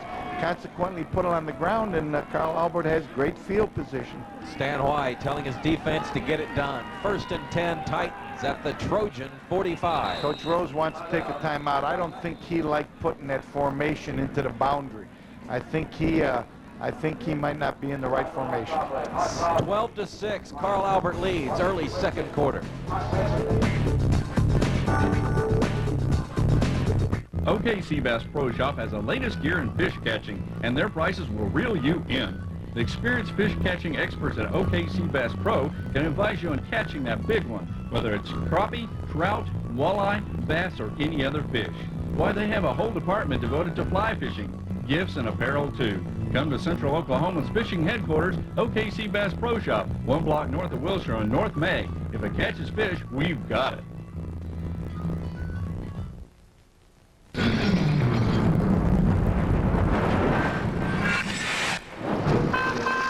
Do you ever just have one of those days?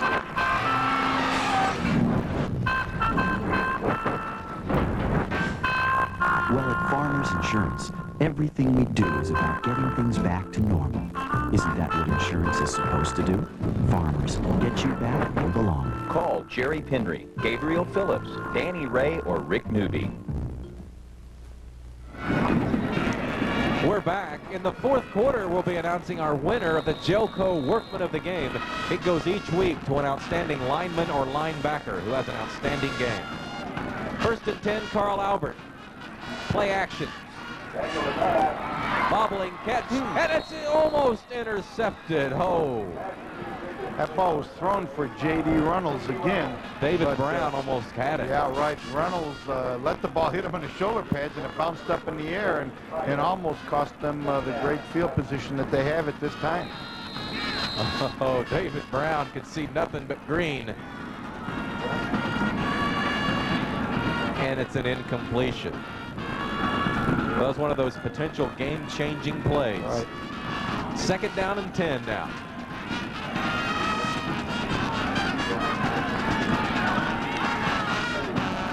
If you left the room for a moment, Douglas fumbled. Carl Albert recovered.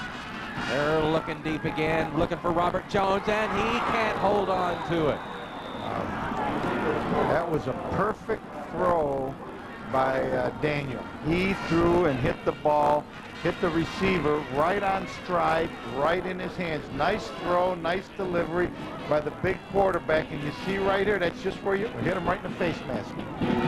Just where you want to put it in. You want to drop it in over the DB so that if anyone catches it, it's just your receiver and not the DB. Well, Robert Jones is an outstanding player. In fact, as a sophomore, he was an all-city player at U.S. Grant. Changed schools, and Carl Albert's glad to have him. 3rd and 10 at the Trojan 45. Blitz.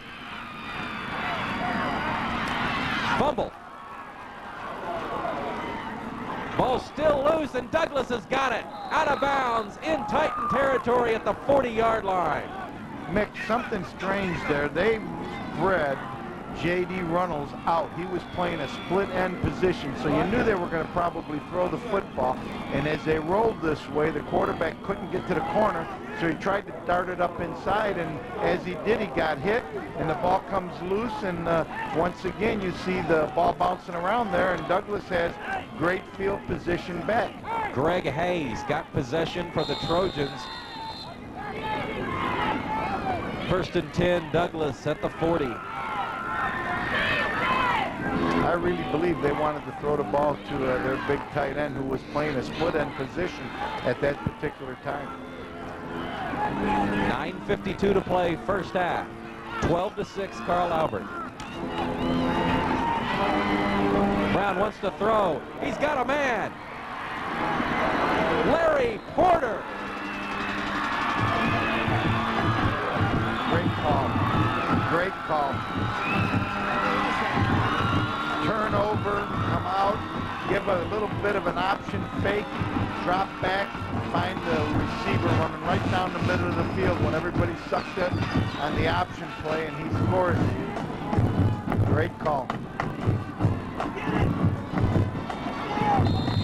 Well, that's one of the things that Gary Rose was worried about, that Douglas doesn't throw very often, but when they do, it's such a surprise element that it has the potential of being a big play.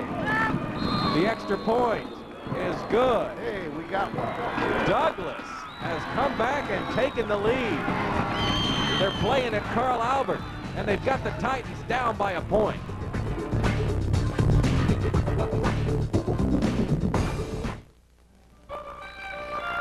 If you're planning to prosper, you'd better have deep roots.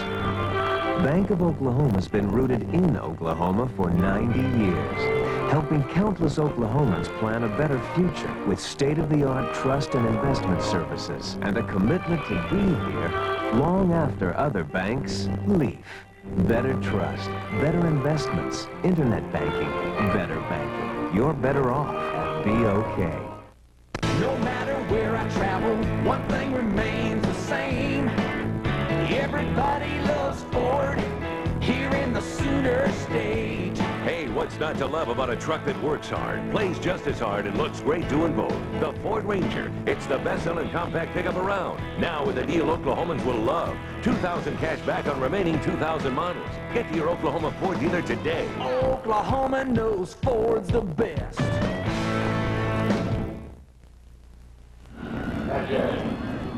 We're back at Jim Harris Field for David Brown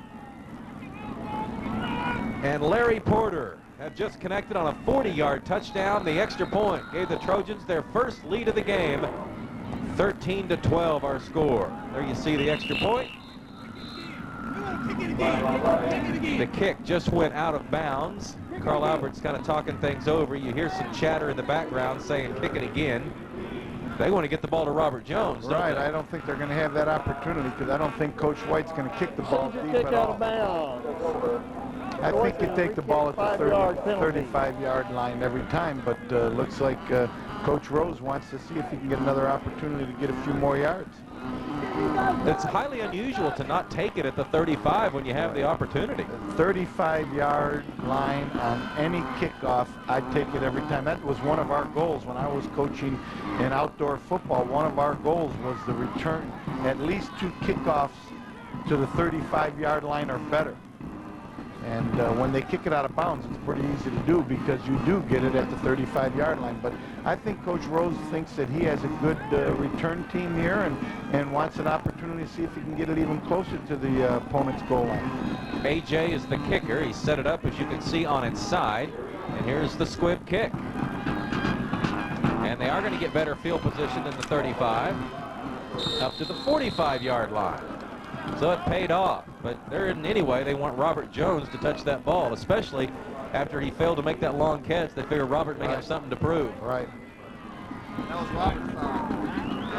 take a look at them right here on their special team. Here's the ball bouncing around, and then you see number 36 there for Carl Albert, Michael Robertson getting the ball and just putting 2 hands on it and trying to get as much yardage as he can. Good field position. Andre Daniel. This Titans trail for the first time tonight. 9:39 to play first half. Santee Jackson. He's one of those type of backs that it doesn't look like the first guy could ever get him down by himself. Looks like you have to have a group of people to take him down. He runs very, very hard. He has great balance and great vision. He does a good job. He's a good running back. He gained 5 there. Second down and 5 coming up. He's got over 1,400 yards now for the season. He's 205 pounds, 5'11". And he's got it again. And this time the Trojans are there. And a penalty marker coming in late. Is that a face mask?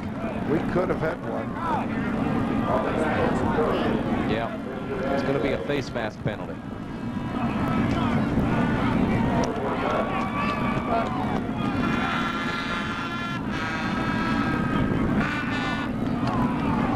Five-yard face mask on the defense, 5 yards from the end of the run. Repeat the down.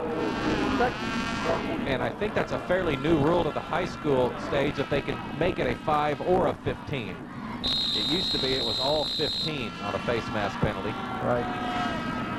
So it's second down and a short 2. They're into Trojan territory at the 47. Jackson. Big hole, first down, across the 40 to the 36.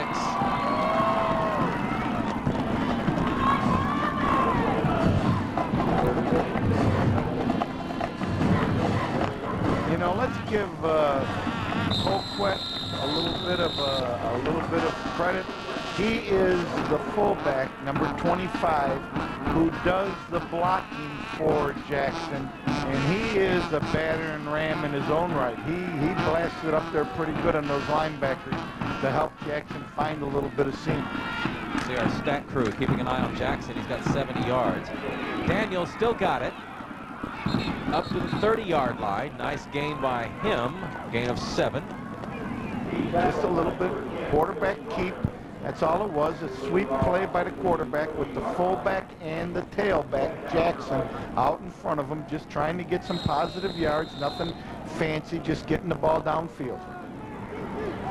I mentioned that Douglas was fairly young. Carl Albert's young, too. In fact, on their 2 deep, they have only 5 seniors. And they have 7 sophomores. Santee Jackson, one of those seniors.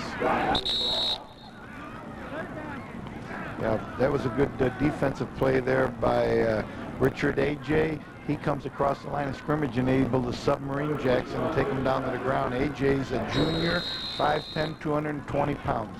And he was our JOCO workman of the game back on September 22nd when these 2 teams played.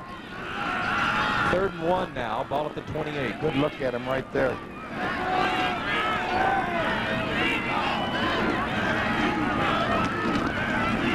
Jackson. First down. Coach, the typical I formation tailback game that USC ran so well 20 years ago, their tailbacks were 7 yards from the line of scrimmage. Carl Albert's tailback is only about 5 yards, and the fullback is pretty much right behind the quarterback. Mick, most of the time he's at 5, but there are some times that he lines up at 7. If you watch him throughout the game, he changes his depth quite often, and I've been trying to pick up a key on it, and I can't quite do it. He'll line up at different depths according to different plays.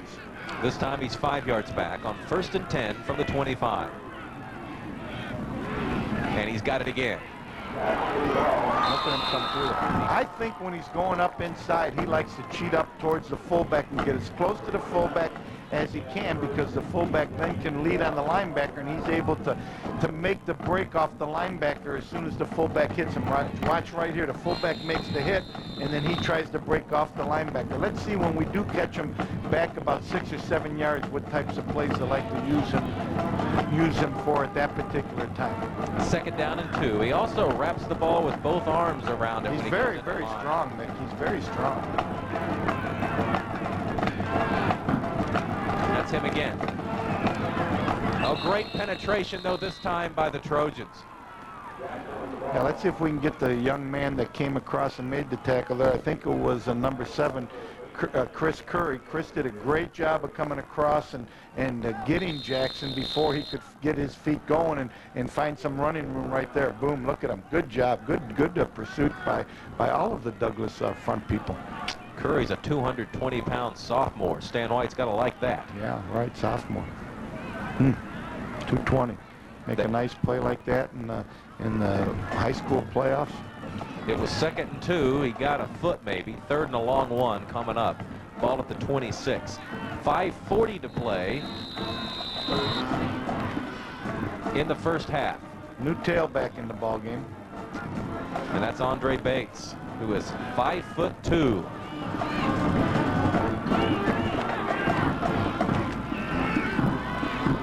Daniel keeps it across the 15, all the way up to the 11-yard line. First down for the Titans.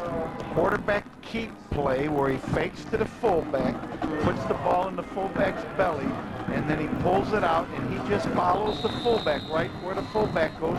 He just comes in behind him and just makes the fullback another blocker for him.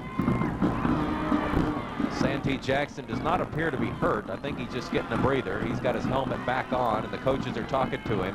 Got a feeling he'll be back in there as they continue this trunch through the red zone. Andre Bates.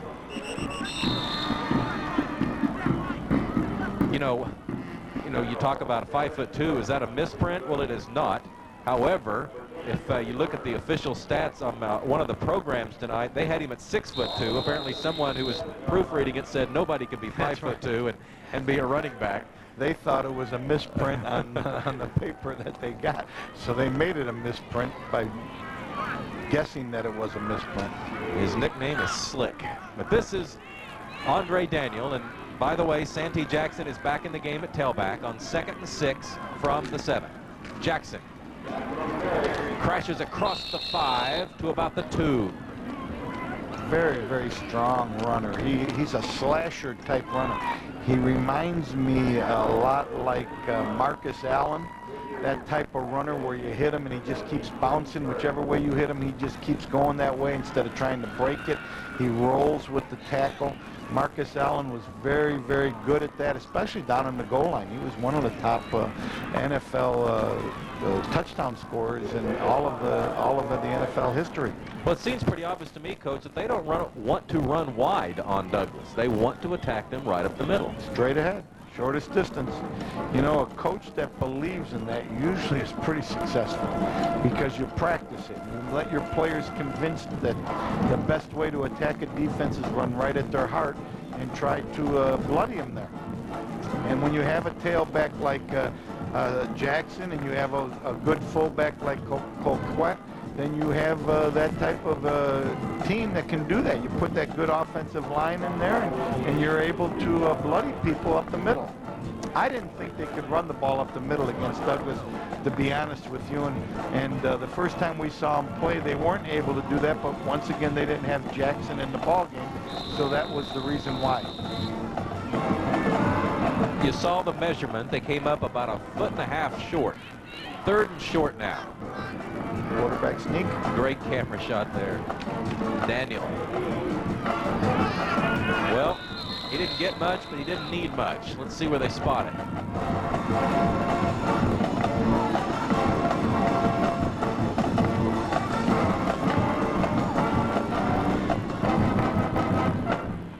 Finally unpile them. Must be close because they're not signaling anything yet. Look, now it's a 1st and goal situation. I'll tell you, Andre Daniel is very good at those short yardage situations, isn't he? 6'3" and got some leg drive. You just need 1.5 feet. He can pretty much fall from where he is. You got to catch him.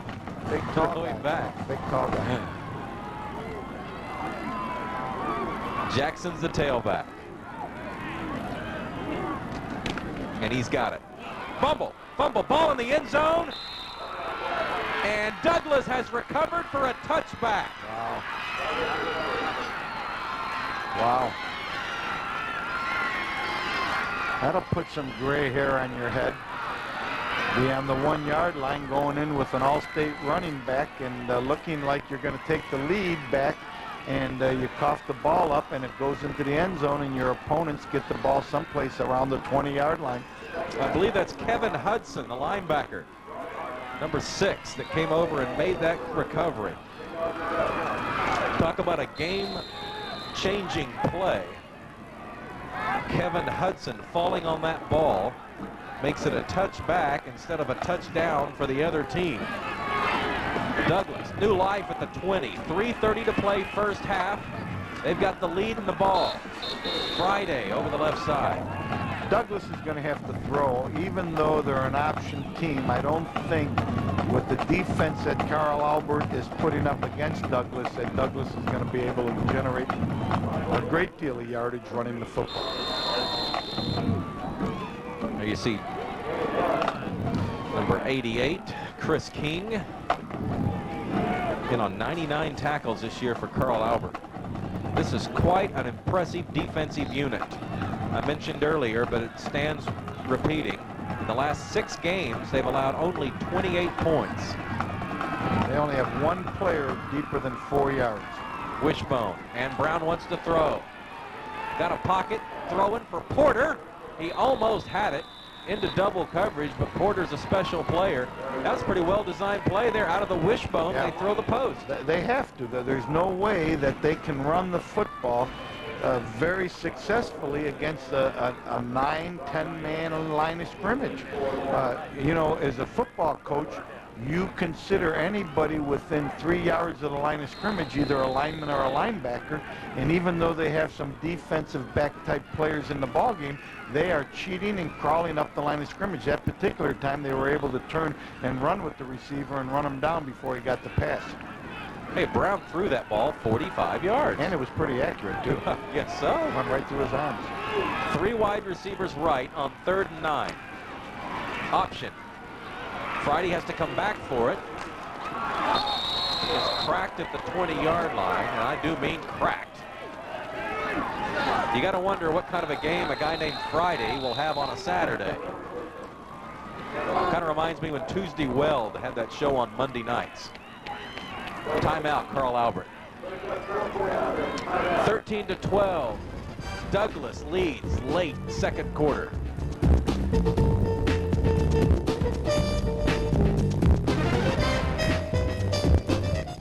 We've got a score to settle every Friday night. High school football is back, and your ticket to all the action is on News Now 53. Greg Kerr gives you up-to-the-minute scores and highlights from around the state, and Bill and Dean preview OU and OSU, plus a complete breakdown of the Cowboys before they hit the field. If you want football the way it should be, you've come to the right place. Catch Sports Now only on Cable Channel 53 every Friday night at 10:35. Well, we build marine winches here and marine deck equipment. My boots, they're very important. I got to walk around all day in them. They better be comfortable and they better be right. These are my feet. You have to have the equipment to match the environment. Bottom line. Wolverine DuraShocks, the world's most comfortable boots, guaranteed. See Oklahoma's largest selection of Wolverine boots and shoes at Jelco Clothing and Shoes, I-40 and Agnew in Oklahoma City, and in Norman, 24th and Main. It's downright cold in Midwest City, Oklahoma. Douglas 13, Carl Albert 12. Let's go down on the field and talk to Steve Marshall. Hey, thanks a lot, Mick. As I was standing over there with the Carl Albert offense, the center, Matt Hinton, said, hey, guys, it's 4th down. We're going to get the ball back, and we're going to have an opportunity to get something done. So they want to get the ball back, handle everything properly, and then get back on offense and get something back. They feel like they left an opportunity on the field back there when they fumbled on the one.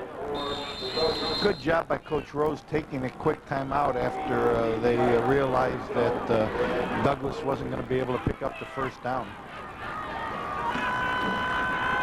AJ gets the punt off.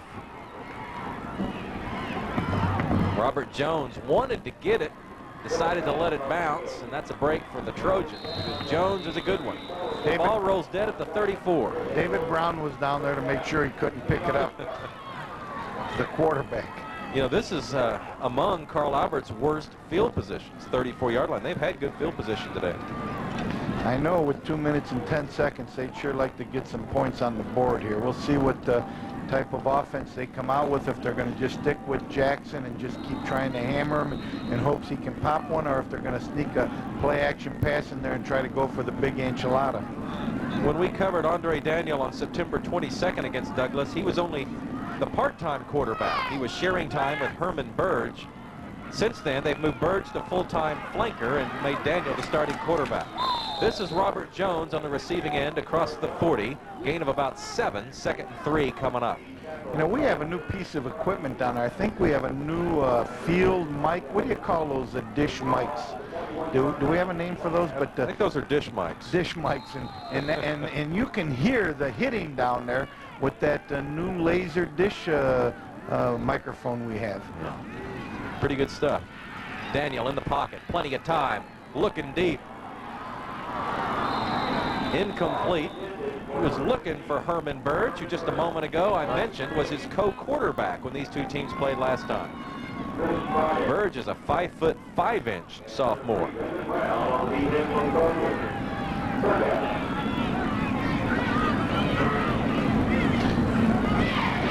Third and about 4 now. I think you got to try to get the first down here, and by doing that, you're going to give the ball. I would suspect them giving the ball to Jackson and let him slash his way for the first down, and then see what happens after that.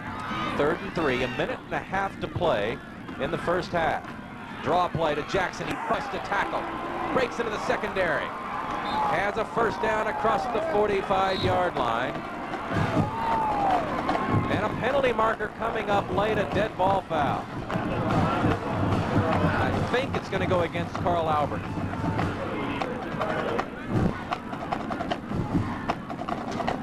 Looked like Robert Jones, number 6, did something after the ball was called dead. Dead ball foul. The official Personal didn't like foul, it. number 10. Number 10. Number 10. Excuse me. Daniel Smith.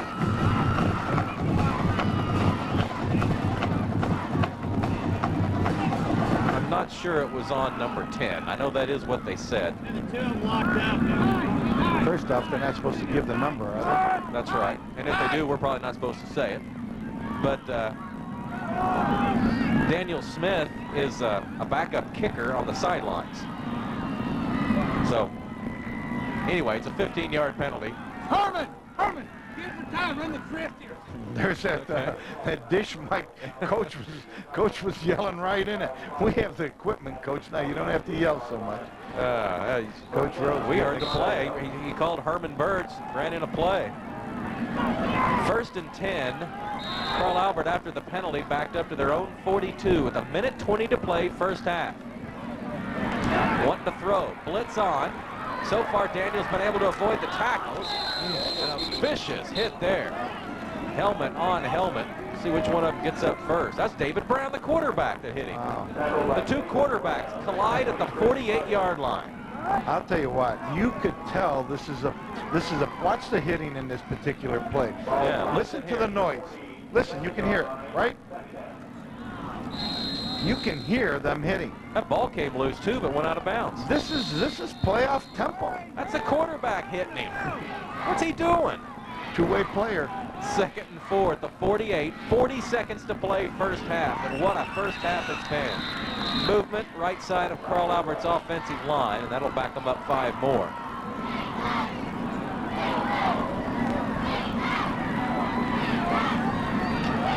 Well, not that Stan White needs my help, but I would be telling those guys to keep an eye on J.D. Runnels. On the offense. He's been quiet for a little while. And they're splitting him out. That's J.D. at the far they top got of him out there. It's split in. They're going to roll that way. I'll bet they're going to roll that way and try to get J.D. down the sideline. They're rolling that way. Quarterback can't get outside. J.D. broke open underneath, but you're right. Douglas's defense cut down Daniel, and he never had a chance to look for him. I think you just let the clock run out now. Coach Rose go back in. Only down by 1 point. Don't want to get foolish here. Clock is going to expire. Man, are these two teams evenly matched? Are you ready for some football? Huh? Gary Rose. Think about what he's going to tell his team at halftime. They're down. Douglas has come in to Carl Albert Stadium and takes a 13-12 lead into the locker room. Let's go down on the field and talk to Steve. Hey, thanks a lot, Gary Rose, with us down 1 point right now. You kind of figured it was going to be this way on second weekend of the playoffs. What are you seeing you guys got to do second half? Quit making mistakes, like I said before the game. 2 drop passes, fumbling the end zone. you know, we got to make mistakes. You haven't seen anything that surprised you? You feel like if you cut out those mistakes, you guys can take over in the second half? I think we quit making mistakes. We'll be in good chance, have a good chance to win the game. All right, good luck. Back up to you guys. Gary Rose, 3-time defending state champs. But there's the Douglas Trojans walking off the field. 13-12 at the half. Stay with us.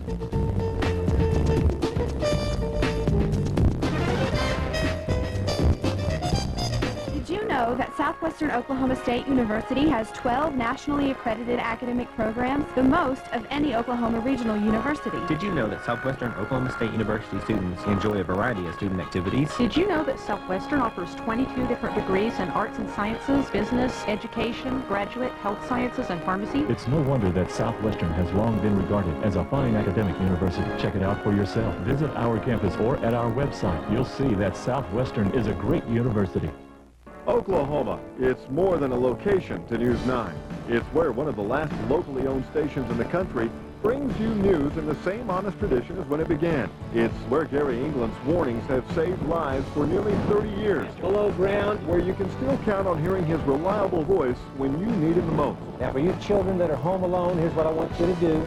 Because for News 9, it's not just about broadcasting, it's about home. Yours and ours. News 9, the spirit of Oklahoma. Score big with Crosslands. For those hard-hitting jobs, Crosslands rents construction equipment. Our construction team is tough and can handle any job. The best game plan is to buy or rent equipment from Crosslands. We have the all-star players for your heavy jobs and light. Our players are well-tested and top quality. Crosslands, our team of 6 stores means we can get you the equipment when you need it. Buy or rent from a proven winner.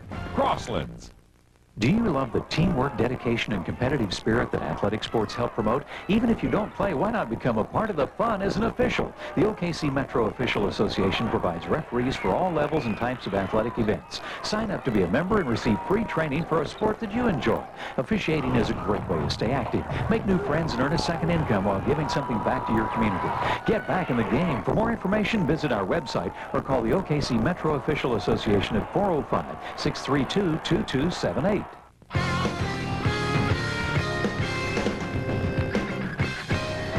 We now return to your Oklahoma Ford dealers Game of the Week, exclusively on Cox Communications Channel 3.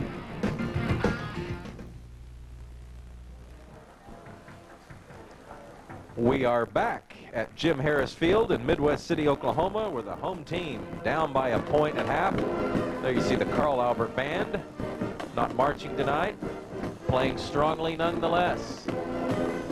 They get a lot of practice because this football team plays 14 games a year. Every year they play 14 games, win the majority of them, especially at the end of the year. This season, here we are in week 12, when a lot of teams aren't playing anymore. They still are. It is an advantage for the teams that go to the playoffs to get some extra practicing and their players get some extra game experience, get some extra things done. It's a longer season, and it gives you a chance to work your younger kids and also give them a chance to come to practice a few more times than maybe some of the other teams do. Well, consider if you're a freshman and you play 14 every year like Carl Albert's players could, that's 56 high school games. Like a fifth-year redshirt at Nebraska. Also, I want to commend this crowd for Carl Albert tonight. A cold night, and let's face it, it's on television, and you could stay home and throw a log on the fire and hear the outstanding commentary from Bob Cortese. And Mick Cornell. But instead, these guys have decided to come out and cheer on their team, and I know they're very happy about it. They brought their blankets, too. Let's see what Steve's doing. Steve's trying to stay warm down here, and I have the Carl Albert High School principal with us, Sylvia Kirk. And Sylvia, I know one thing you said, we've got to change the score around a little bit. Change the score. We've got to change the score. We've had a great turnout tonight. Tell us about some of the exciting things that are going on at Carl Albert High School right now. Well, I tell you, Carl Albert is such a phenomenal school. This week we just celebrated the Let Me Catch You Reading. It was American Education Week, so we had all kinds of students reading books. We had contests for students. Teachers dressed as their favorite fictional character. We have many, many things. Our band, of course, has done superb. Our drama department's done superb. So it's just been a great year for Carl Albert High School. And, of course, you always have to schedule things around the football team going far into the playoffs. That's Exactly right. But the thing is, though, that usually we work well together with that. It's a team effort truly throughout the school. We have to make adjustments here to compensate one of the teams we do so. Can you show us that little superstition thing that you have going? Can you show us? I don't dare do it. I don't dare do it. She crosses her fingers and keeps them crossed. That's great. Hey, Sylvia, thank you so much, and best of luck in the second half. Thank you. We appreciate you. Thank you, guys. You do a super job. Thank you. Thank you. Back up to you guys. All right. And the Mid-Dell School District does a great job of supporting their teams. Midwest City, Dell City, and Carl Albert, their athletic departments are well supported, both from the fan base, from the parental support, and from the administration. And it pays off. What you emphasize and what you put your emphasis on, you're going to wind up being successful at. And they have a press box with a heater. That's good. I don't know what bond issue supported the press box with the heater, but I'm glad the patrons of Midwest City and Dell City supported it. They have a lot of state championship numbers on this press box, so they're pretty proud of it. They got their first one in 1989 when Mike Gaddis was their tailback. Gaddis went on to have an all-conference career at the University of Oklahoma before a knee injury at the Cotton Bowl slowed him down, but he had some big games for OU in the late 80s, early 90s. And of course, when you talk tradition, well, let's first finish up with Carl Albert. Then you see 89, then 93, and then, man, I mean, 50 years from now, they're going to look back and say, man, those teams must have in the 90s must have been outstanding, and they were. It's tremendously hard to win three straight It's hard to say it, much less do it. Look, at 97, 98, and 99, they were the state champions. Wow. Yeah, and they've got a young team this year, and some say they're favored again. So who knows? But, of course, first they got to get out of this one. Yeah, this is a tough game for them right now. They got to find a way to hang on to the ball and not make as many mistakes as they made earlier in the first half. When you talk about history at Douglas High School as an outstanding history of football, Moses F. Miller, their quarterback, their coach back in the 1950s. Of course, the outstanding player of that era was Prentice Gott, who went on to be an all Big 8 running back at the University of Oklahoma, first black player to play for the Sooners, and an associate commissioner of the Big 8 Conference. Tony Rayburn, another outstanding player from the 1980s, and Stan White, the current coach. He won a state championship here back in 1976. I think that was his first year as head coach here. And then he's in his 25th season. Mick, you amaze me. You know, I'll tell you something that happened before the game for our listeners to listen to. Before the game, 2 or 3 different athletes who are coaching now on the field from Douglas High School came over and wanted to say hello and congratulate Mick for the job well done. Mick has a lot of respect from the high school coaches throughout the state, and you could see it tonight before the game, Mick. Those guys came all the way out of their way to come over and say hi to you and reintroduce themselves to you, and I thought that was a pretty important feat for them to find their way over to get to shake your hand. Well, that was nice. And yeah, Douglas had a lot of good athletes over the years, and you know, you make 2 or 3 trips over there every year for as long as I've been doing sports. And they remember you, Mick. You see the hallways of a lot of schools. Hey, we're going to be right back. It's halftime at Carl Albert. Douglas in the lead, 13-12.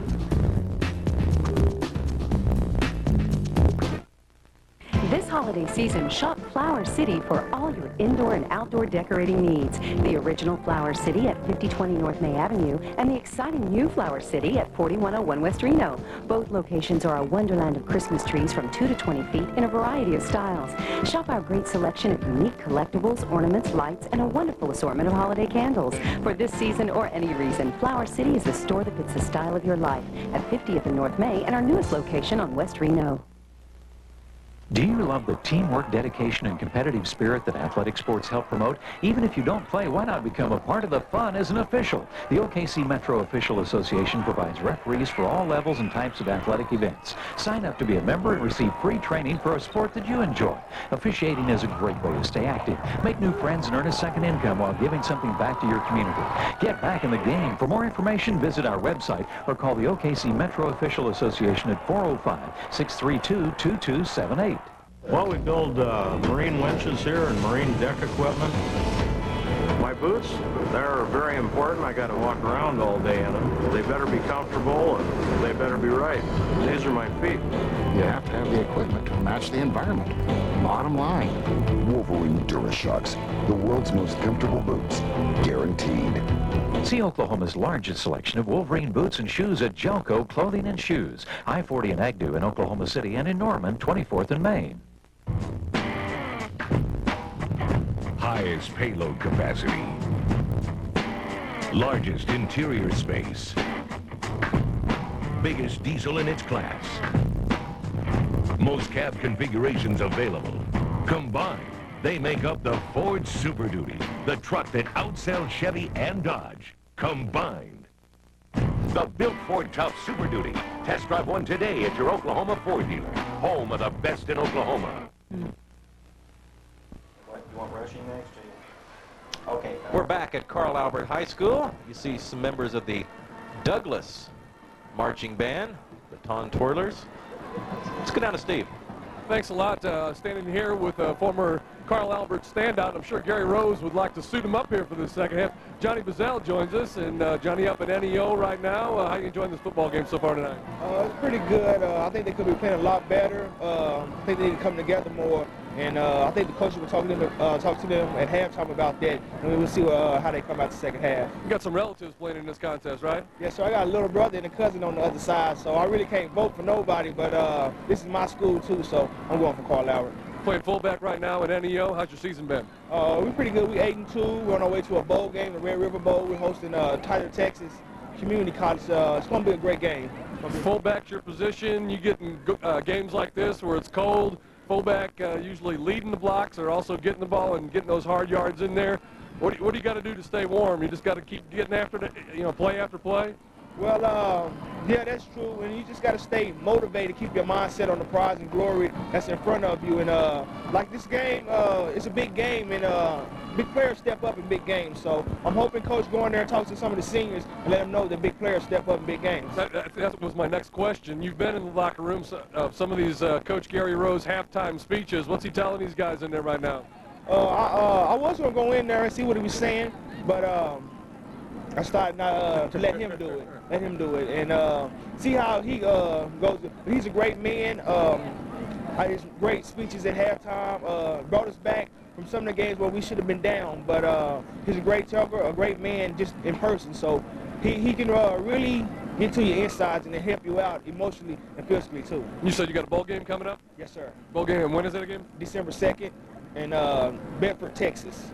Well, best of luck to you, and thanks for joining us here tonight. Thank you. I appreciate it. Johnny Bazell, former Carl Albert standout. Back up to you, Mick and Bob. That All-State jacket still fits. Yeah, right. They're drinking some hot chocolate tonight at Carl Albert. You know, if they'd all sit together, it'd be warmer. That's right. That's right. Hey, Coach, you were telling me something during the break, and I had our crew get a shot of this. There's 4 orange cones in a square down on the Carl Albert sidelines. What's that about? That's called the special team box. Coaches put those cones there, and if you watch during the game, no players can walk around those cones. No one can get in that box, because when you have special teams, you want first team punt. All the first team punters will get in that box, and then it's easier to count them. If you have other players in that box during the time that you're calling for the first team punt, you might wind up with 12 or 13 players. So the coaches keep that as the special team box, where whenever there is a kicking game, extra point, kickoff return, punt return, they call for the players to get into that box, and they can count them easily. No one else can get into those boxes until after the game or before the game. So, well-organized coaching staff. Very well-organized coaching staff. They do a lot of things here at the Carl Albert that impress me. The kicking box there for the players to sit in, the way the coaches have their benches on the sideline there, Mick. They have the benches so that when the players are sitting there, they can focus on looking at the coach that they're talking to. The benches are in a V shape, and now the coach can look into their eyes and make sure that they're looking at him while he's talking to them. Better communication that particular way. Another thing that's the bench right there. They have their heaters right behind them. That's good coaching right there. Kickoff is coming up to start the second half. 13-12, Douglas winning in the second round of the state high school playoffs.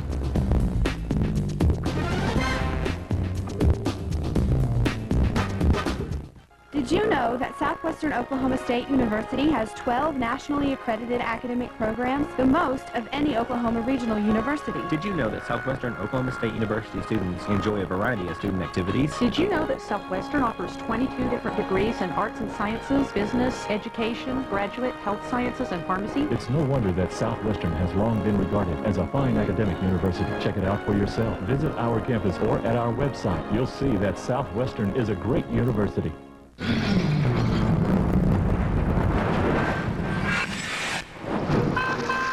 Do you ever just have one of those days?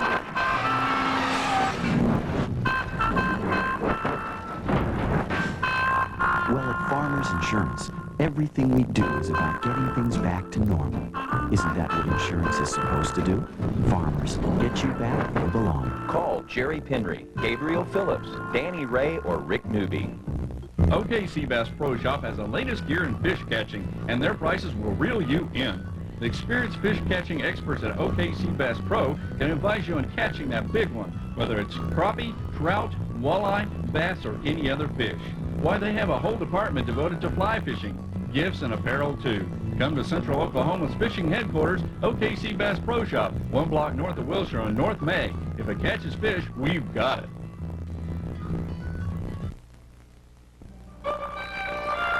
If you're planning to prosper, you'd better have deep roots. Bank of Oklahoma's been rooted in Oklahoma for 90 years, helping countless Oklahomans plan a better future with state-of-the-art trust and investment services and a commitment to be here long after other banks leave. Better trust, better investments, internet banking, better banking. You're better off at BOK.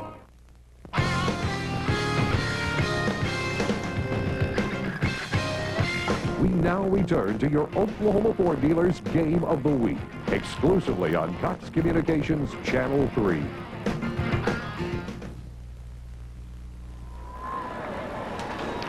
We are back. Good crowd at Carl Albert High School to watch here on Week 12. The players are coming back onto the field. They'll do a little stretching. They've added a couple of minutes to the halftime clock, but we're going to be going here pretty soon.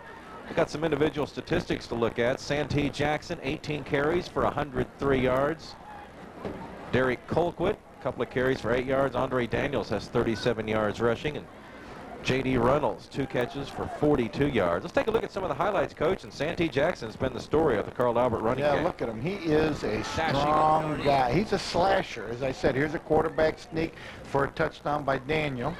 Running back, and he's got it on Got a little option play here with the ball pitched on the ground, and it was a fumble for Douglas. And then you have the Larry Porter touchdown catch that he gets from the play-action pass that Douglas ran late in the first half.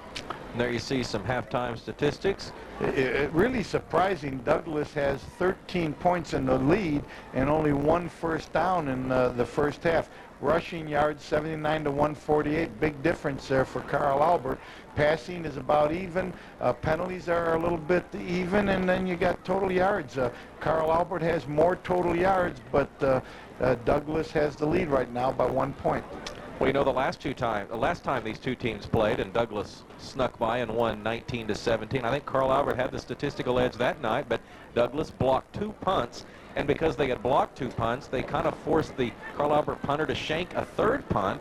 And the special teams allowed Douglas to get an advantage and get a big lead and then hold on and win. And Douglas is sneaky. I mean, all they do is stay in the game and they hang around, do what it takes to win. And you know, a big play was the fumble on the 1-yard line by Carl Albert. They were ready to go in there and make the big touchdown run there for a 1-yard gain, and the back got hit in the backfield, and the ball fumbled into the end zone, and it gives Douglas great field position. They weren't able to take great advantage of it, but they did not give up any points after that particular try.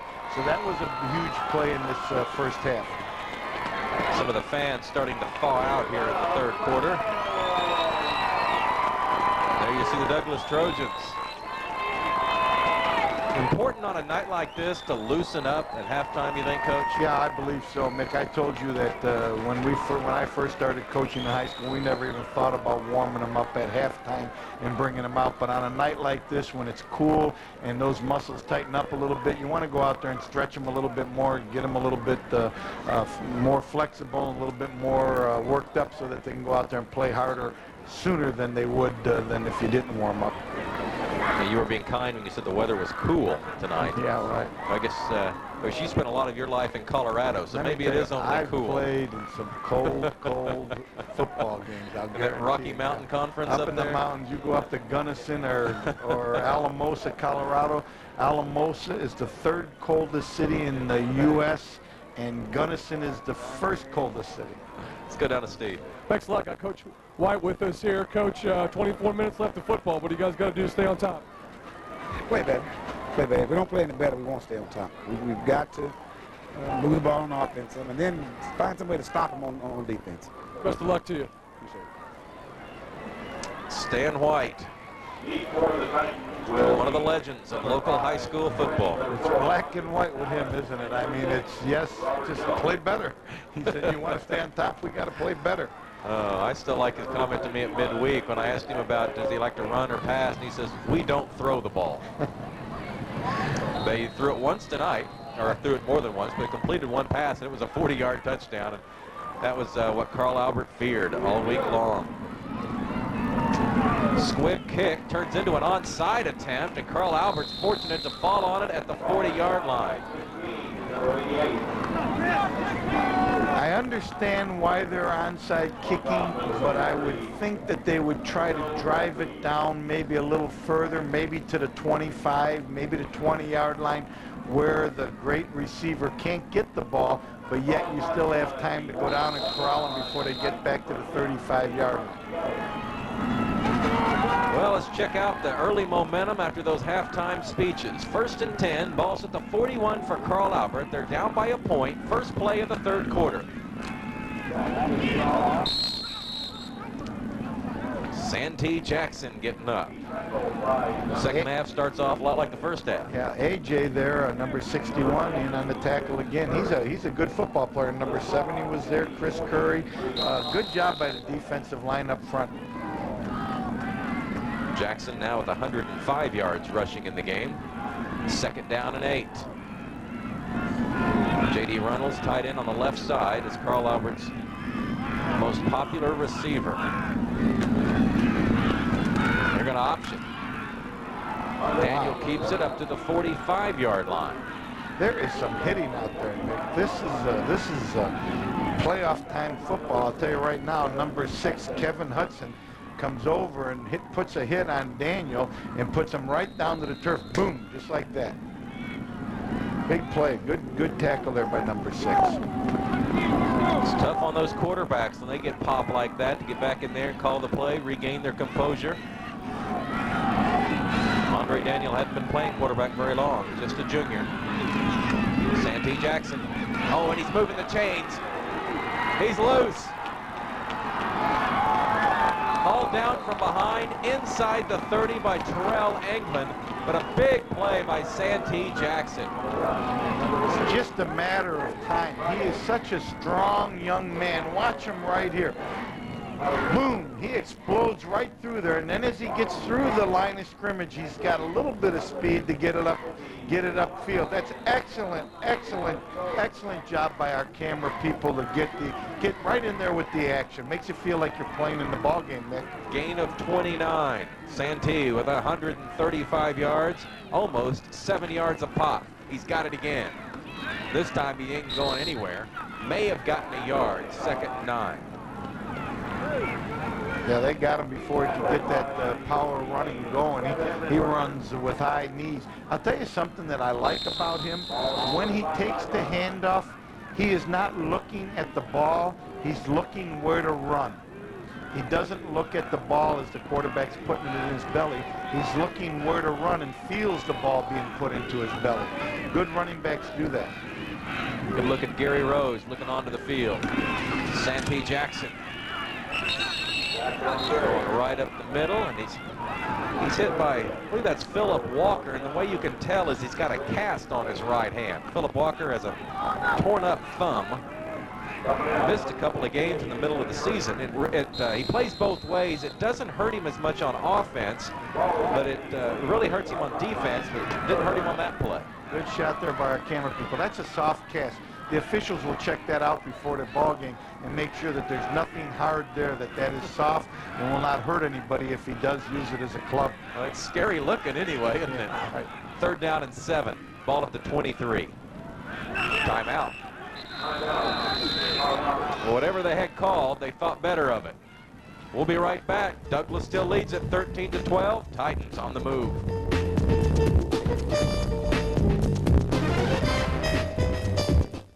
Oklahoma, it's more than a location to News 9.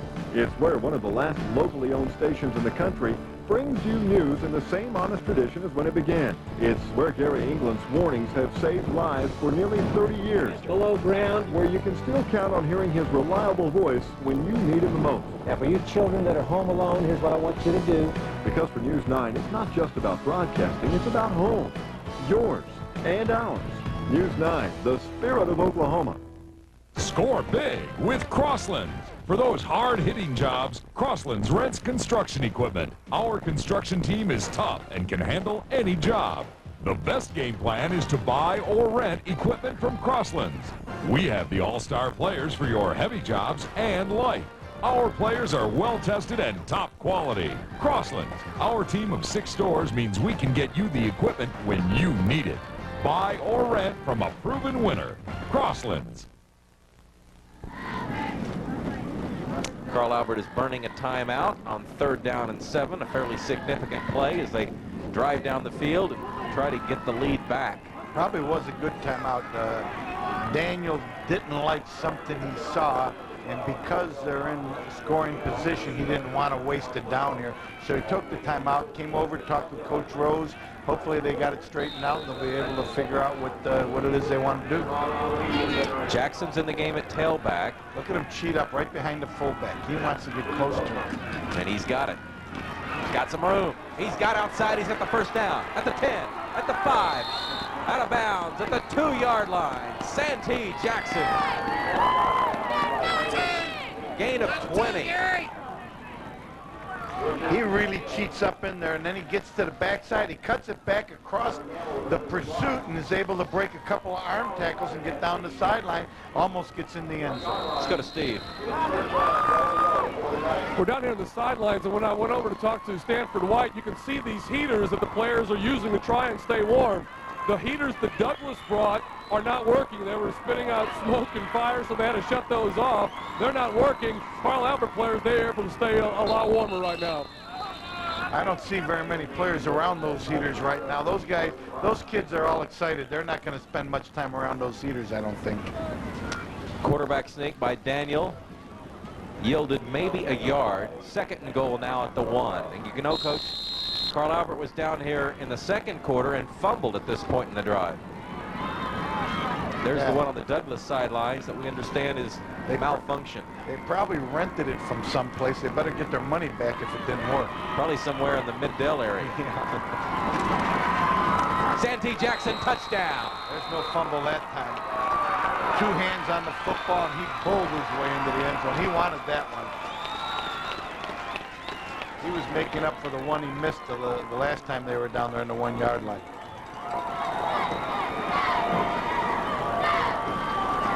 And Carl Albert has regained the lead.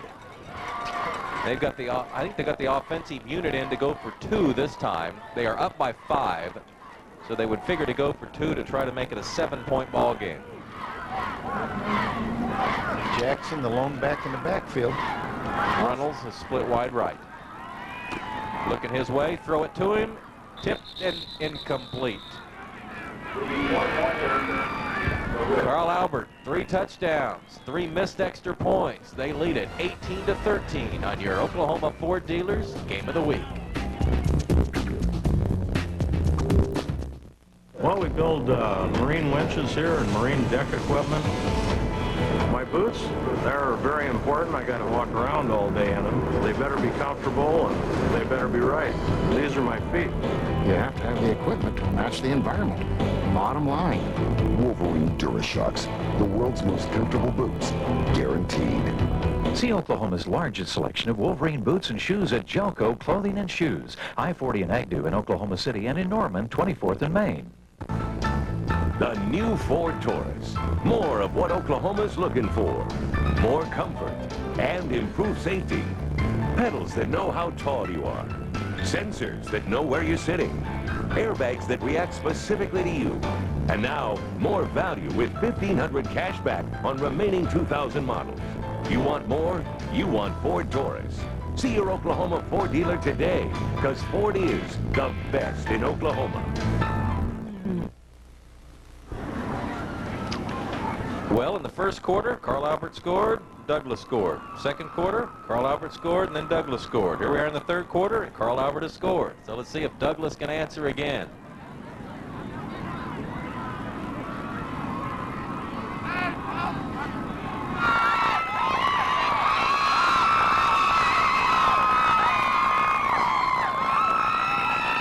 They can say we're number one and have a reason to say it. Santee Jackson lowers his head. Boom. That's quite a block there, too. Took out that linebacker, didn't he? Let me tell you what, that's a good power football play right there. Kicking it deep. Friday at the 8. Across the 20 to the 23.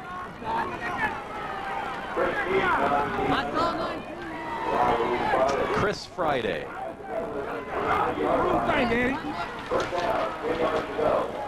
This is an important drive for Douglas to see if they can respond to the touchdown that Carl Albert just scored.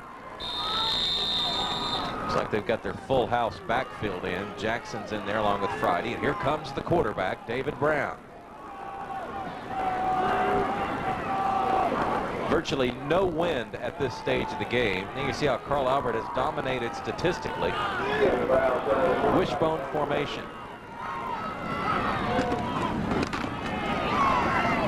Fullback. Right, Brandon Hill up to the 25. Steve, what's going on?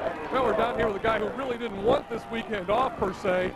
Former assistant here at Carl Albert, now the Del City head coach, Jeff Craig. Jeff, what do you like about what you see so far? Well, you know, what I've seen from Carl Albert is, you know, they're running the ball well up inside. Haven't really thrown the ball, but they don't really have to. They're kind of pounding away inside on them. And Douglas is defending them up pretty well. It's a good football game right now. Nights like this, when it's as cold, you tend to, try to keep the ball on the ground more naturally. You'd like to. Well, I think they, from some of the coaches coming off field, I think they were kind of disappointed in the way they handled the ball as far as pass catching. I think they want to try to establish a ground game, go back to running the football, and be a little bit more consistent. Thanks for joining us. Enjoy the rest of the game. Thank you. Back upstairs. Option football. Chris Friday getting wide. Yeah, here's one of the few times that they do get the pitch out where it's handled cleanly, and Friday gets outside and picks up 7 or 8 yards. J.D. Reynolds among the Titans over there to make the stop. 3rd down and 3 coming up. 6:55 to play, 3rd quarter. Carl Albert leads at 18-13. Douglas has to find a way to move the football one way or another, either by air or by ground, but they got to find a way. And the handoff to Friday, and he didn't get it. Carl Albert's defense standing tall. Mike Dunn, number 55. His father was a friend of your father's. That's right. Found that out before the game. 4th down and 2 coming up. Richard A.J. drops back to punt. There's Robert Jones. Jones has it at the 26.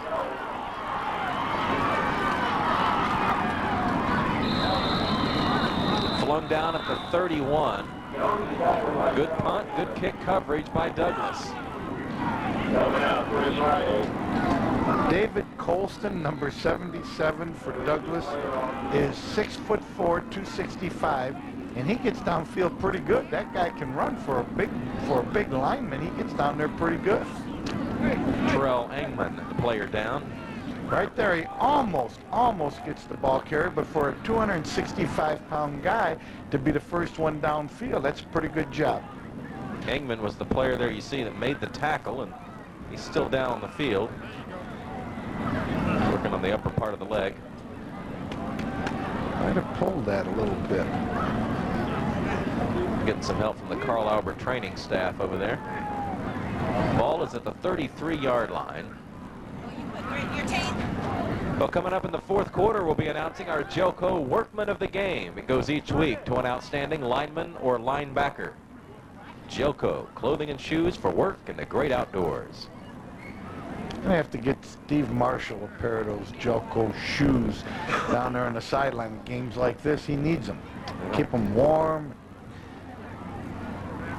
Heavy-duty shoes, aren't they? You bet. That's why they're lineman, linebacker. Of course, we got a lot of the crew out there tonight braving the elements. They got to be here early and set up all that equipment and then stand out in the elements, and then it'll be a long night for them putting all that equipment back into the truck. But our producer takes care of them. I saw some chicken and chips, and they feeds them pretty good. Yeah, they just spoil those guys, don't they, with the fried chicken down there? Ball's going to be at the 33-yard line. They're still working on Engman. 5:56 to play in the third quarter. Engman is up and jogging off the field under his own power. Yeah, gingerly he's jogging. Trying to stretch it out. He's trying to show the coach that he's okay so we can get back in the game. Well, they need him back in there. He's a fine football player. They need to get him back in there. He's 6'4", 205-pound senior.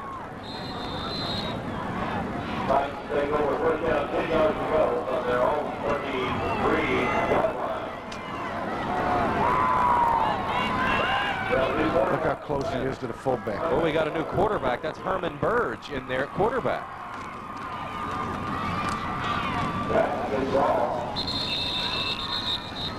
Not that time.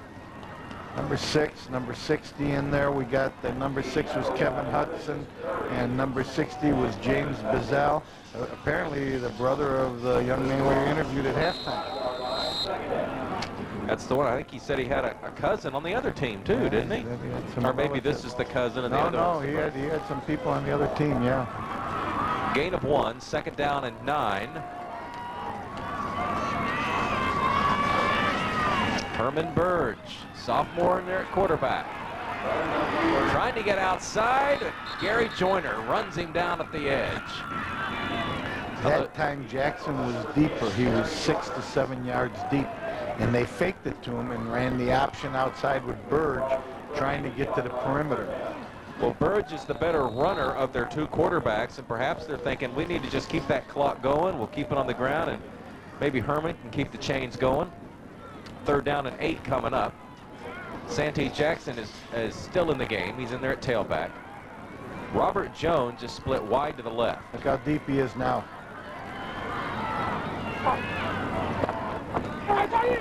Going over the middle for Runnels. He had his man beat, but it was thrown just a little bit too far. And boy, Herman's mad at himself. He knows that he had him running down the middle of the field for a touchdown. Just couldn't quite get the ball there. And Carl Albert will punt it away. Herman, hey, don't be Andre on punt. I wouldn't be surprised to see Douglas come after this punt. Remember the first game, Douglas had some success putting pressure on their kicker, and this would be a good time maybe to get in there and see if they can make something happen. There's a little bit of confusion on Carl Albert's Here they punt come. team. Douglas has 10 men at the line of scrimmage. Very low kick, but they get it off. Brown is going to let it go. And it goes down at the 31-yard line.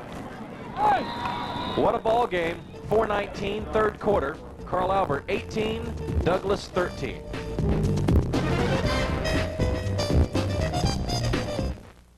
We've got a score to settle every Friday night. High school football is back, and your ticket to all the action is on News Now 53. Greg Kerr gives you up-to-the-minute scores and highlights from around the state. And Bill and Dean preview OU and OSU. Plus a complete breakdown of the Cowboys before they hit the field. If you want football the way it should be, you've come to the right place. Catch Sports Now only on Cable Channel 53 every Friday night at 10:35. Score big with Crosslands. For those hard-hitting jobs, Crosslands rents construction equipment. Our construction team is tough and can handle any job. The best game plan is to buy or rent equipment from Crosslands. We have the all-star players for your heavy jobs and light. Our players are well-tested and top quality. Crosslands, our team of 6 stores means we can get you the equipment when you need it. Buy or rent from a proven winner. Crosslands. Cox Communications, your home for some outstanding basketball this season. Tulsa will be playing Rhode Island, and we'll have the game live right here, 7 o'clock from the Reynolds Center, Oklahoma City. You can see it on Channel 3 in the Tulsa area, Channel 9. TU basketball right here on Cox Communications. Ball's at the 31. Wishbone formation for David Brown and the Trojans. Trips at the 30, may have lost a yard. Good penetration by Carl Albert, and Coach, that'll beat the option game. Yes, penetration beats the option, Mick. You know, the first time these two teams met this year, earlier in the year, Brown was much more effective running the football on the option. It looks like Coach Rose has figured that out and put in a defense that's going to limit him from getting the ball. And if they're going to get it out on the perimeter, he's going to have to pitch it. We didn't see this much wishbone from Douglas in the first half. It's definitely a strategic change in there in the second half. Again, penetration, and again, Brown's going down, and he lost another yard. Yeah, they froze him right there at the line. That's a good play by the defense there. Brown is pretty nifty, so you got to be careful with him, but the penetration forced him to freeze at the line of scrimmage and wasn't able to get the pitch off. Right here, you'll see the penetration. Brown freezing, and the defense coming over and corralling him down for a loss. That's Andre Bates, smallest linebacker this side of the Mississippi. 5'2" linebacker coming over there and making the stop on the option play. 3rd and 11. Passing situation for a team that doesn't want to pass, and they've called timeout. So each team has now burnt a timeout here in the 3rd quarter.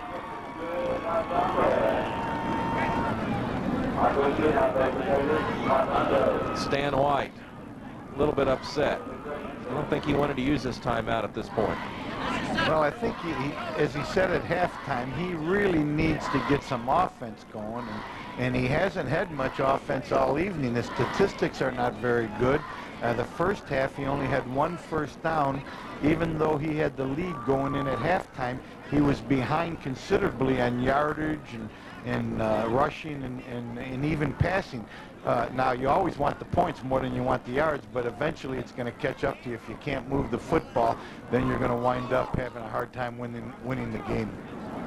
Good look at J.D. Runnels there. We mentioned his great play at tight end, but he's also an outstanding linebacker for Carl Albert. 5.5 sacks this year, 79 tackles. Let's go down to Steve Marshall. For 5, he really took a shot a while ago. One of the officials with the team, I said, you know, how's he doing? He said he doesn't even smell the smelling salts right now, so it might be a while before we see him back in the lineup. All right, Andre Daniel on the sidelines with little cobwebs. That's why Herman Burge was in on that last possession for Carl Albert. Good job, Steve. 3rd and 11.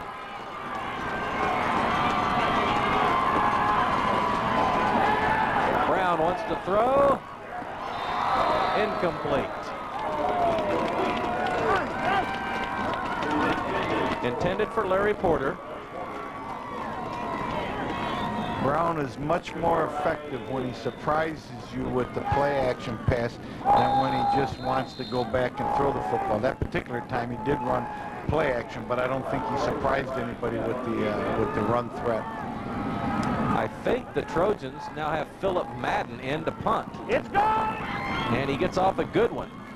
Robert Jones has some room to bring it back. Boy, he's got some quick feet.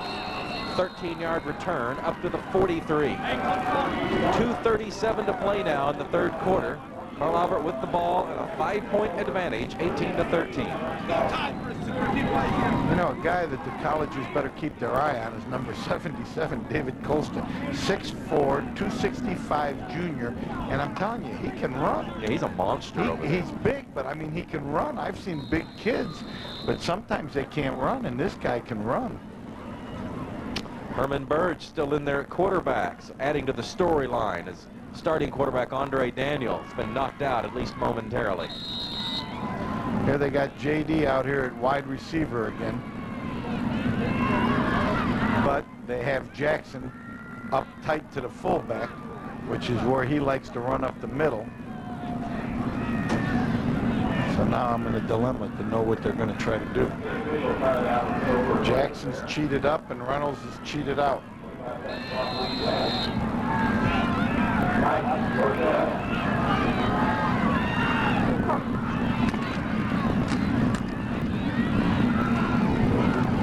Jackson. Ball is stolen by Douglas. That's A.J. He's running for a touchdown. We had a whistle. We had a whistle. They're calling him down. They're calling him down. It's no touchdown. No touchdown. I'm not sure. I hope our camera crew did get a picture of this, because I'm not sure that he did go down. I'm not so sure. This might not be an inadvertent whistle, although the official is pointing at the ground like he was sure the ball was down. Richard A.J. I mentioned he was our Jelco workman of the game back in September. Let's see what our camera guys got here. Yeah. Is he down? Well, he wasn't down. The whistle could have been blown. His forward progress could have been stopped, but he was not down. Ball goes into the middle, gain of 3. It'll be 3rd down and 5 coming up. I think you're going to get a good dose of Jackson. 3rd down, though. I'm not sure now what I might call here. Well, and at this point, if you're Carl Albert, aren't you glad that you had that dual quarterback situation early, because you have a backup who has some experience? I think with my backup in there, I might want to take my chances with Jackson. Burge keeps it. Quarterback sneak. And he got the 1st down. What a run by Herman Burge. 5'5", 140-pound sophomore quarterback. Gets behind the big center, Matt Hinton. Mike Dunn, the left guard there. Looks like that's who Burge was trying to run behind. Those guys open up a hole, and he busts right at the middle for 6 yards. Right into the heart of that Trojan defense.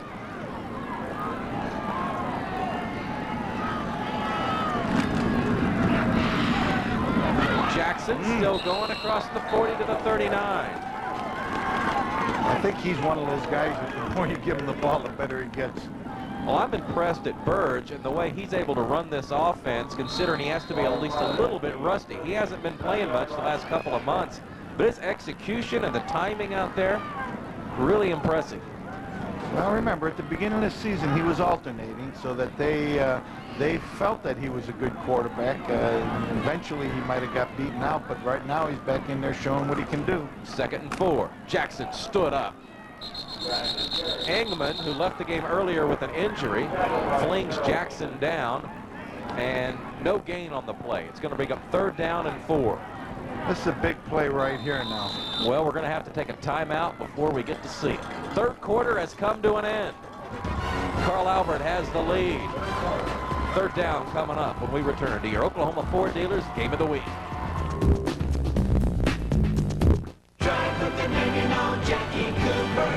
Jackie Cooper Electronics and Southwestern Bell Wireless has a new promotion, and it's for the whole family. That's right, for only $25 a month, you get a free digital Nokia phone.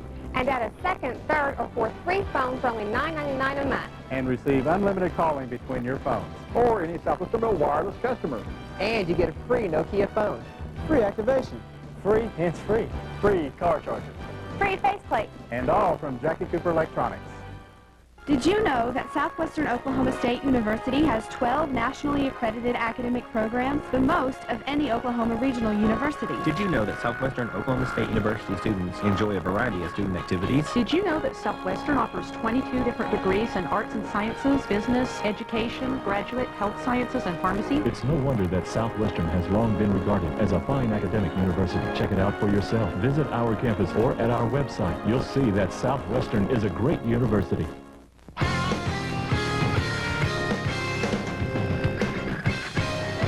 We now return to your Oklahoma Ford dealers Game of the Week, exclusively on Cox Communications Channel 3.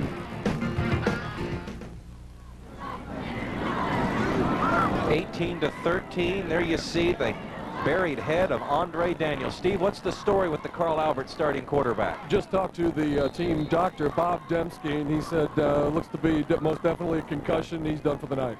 Yeah, that's good. You know, you always want to protect your players from injuries. We have to remember that this is only a game, and it's a good job. They have him on the bench, got him warm. Looked like he might have his mother down there with him, and I'm sure he'll be okay in a couple of days, but take him out. And fortunately for them that they have a quarterback, as you mentioned earlier, Mick, who can come in there and still generate some positive offense. 3rd down and 4. First play of the 4th quarter. They've got 2 guys in motion. Do that. I'm not sure what they were intending to do. I'm not sure they knew either. I think he may have jumped the gun, but delay on the offense. Thinking quickly, he decided to go in motion. Do you think that's what happened? And you're taught that. You teach that. Once you lean a little bit, if you go in motion, just keep going. Don't sit down and wait there. Santee Jackson, though, the player behind him, was completely confused, and he went in motion, too. He said, I'll cover up for you. And you can't have 2 players in motion. So 3rd down and 9. There's a big difference. That 5-yard penalty could hurt him with a new quarterback in the ballgame. Well, let's find Runnels and let's find Jackson. Jackson's in at tailback. Runnels is split wide to the right at the bottom of your screen. Jackson straight up the middle. He didn't get it. He's at the 40. Now, will Carl Albert play field position or will they play 4-down territory? Here comes the punt unit.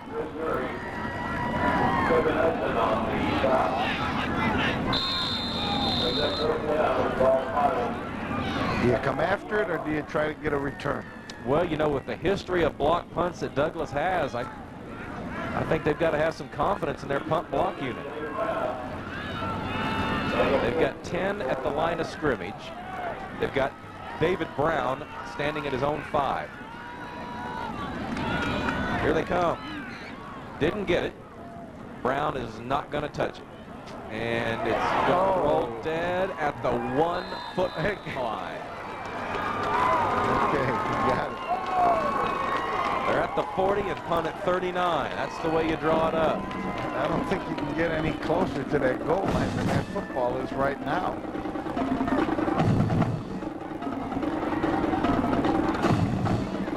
Look for maybe a little bit of unbalance from Douglas here and try to just get them a little bit of breathing room. I wouldn't get too wide open with it in terms of trying to run an option down here, because you can wind up with a fumble and cost you a couple of more points with a safety. So I'd try to slug it out there a little bit with that unbalanced power play that they ran earlier in the ballgame. Good news for Douglas. They're in the 4th quarter, 2nd week of the playoffs. They score a touchdown, they get the lead. Bad news is they're 99.5 yards away. Brandon Hill straight into the pile. Yeah, just trying to get some breathing room so that the quarterback, if he does want to do something other than run the football up the middle, he's got a little room to do it without being in the end zone if he gets tackled. Didn't gain much. 2nd down and 9. What do they put in a new receiver? So maybe a little play action pass.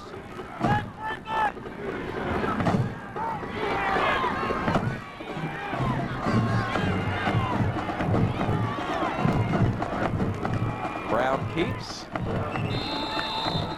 And he got up to about the 5. Nice little quarterback keeper, following the fullback in there, faking the ball to the fullback and keeping it up, running right off the fullback's block on the linebacker. Now you got third. You need to come up with something here that will get you the first down. Otherwise, you're going to be punting, and you're going to give Carl Albert great field position. 3rd down and 6 coming up. Inside 10 minutes to play now.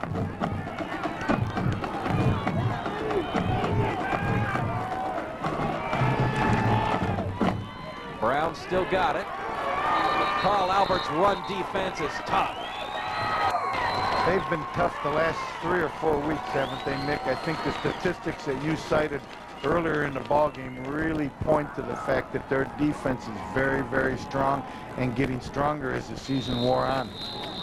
Yeah, you look back here. In week 6, 7, 8, and 9, they allowed 7 points. In week 10 and week 11, they recorded shutouts. They've allowed 13 points tonight. Snaps back in good shape, and the kick is off. Taken at the 38. The up back grabbed it. Look at that, that's Mike Roberson. Carl Albert's fans are making a lot of noise. They want their offense to go punch something in, get a little insurance. They've got the ball at the Douglas 31 with 9:07 to play in the ball game. Herman Burge, the backup quarterback, running onto the field. With a young quarterback or with a new quarterback or with a different quarterback, you're going to be a little bit more conservative than you might be if you had your starting quarterback who had been in there the last 7 or 8 weeks in a row. And when you got a guy like Jackson, nothing wrong with that right there. Oh, he's running strong, isn't he? Yeah. He's rushed for over 200 yards in each of the last 2 weeks. And pretty close to 188. Yeah, I'm guessing he's in the 180 range now. Is that where he is? 30 carries for 188, I think, is what we got him for here. It's over 6 yards a carry, carrying the ball 30 times. You know, that's when it gets down to, yeah, you know who's going to get the ball, and you still can't stop it. It's a good offensive line and a good running back. And there they are again. I have to give credit to Colquitt. He is an excellent high school fullback. He knows his role. He doesn't carry the ball very much, and he runs through there with a little bit of power. And when he hits you, he'll knock your helmet back a little bit. Watch him right here going through there and blasting through there. Number 25 taking his man and moving him back so Jackson can find some running room. That's a good tandem in the backfield there. 2nd and 4.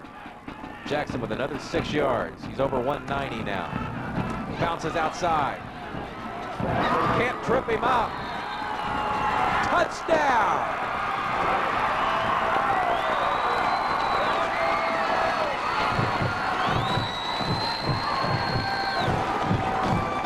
Santee Jackson with his 2nd touchdown of the night. And I think he's gone over the 200-yard mark for the 3rd week in a row.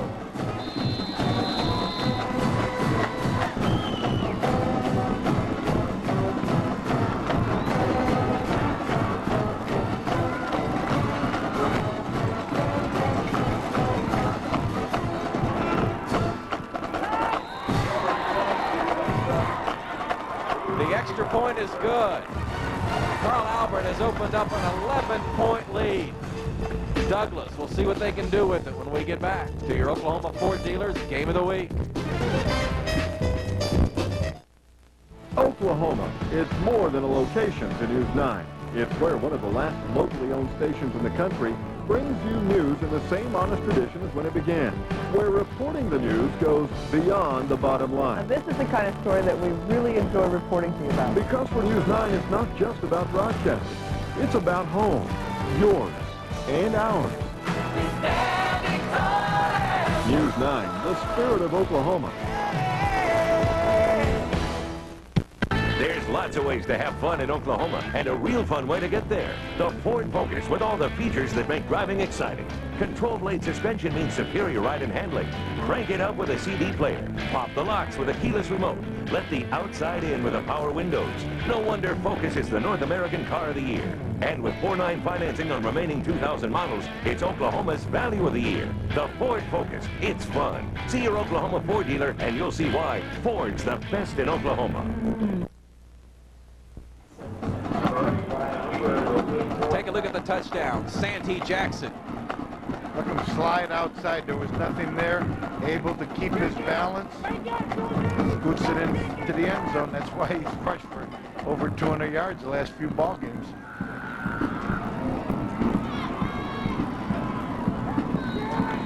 Got almost 1,600 yards on the season now.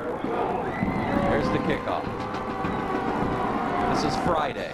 Muffs the catch. Picks it up. Dances across the 15 to the 18-yard line.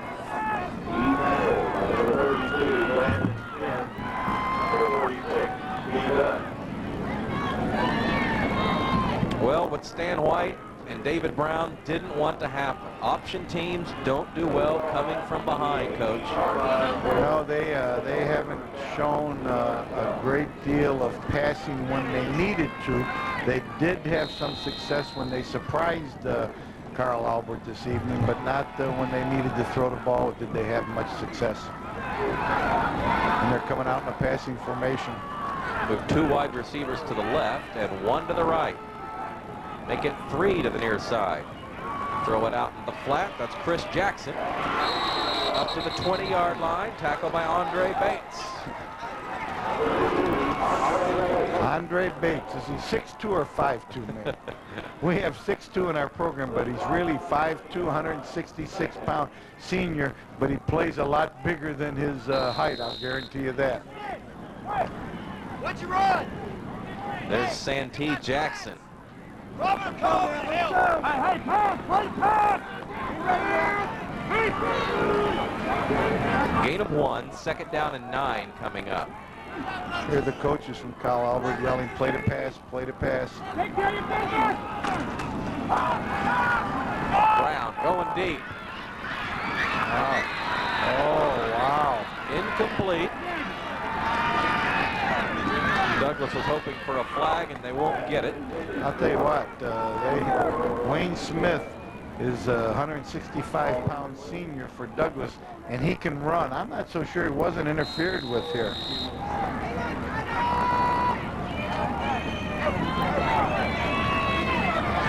have my own problems. I'm not going to worry about pass interference. Could have been called, but certainly wasn't an obvious penalty. Timeout, Douglas. Trojans facing 3rd and 9 when we get back.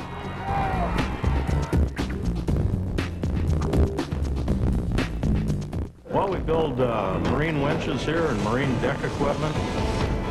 My boots, they're very important. I got to walk around all day in them. They better be comfortable and they better be right. These are my feet. You have to have the equipment to match the environment. Bottom line. Wolverine DuraShocks, the world's most comfortable boots, guaranteed. See Oklahoma's largest selection of Wolverine boots and shoes at Jelco Clothing and Shoes, I-40 and Agnew in Oklahoma City, and in Norman, 24th and Main. OKC Bass Pro Shop has the latest gear in fish catching, and their prices will reel you in. The experienced fish catching experts at OKC Bass Pro can advise you on catching that big one, whether it's crappie, trout, walleye, bass, or any other fish. Why, they have a whole department devoted to fly fishing, gifts, and apparel too. Come to Central Oklahoma's fishing headquarters, OKC Bass Pro Shop, 1 block north of Wilshire on North May. If it catches fish, we've got it.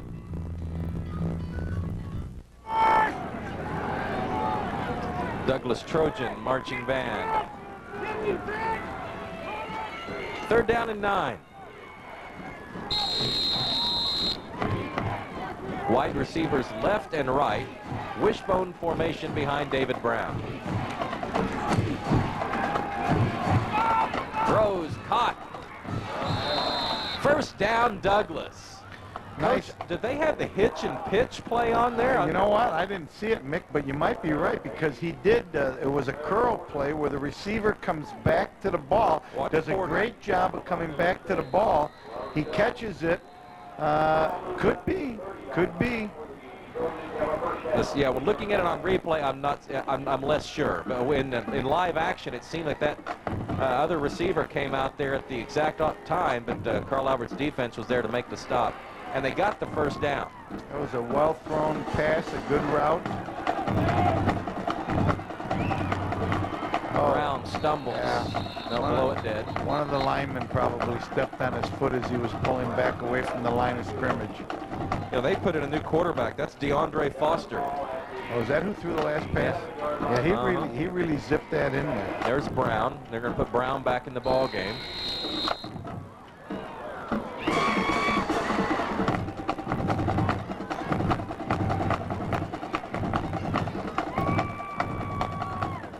Loss of 5. It'll be 2nd and 15. 5:55 to play in the ball game. Carl Albert with a 12-point lead, 25-13. Brown, shovel pass inside, nothing doing. Well, that's a play we haven't seen before. No, haven't seen it. Well, yeah, you see it a lot down in Norman. Yeah. It's a big play for the OU offense. And I was going to say you see it on Saturdays, but this is a Saturday. Right. You know, I'll tell you, Mick, you know, these players out there today playing in a playoff game are just as excited and have just as much thrill going through them and want to win just as bad as Oklahoma and Texas Tech or any other college games going around the country. The same feeling, the same adrenaline, just not the same type of bodies or athletic ability, but still the feelings are the same. 3rd and 15. Blitz. Look at David Brown. First down. Water bug. Well, he got some blocks, but there was a lot of David Brown on that play. Yeah, that was an effort. You know, it's a good sign. Watch him here come back. I mean, I thought he was going to get smothered. He makes the first 3 guys miss him, then he makes a couple other people miss him. He's able to keep his balance, and then eventually finally gets tripped up there someplace around the 45-yard line. One of the biggest plays of the night for Douglas. They're up to the 45. 4:35 to play in the ball game. Fumbled snap.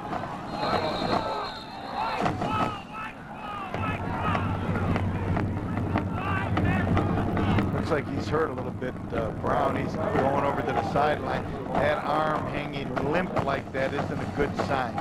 Well, I wonder if he was hurt when he was tackled on the previous run, and that's what caused the fumbled snap. He's hurt. That young man is hurt, and I don't know if it was caused on the tackle or maybe going after the ball there and trying to recover the fumble, but he was hurt pretty good there going off the field. I hope it's nothing serious. So now both starting quarterbacks are out. DeAndre Foster is in, the quarterback Douglas, on 2nd down and 11 at their own 44. 3:45 to play in the ball game. At 7 seconds, they have to hurry up. Foster pitches. A halfback pass. It was an option pass. Well, they had the 13 quarterback in there. That was Kevin Hudson wanting to throw it. He was playing the left halfback spot.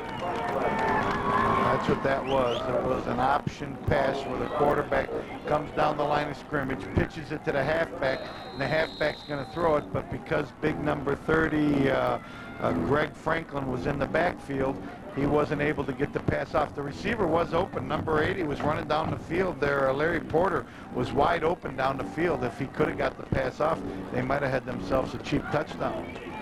Once again, penetration. Stop the option. 3rd and 18. Inside 3 minutes now. Foster gets it off. Incomplete. Intended for Larry Porter. Yeah, Larry Porter has been running some nice routes there. That time he kind of took his eye off the ball just before he was able to catch it. It's going to bring up 4th down, and I would imagine Douglas is going to go for it. Oh, yeah. I think down by 12 points, you have to go for it.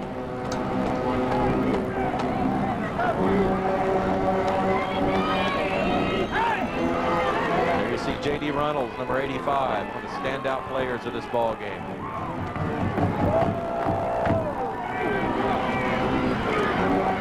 Foster to throw. Incomplete. Carl Albert takes over. Their crowd feels like they've got it.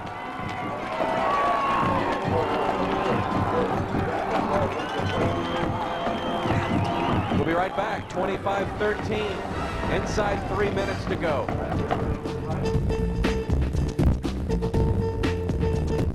Power surges can wreak havoc on your home, not to mention your wallet. So protect your appliances and electronics with a Watchdog Surge Protection System from OG&E. For one low monthly fee on your electric bill, Watchdog takes the power out of surges. Guaranteed. To order your customized Watchdog system or for free information, call 1-800-842-3850. That's 1-800-842-3850. No matter where I travel, one thing remains the same. Everybody loves Ford here in the Sooner State. Hey, what's not to love about a truck that works hard, plays just as hard, and looks great doing both? The Ford Ranger. It's the best-selling compact pickup around. Now with a deal Oklahomans will love. $2,000 cash back on remaining 2,000 models. Get to your Oklahoma Ford dealer today. Oklahoma knows Ford's the best.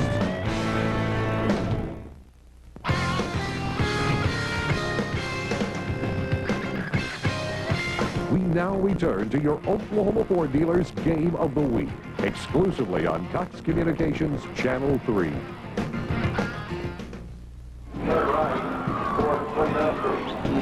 We're back live at Jim Harris Field in Midwest City, Oklahoma, where the hometown Carl Albert Titans are enjoying a 25-13 lead with 2 minutes and 47 seconds to play. I think you're going to see a good dose of Jackson. Santee Jackson, 32 carries, 206 yards. Make it 207.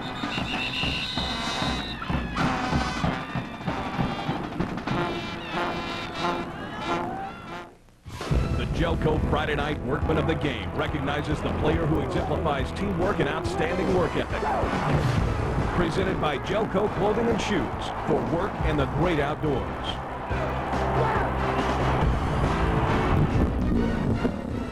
It's Kevin Burton, 6'1", 270 pounds. Outstanding player for Douglas. Goes both ways. There you see him in the center snap. He's our Gelco Workman of the Game. Look at him. He is a big, strong man.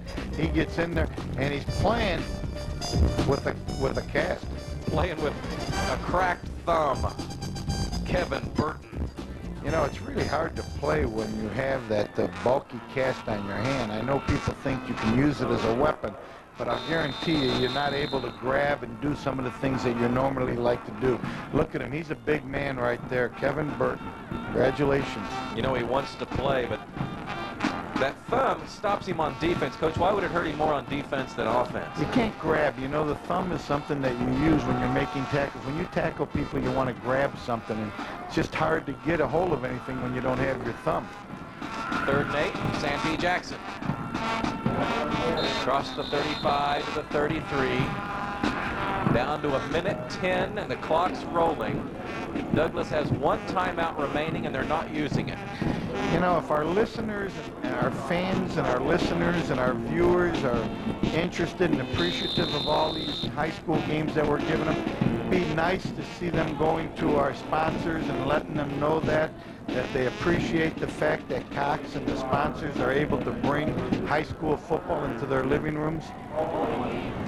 Couldn't agree more. This is an amazing commitment to high school football that not many states enjoy. I agree, Mick. I've been around, and to find this type of production and to see these types of games brought into the communities and into the homes of the families that are having their sons and daughters involved in their high schools. Great job. Sponsors, I take my hat off to you people. We appreciate the fine job that you're doing in allowing us to be able to put this on. Well, after tonight, there'll just be 4 teams left in 5A. Last night, El Reno eliminated Ardmore, and Tulsa, Washington eliminated Kelly. So next week, it'll be El Reno against the winner of tonight's game between Shawnee and Ada. And if Carl Albert, this team you're watching, can go on and close this one out, they'll take on Tulsa, Washington next week in the Final Four.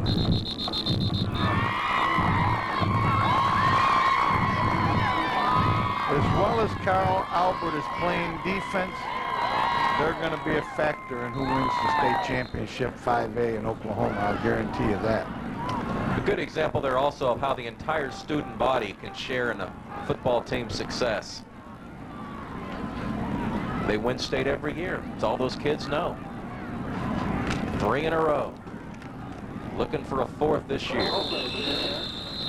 There's Colquitt. Yep, getting a rare carry. Yeah, just giving them a little bit of candy right there, you know, thanking them for a job well done and protecting the fine running back Jackson, leading the way for him to get some yards. Well, Douglas is going to get the football back in the last 30 seconds.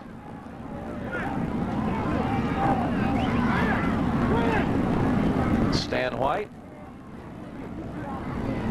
standing there alongside Kevin Hudson, one of his quarterbacks. Hudson is the 3rd team quarterback. He's a sophomore. In fact, all 3 of the Douglas quarterbacks will be back next year. One of the bad things about, if there is a bad thing in going to the playoffs, is that only one team is going to finish the season on a positive note. All the other teams that are in the playoffs, unfortunately, are going to have to finish with a loss, and sometimes that loss sticks in your stomach a little bit harder than maybe it should for having a good season. Hudson trying to find some room. He is sacked. Yeah, good job right there. Steve 45. Belvin. 5'7", 212-pound junior coming through there. Just lowering his ears back, knowing that the quarterback is going to have to go back and throw, and he gets in there and comes from the outside and gets in there and throws him for a big loss. He now has 3.5 sacks on the year. 2nd down and long, and that's it. They won't get it off. They're celebrating on the near side of the field, and why not? Carl Albert has come from behind and beaten Douglas 25-13 on a cold night in Midwest City. Stan White, Gary Rose.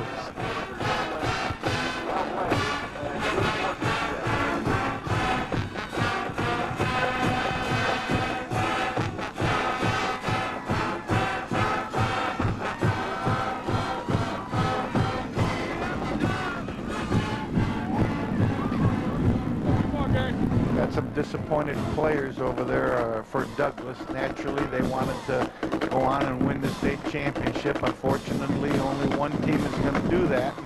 And right now, Carl Albert's got a chance. Let's go down to Steve Marshall.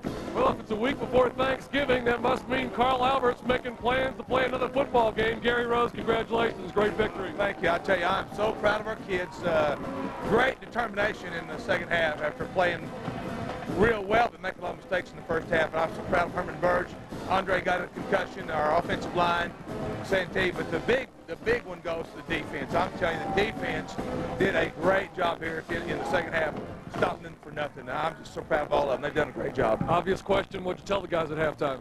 I told them we're okay, we're fine, as long as we just quit making mistakes. We're going to go take the game if we just quit making mistakes. And we eliminated most of those, and that's what happened. Good game by Douglas. They gave you all you certainly wanted. They're certainly a fine football team. Stan White does a great job with his kids. They're well coached, well disciplined, and they're great athletes. I just give them all the credit in the world for being where they are.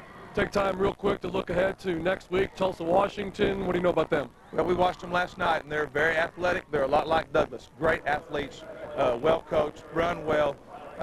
We'll have our hands full. They throw the football a little bit better than Douglas, and they got a great back in Mike Wilson, so we've got our hands full. Congratulations. Go enjoy it with the rest of the team. Thank you very much. Appreciate it. You bet. Well, when Carl Albert lost 3 games early in the year, a lot of people wrote him off. But once again, we learned to remember the Titans.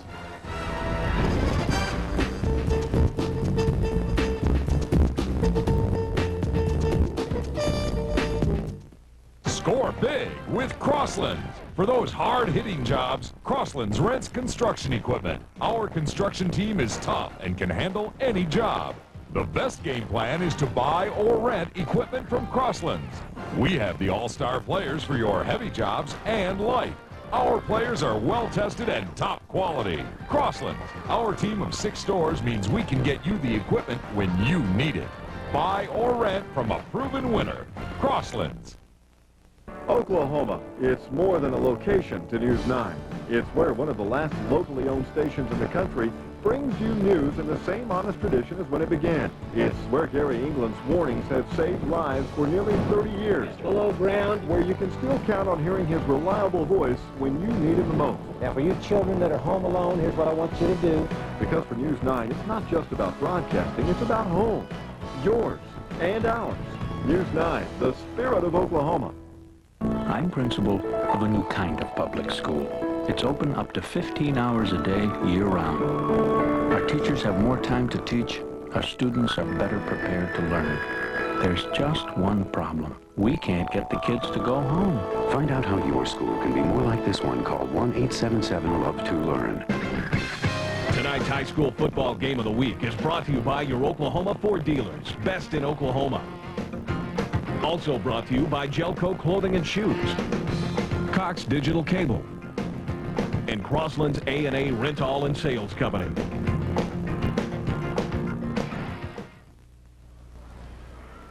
Well, Coach, we knew Carl Albert's defense would have to play well, and they did. And they ran the ball very well. Jackson is a great running back, and he pounds you in the middle, and then they play good defense. You win football games that way, Mick. There's the starting quarterback, Andre Daniels, suffered a concussion in the game, but we understand what the doctors say he should be able to play next week when the Titans go on to the semifinals and play play Tulsa, Washington.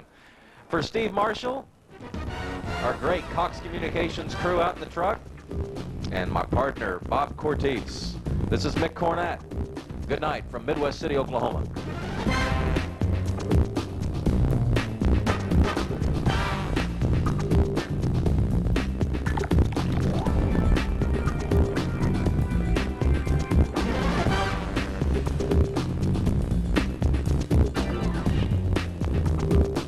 The preceding program was produced through the facilities of the Production Services Group and Cox Communications.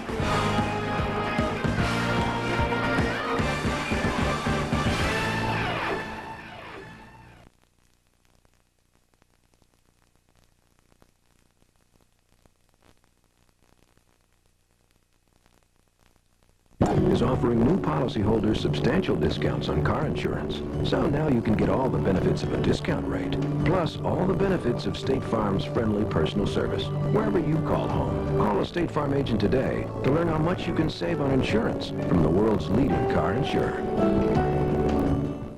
Your Ford alternative is Jack Kissy Ford Mercury. Kissy is finishing up their huge expansion, and Ford is already shipping their larger 2001 inventory. All remaining 2000s have to go now, regardless of profit or loss. They have over 150 new 2000s in stock now, but hurry for the best selection. Ford also has big factory rebates, up to $2,500, or interest as low as 0.9%. This makes Jack Kissy Ford Mercury the place to save, just south of Claremore on Highway 66. Jack Kissy saves you money. Dante Swanson, he is on fire as he is leading the University of Tulsa with 8 points.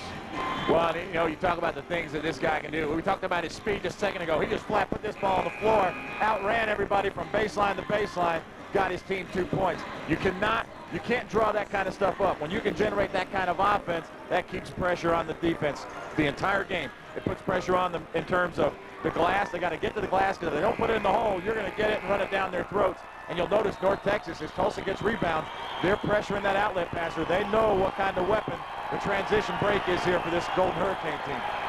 Swanson, 3 of 5 from the field right now, and as I mentioned, leads the way with 8 points. Shelton almost had it, lost it, but Tulsa still gets it as it goes off North Texas. There is Robert Buzz Peterson out of North Carolina. For those that are unaware, he was a roommate of Michael Jordan's at the University of North Carolina, 4 years at Appalachian State, and an overall record as a head coach of 80 wins and 39 losses. And also gets credit for teaching turning Michael onto golf. And the rest is history there. Allen with the steal and the lay-in. So Wes Allen with his first 2 points of the game. Well, if you're North Texas and you got to rely on sloppy ball handling from the Golden Hurricane in order to get your points, it's going to be a long night. It sure is. 19, that's the first field goal for North Texas in 6.5 minutes. And for Tulsa, that stopped the 21 straight points. Well, and also here in the first 10 minutes of this half, Tulsa has played 10 players. So lots of guys getting to see the floor. That's kind of that, well, we would say Kansas in this part of the country because of Roy Williams, but it goes back to Dean Smith. And really, he got it from Air Force. When he was at Air Force, you play a lot of guys early to let them find their own chemistry, and that's how you figure out your lineups as the season goes on. Allen, who had the steal in the lay-in, misses the line drive jumper, and so Tulsa is back with Hill. Inside Shelton, there's that spin move. Nothing inside. David yelps to the referee. He is in a shooting slump. Well, 2 for 20 last week. You get double teams, you got to find an open teammate. It's tough to score out of that double team. Nice move by Richardson over Shelton. Lucas with an offensive rebound. Finally, Tulsa comes away, and it's Marcus Hill. I thought David Shelton drew a charge there on Richardson. Richardson gets away with ducking that shoulder in. Antonio Reed, 5'10" sophomore out of Booker T. Washington, that is averaging 9.5 points a game. And TU from three-point land is 3 of 7. And right now, Antonio has 8 points. Well, I tell you what, I'm dying to know, as probably most people are, is he get that number 3 on his chest for a reason? I mean, did he practice that much? Having watched him throughout his young career, I would say that's the case. There's a look at the turnovers, and Tulsa doing a nice job defensively with 5 turnovers. Isn't bad here, but 12 is something Buzz Peterson doesn't like right now. Terrence White gets the bucket, and it's 28-10. Well, forcing North Texas into 12 turnovers is nothing new that this Hurricane fan is used to seeing. You know, this is something this team did all last year. Shelton misses the 3, and we've got a jump ball, the possession arrow. It'll stay on this end. Shelton shot quite a few threes last week. Didn't have much success, and to me, that's my personal concern about David, is that he'll try to shoot more from the outside than maybe they need him to. Well, no question. He started this season a little more perimeter than he was last year. You know, people know who he is this year. They're taking that paint game away from him. 3 rattles in and out. A nice rebound by David Shelton out of Cincinnati by way of Independence, Kansas Junior College. He is one of the 2 seniors on this team, along with Hill. And you talk about this team's ability to guard. You see Marcus Hill coming down, and D'Angelo with a little excuse me. May we have the envelope, please? Best supporting actor there for North Texas. Get a charge on D'Angelo. But you talk about this team's ability to play defense and guard. They know the kind of player that Davis is, still without a field goal. Oh, nice effort, but Shelton couldn't keep it under control. And so Lucas flips it to the wing. And it'll stay with the Eagles. And this is what Tulsa tries to do. They want to force you with the dribbler. They want to force you to the baseline, try to trap you down there on the baseline. Really executing their defense very well here early. Ooh, Shelton, takedown, giving 2 points. He and Richardson collide. And that one goes to Tulsa. Well, I got news for you. That's close to 500 pounds of forwards hitting the ground. Ouch! Richardson got the worst end of that deal, did he not? Yeah, because Tulsa got the ball. 8 minutes to go. Harrington penetrates, elevates. And Swanson comes up with under 8 minutes to go. White with a nice play there, blocking the shot. Nice move shot. Couldn't finish, and apparently he'll go to the line. That's one thing that David did such a great job last year inside that TU has had trouble the last few years is finishing inside. Shelton was well. See, most big guys really only have one, maybe two dribbles before they really got to put it up, or they get themselves in trouble. The luxury that David Shelton gives you is you can get it to him outside. They've got to come out. If they're using a big guy to guard him, he's got to come respect his ability to shoot perimeter, and he is very good off the dribble, able to get to the basket, very good passer, so he can make a lot of things happen in that 10-foot range, either by shooting, driving, or passing. Very good free throw shooter is Shelton, and he is 10 of 11 this season. He's their leading rebounder and a preseason all-conference pick by the media, and that is David Shelton. Boy, what an addition he was to this club a year ago that won 32 and lost 5. And certainly is expected to be one of the leaders this season. There's a timeout on the floor, 7:50 remaining first half. It's the home opener for the Golden Hurricane, and they are up by 20 on Cox.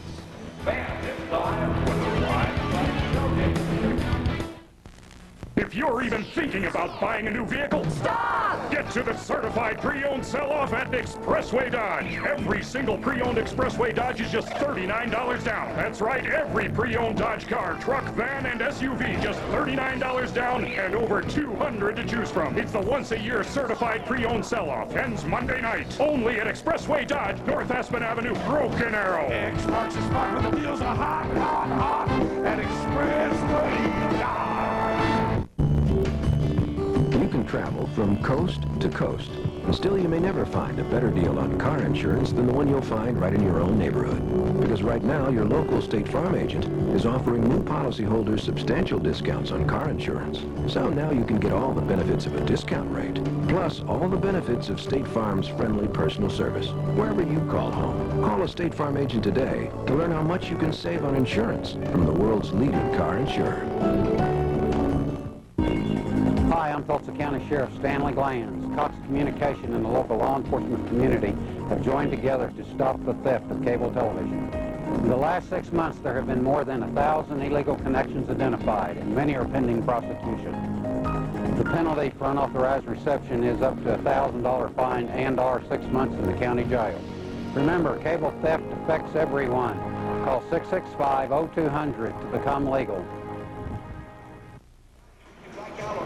The University of Tulsa hitting 55% to North Texas 22%. Rebounds are even at 13. Don King, Brian Riley, our producer Paul McFarland, the rest of our crew getting into the basketball mode after we have been in the football mode for a number of months. But it's good to get the Golden Hurricane basketball season and the collegiate basketball season really rolling this week, because ORU, OU, and OSU opening this, well, Oklahoma State opens Tuesday, but the rest open this weekend. Is it too early for you, Brian Riley? But I was listening to your radio show today, and you guys were talking about how the football season is just kind of shot by. Here we are. It just seemed like, well, not that long ago anyway, we were in Fresno doing the WAC tournament, which, by the way, is this year. Yeah. Speaking of that, when you and I did the last game on Cox for TU, it was indeed their 30th win of the year in this second round of the WAC tournament. Sent them to the semifinals and then the finals again to Fresno. McFall's shot won't go for Jeremy, and a rebound that seemingly Miller had is stolen by Davis. I'll tell you this, Jason Miller's an impressive looking kid. He's just a sophomore as well. He's got a nice frame, moves well. Harrington still hasn't scored yet. Swanson in trouble. Double dribble called on Dante. Boy, those are coach killers, I'll tell you what. Aren't they? You know, they just unforced errors, turn the ball over, just giving up possession of that basketball. 8 turnovers for Tulsa. We're speaking of the 30 wins last year, or the 30th win, which established a school record. TU team had never done that. You know, I had the pleasure of televising that. Tulsa went on to win 32 on the season, get to the Elite 8. Is this team capable of doing what last year's team did? Well, it's just so hard, so early in the season. You know, that team that went to the Elite 8. Well, I guess I get mine. During the break, you and I were talking. I was talking about how this team really is not playing above the rim like last year's team did, and Kevin Johnson's shutting my mouth. Jeremy McFall gets his first 2 points of the game, and it's 32-12. Tulsa up by 20 as we approach the 6-minute mark of this first half. But we know that Tulsa team, even last year, they looked good at times at home, but struggled, loses at Oral Roberts. Was hard to predict an Elite 8 team this time last year. Yeah, and Marcus Hill commits the foul underneath after the Harrington miss. That's Marcus's first foul. Certainly, we shouldn't expect this team to do what last year's squad did. I mean, I think that's expecting a little too much, although that's not to say that this team isn't capable of winning the WAC conference or the WAC title during the regular season. Well, I think one thing that this team will have in terms of a strength is their ability to score. They can score from many positions. They can score inside with Kevin Johnson, David Shelton, certainly capable of scoring points. They can certainly line it up from perimeter. They're probably quicker at the guard position. What's going to hurt this team is when they run into big, athletic forwards. They're going to have big nights from their guards in order to have success in those games. What do we got here? An offensive foul? Apparently so, and I think it's, I'm not going to speculate. Marcus Hill. Marcus Ledoux is into the game, number 32, and it's his first foul. So Tulsa has pretty much emptied the bench here with 5:56 to go first half. Well, this is a point of emphasis now for the NCAA. They want to clean up their game. They don't want the game to be a pushing, shoving wrestling match a la New York Knicks versus Miami Heat. They want to clean the game up. This is something they're really going to emphasize early in the season. These players are going to have to make adjustments.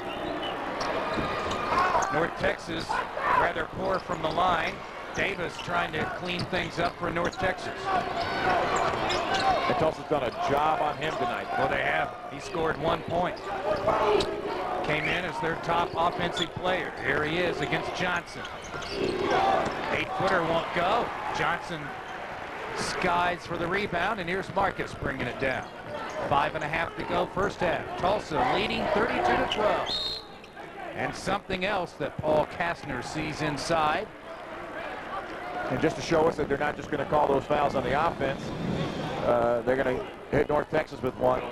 Will Smith, not the rapper, the basketball player, gets the foul. You saw, did you see? The Fresh Prince was holding there. Did you see, and he's not from Bel Air, he is from North Texas. Did you see the trapezoid, the expansion of the lane last week, and what were your thoughts on that? Well, you know, that's a FIBA thing. That's the international rule. Call me somewhat of a homer. Basketball is an American game, and this is the way the game was originated, and this is the way Dr. Naismith intended for us to play. By golly, let's play it this way. Sure, I guess it can't hurt to look at different ways and ways to improve the game. What they're thinking about doing is trying to spread the lane out to get a little more action in the paint, to try to get a little more of the dipsy-do, the dunkaroo, and make it look a little more TV friendly. Yep. And certainly, you want to look at things. For a long time they couldn't decide whether we're going to have a three-point line, and look at the excitement that's added to the game. So right. Marcus Ledoux lost a contact, and so Buzz Peterson spotted it from the sideline. And so Ledoux comes out to get his contact back in, and Swanson's eyesight not all that great on that shot. Well, that was a strength of Buzz Peterson. He had great floor vision. Nice pass from White to Davis, and North Texas has another basket. Davis's first basket of the game. Hill almost got it right back. Saved by Shelton. Nice entry to Johnson. I'm telling you, he's just so tough. He's so. Coach Phillips says he's in the best shape he's ever been in. He's really gotten stronger. He's always been kind of impressive looking in terms of build, but they really felt like he really was not as strong as he appeared to be. So he spent the summer really working in the weight room, getting himself strong. They feel he's in great shape. Well, he's certainly off to a great start in this contest. 4 out of 5 from the field.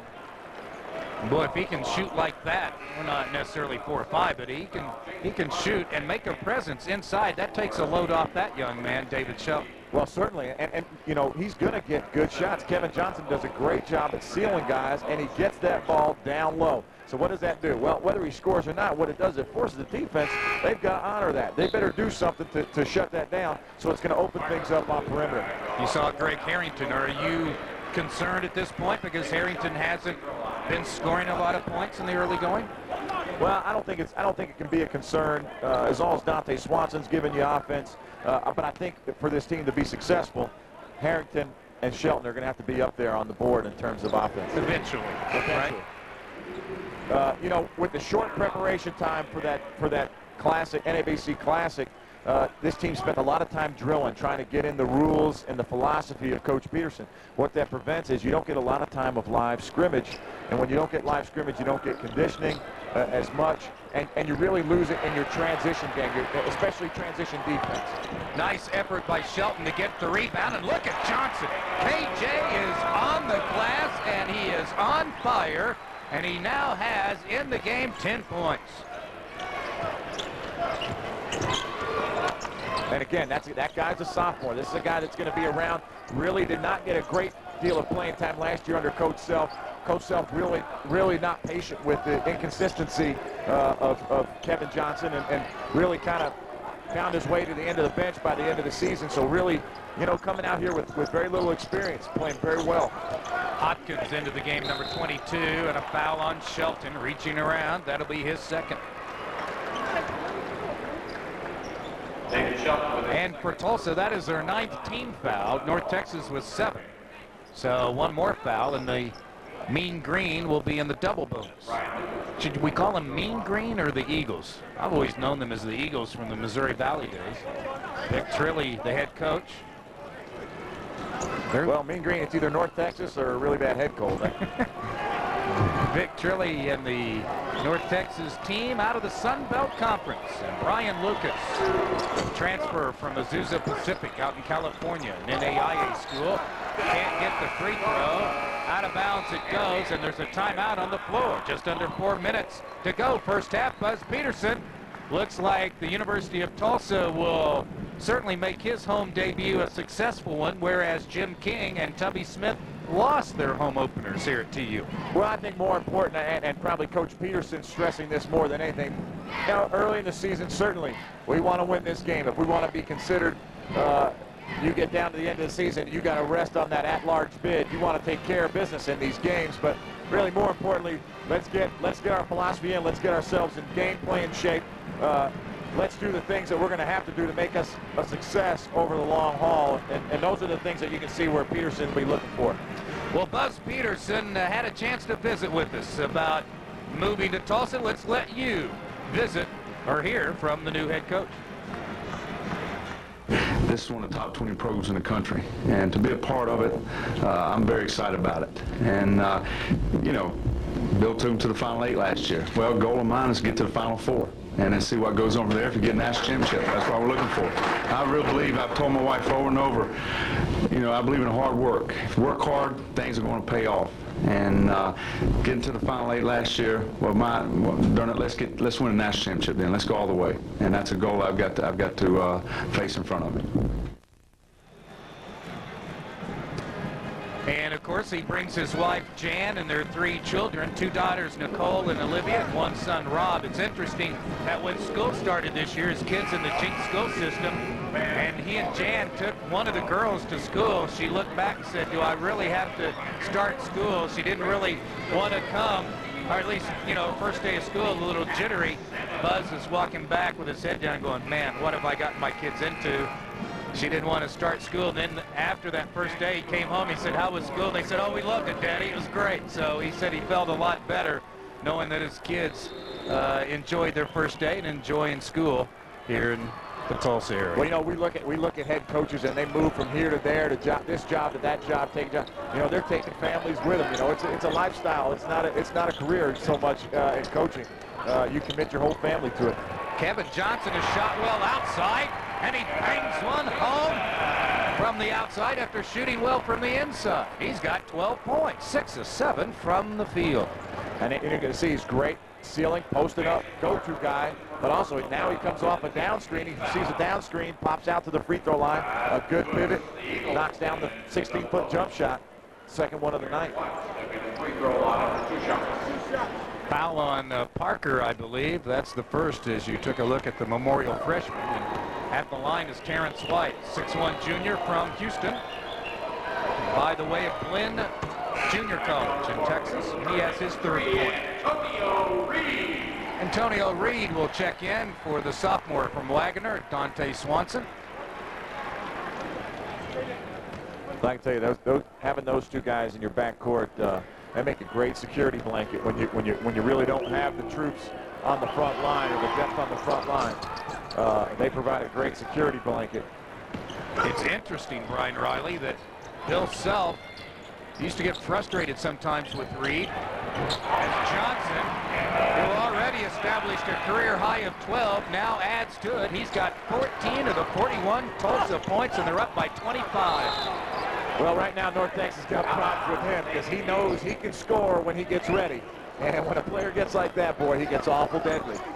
North Texas got to do something double, come over, help, try to get the ball out of his hands because Tulsa will continue to go to him. Hopkins tries his luck. That's a 2, and he got it.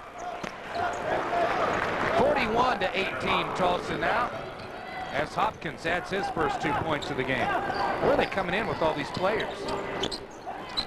Well, you see, look down their roster. They really do a great job in the Dallas area and getting players. They've got more players here than Tulsa does. Parker on the move. That one will go back to North Texas. Parker averaging 3.5 points in the first 2 contests. Vic Trilly.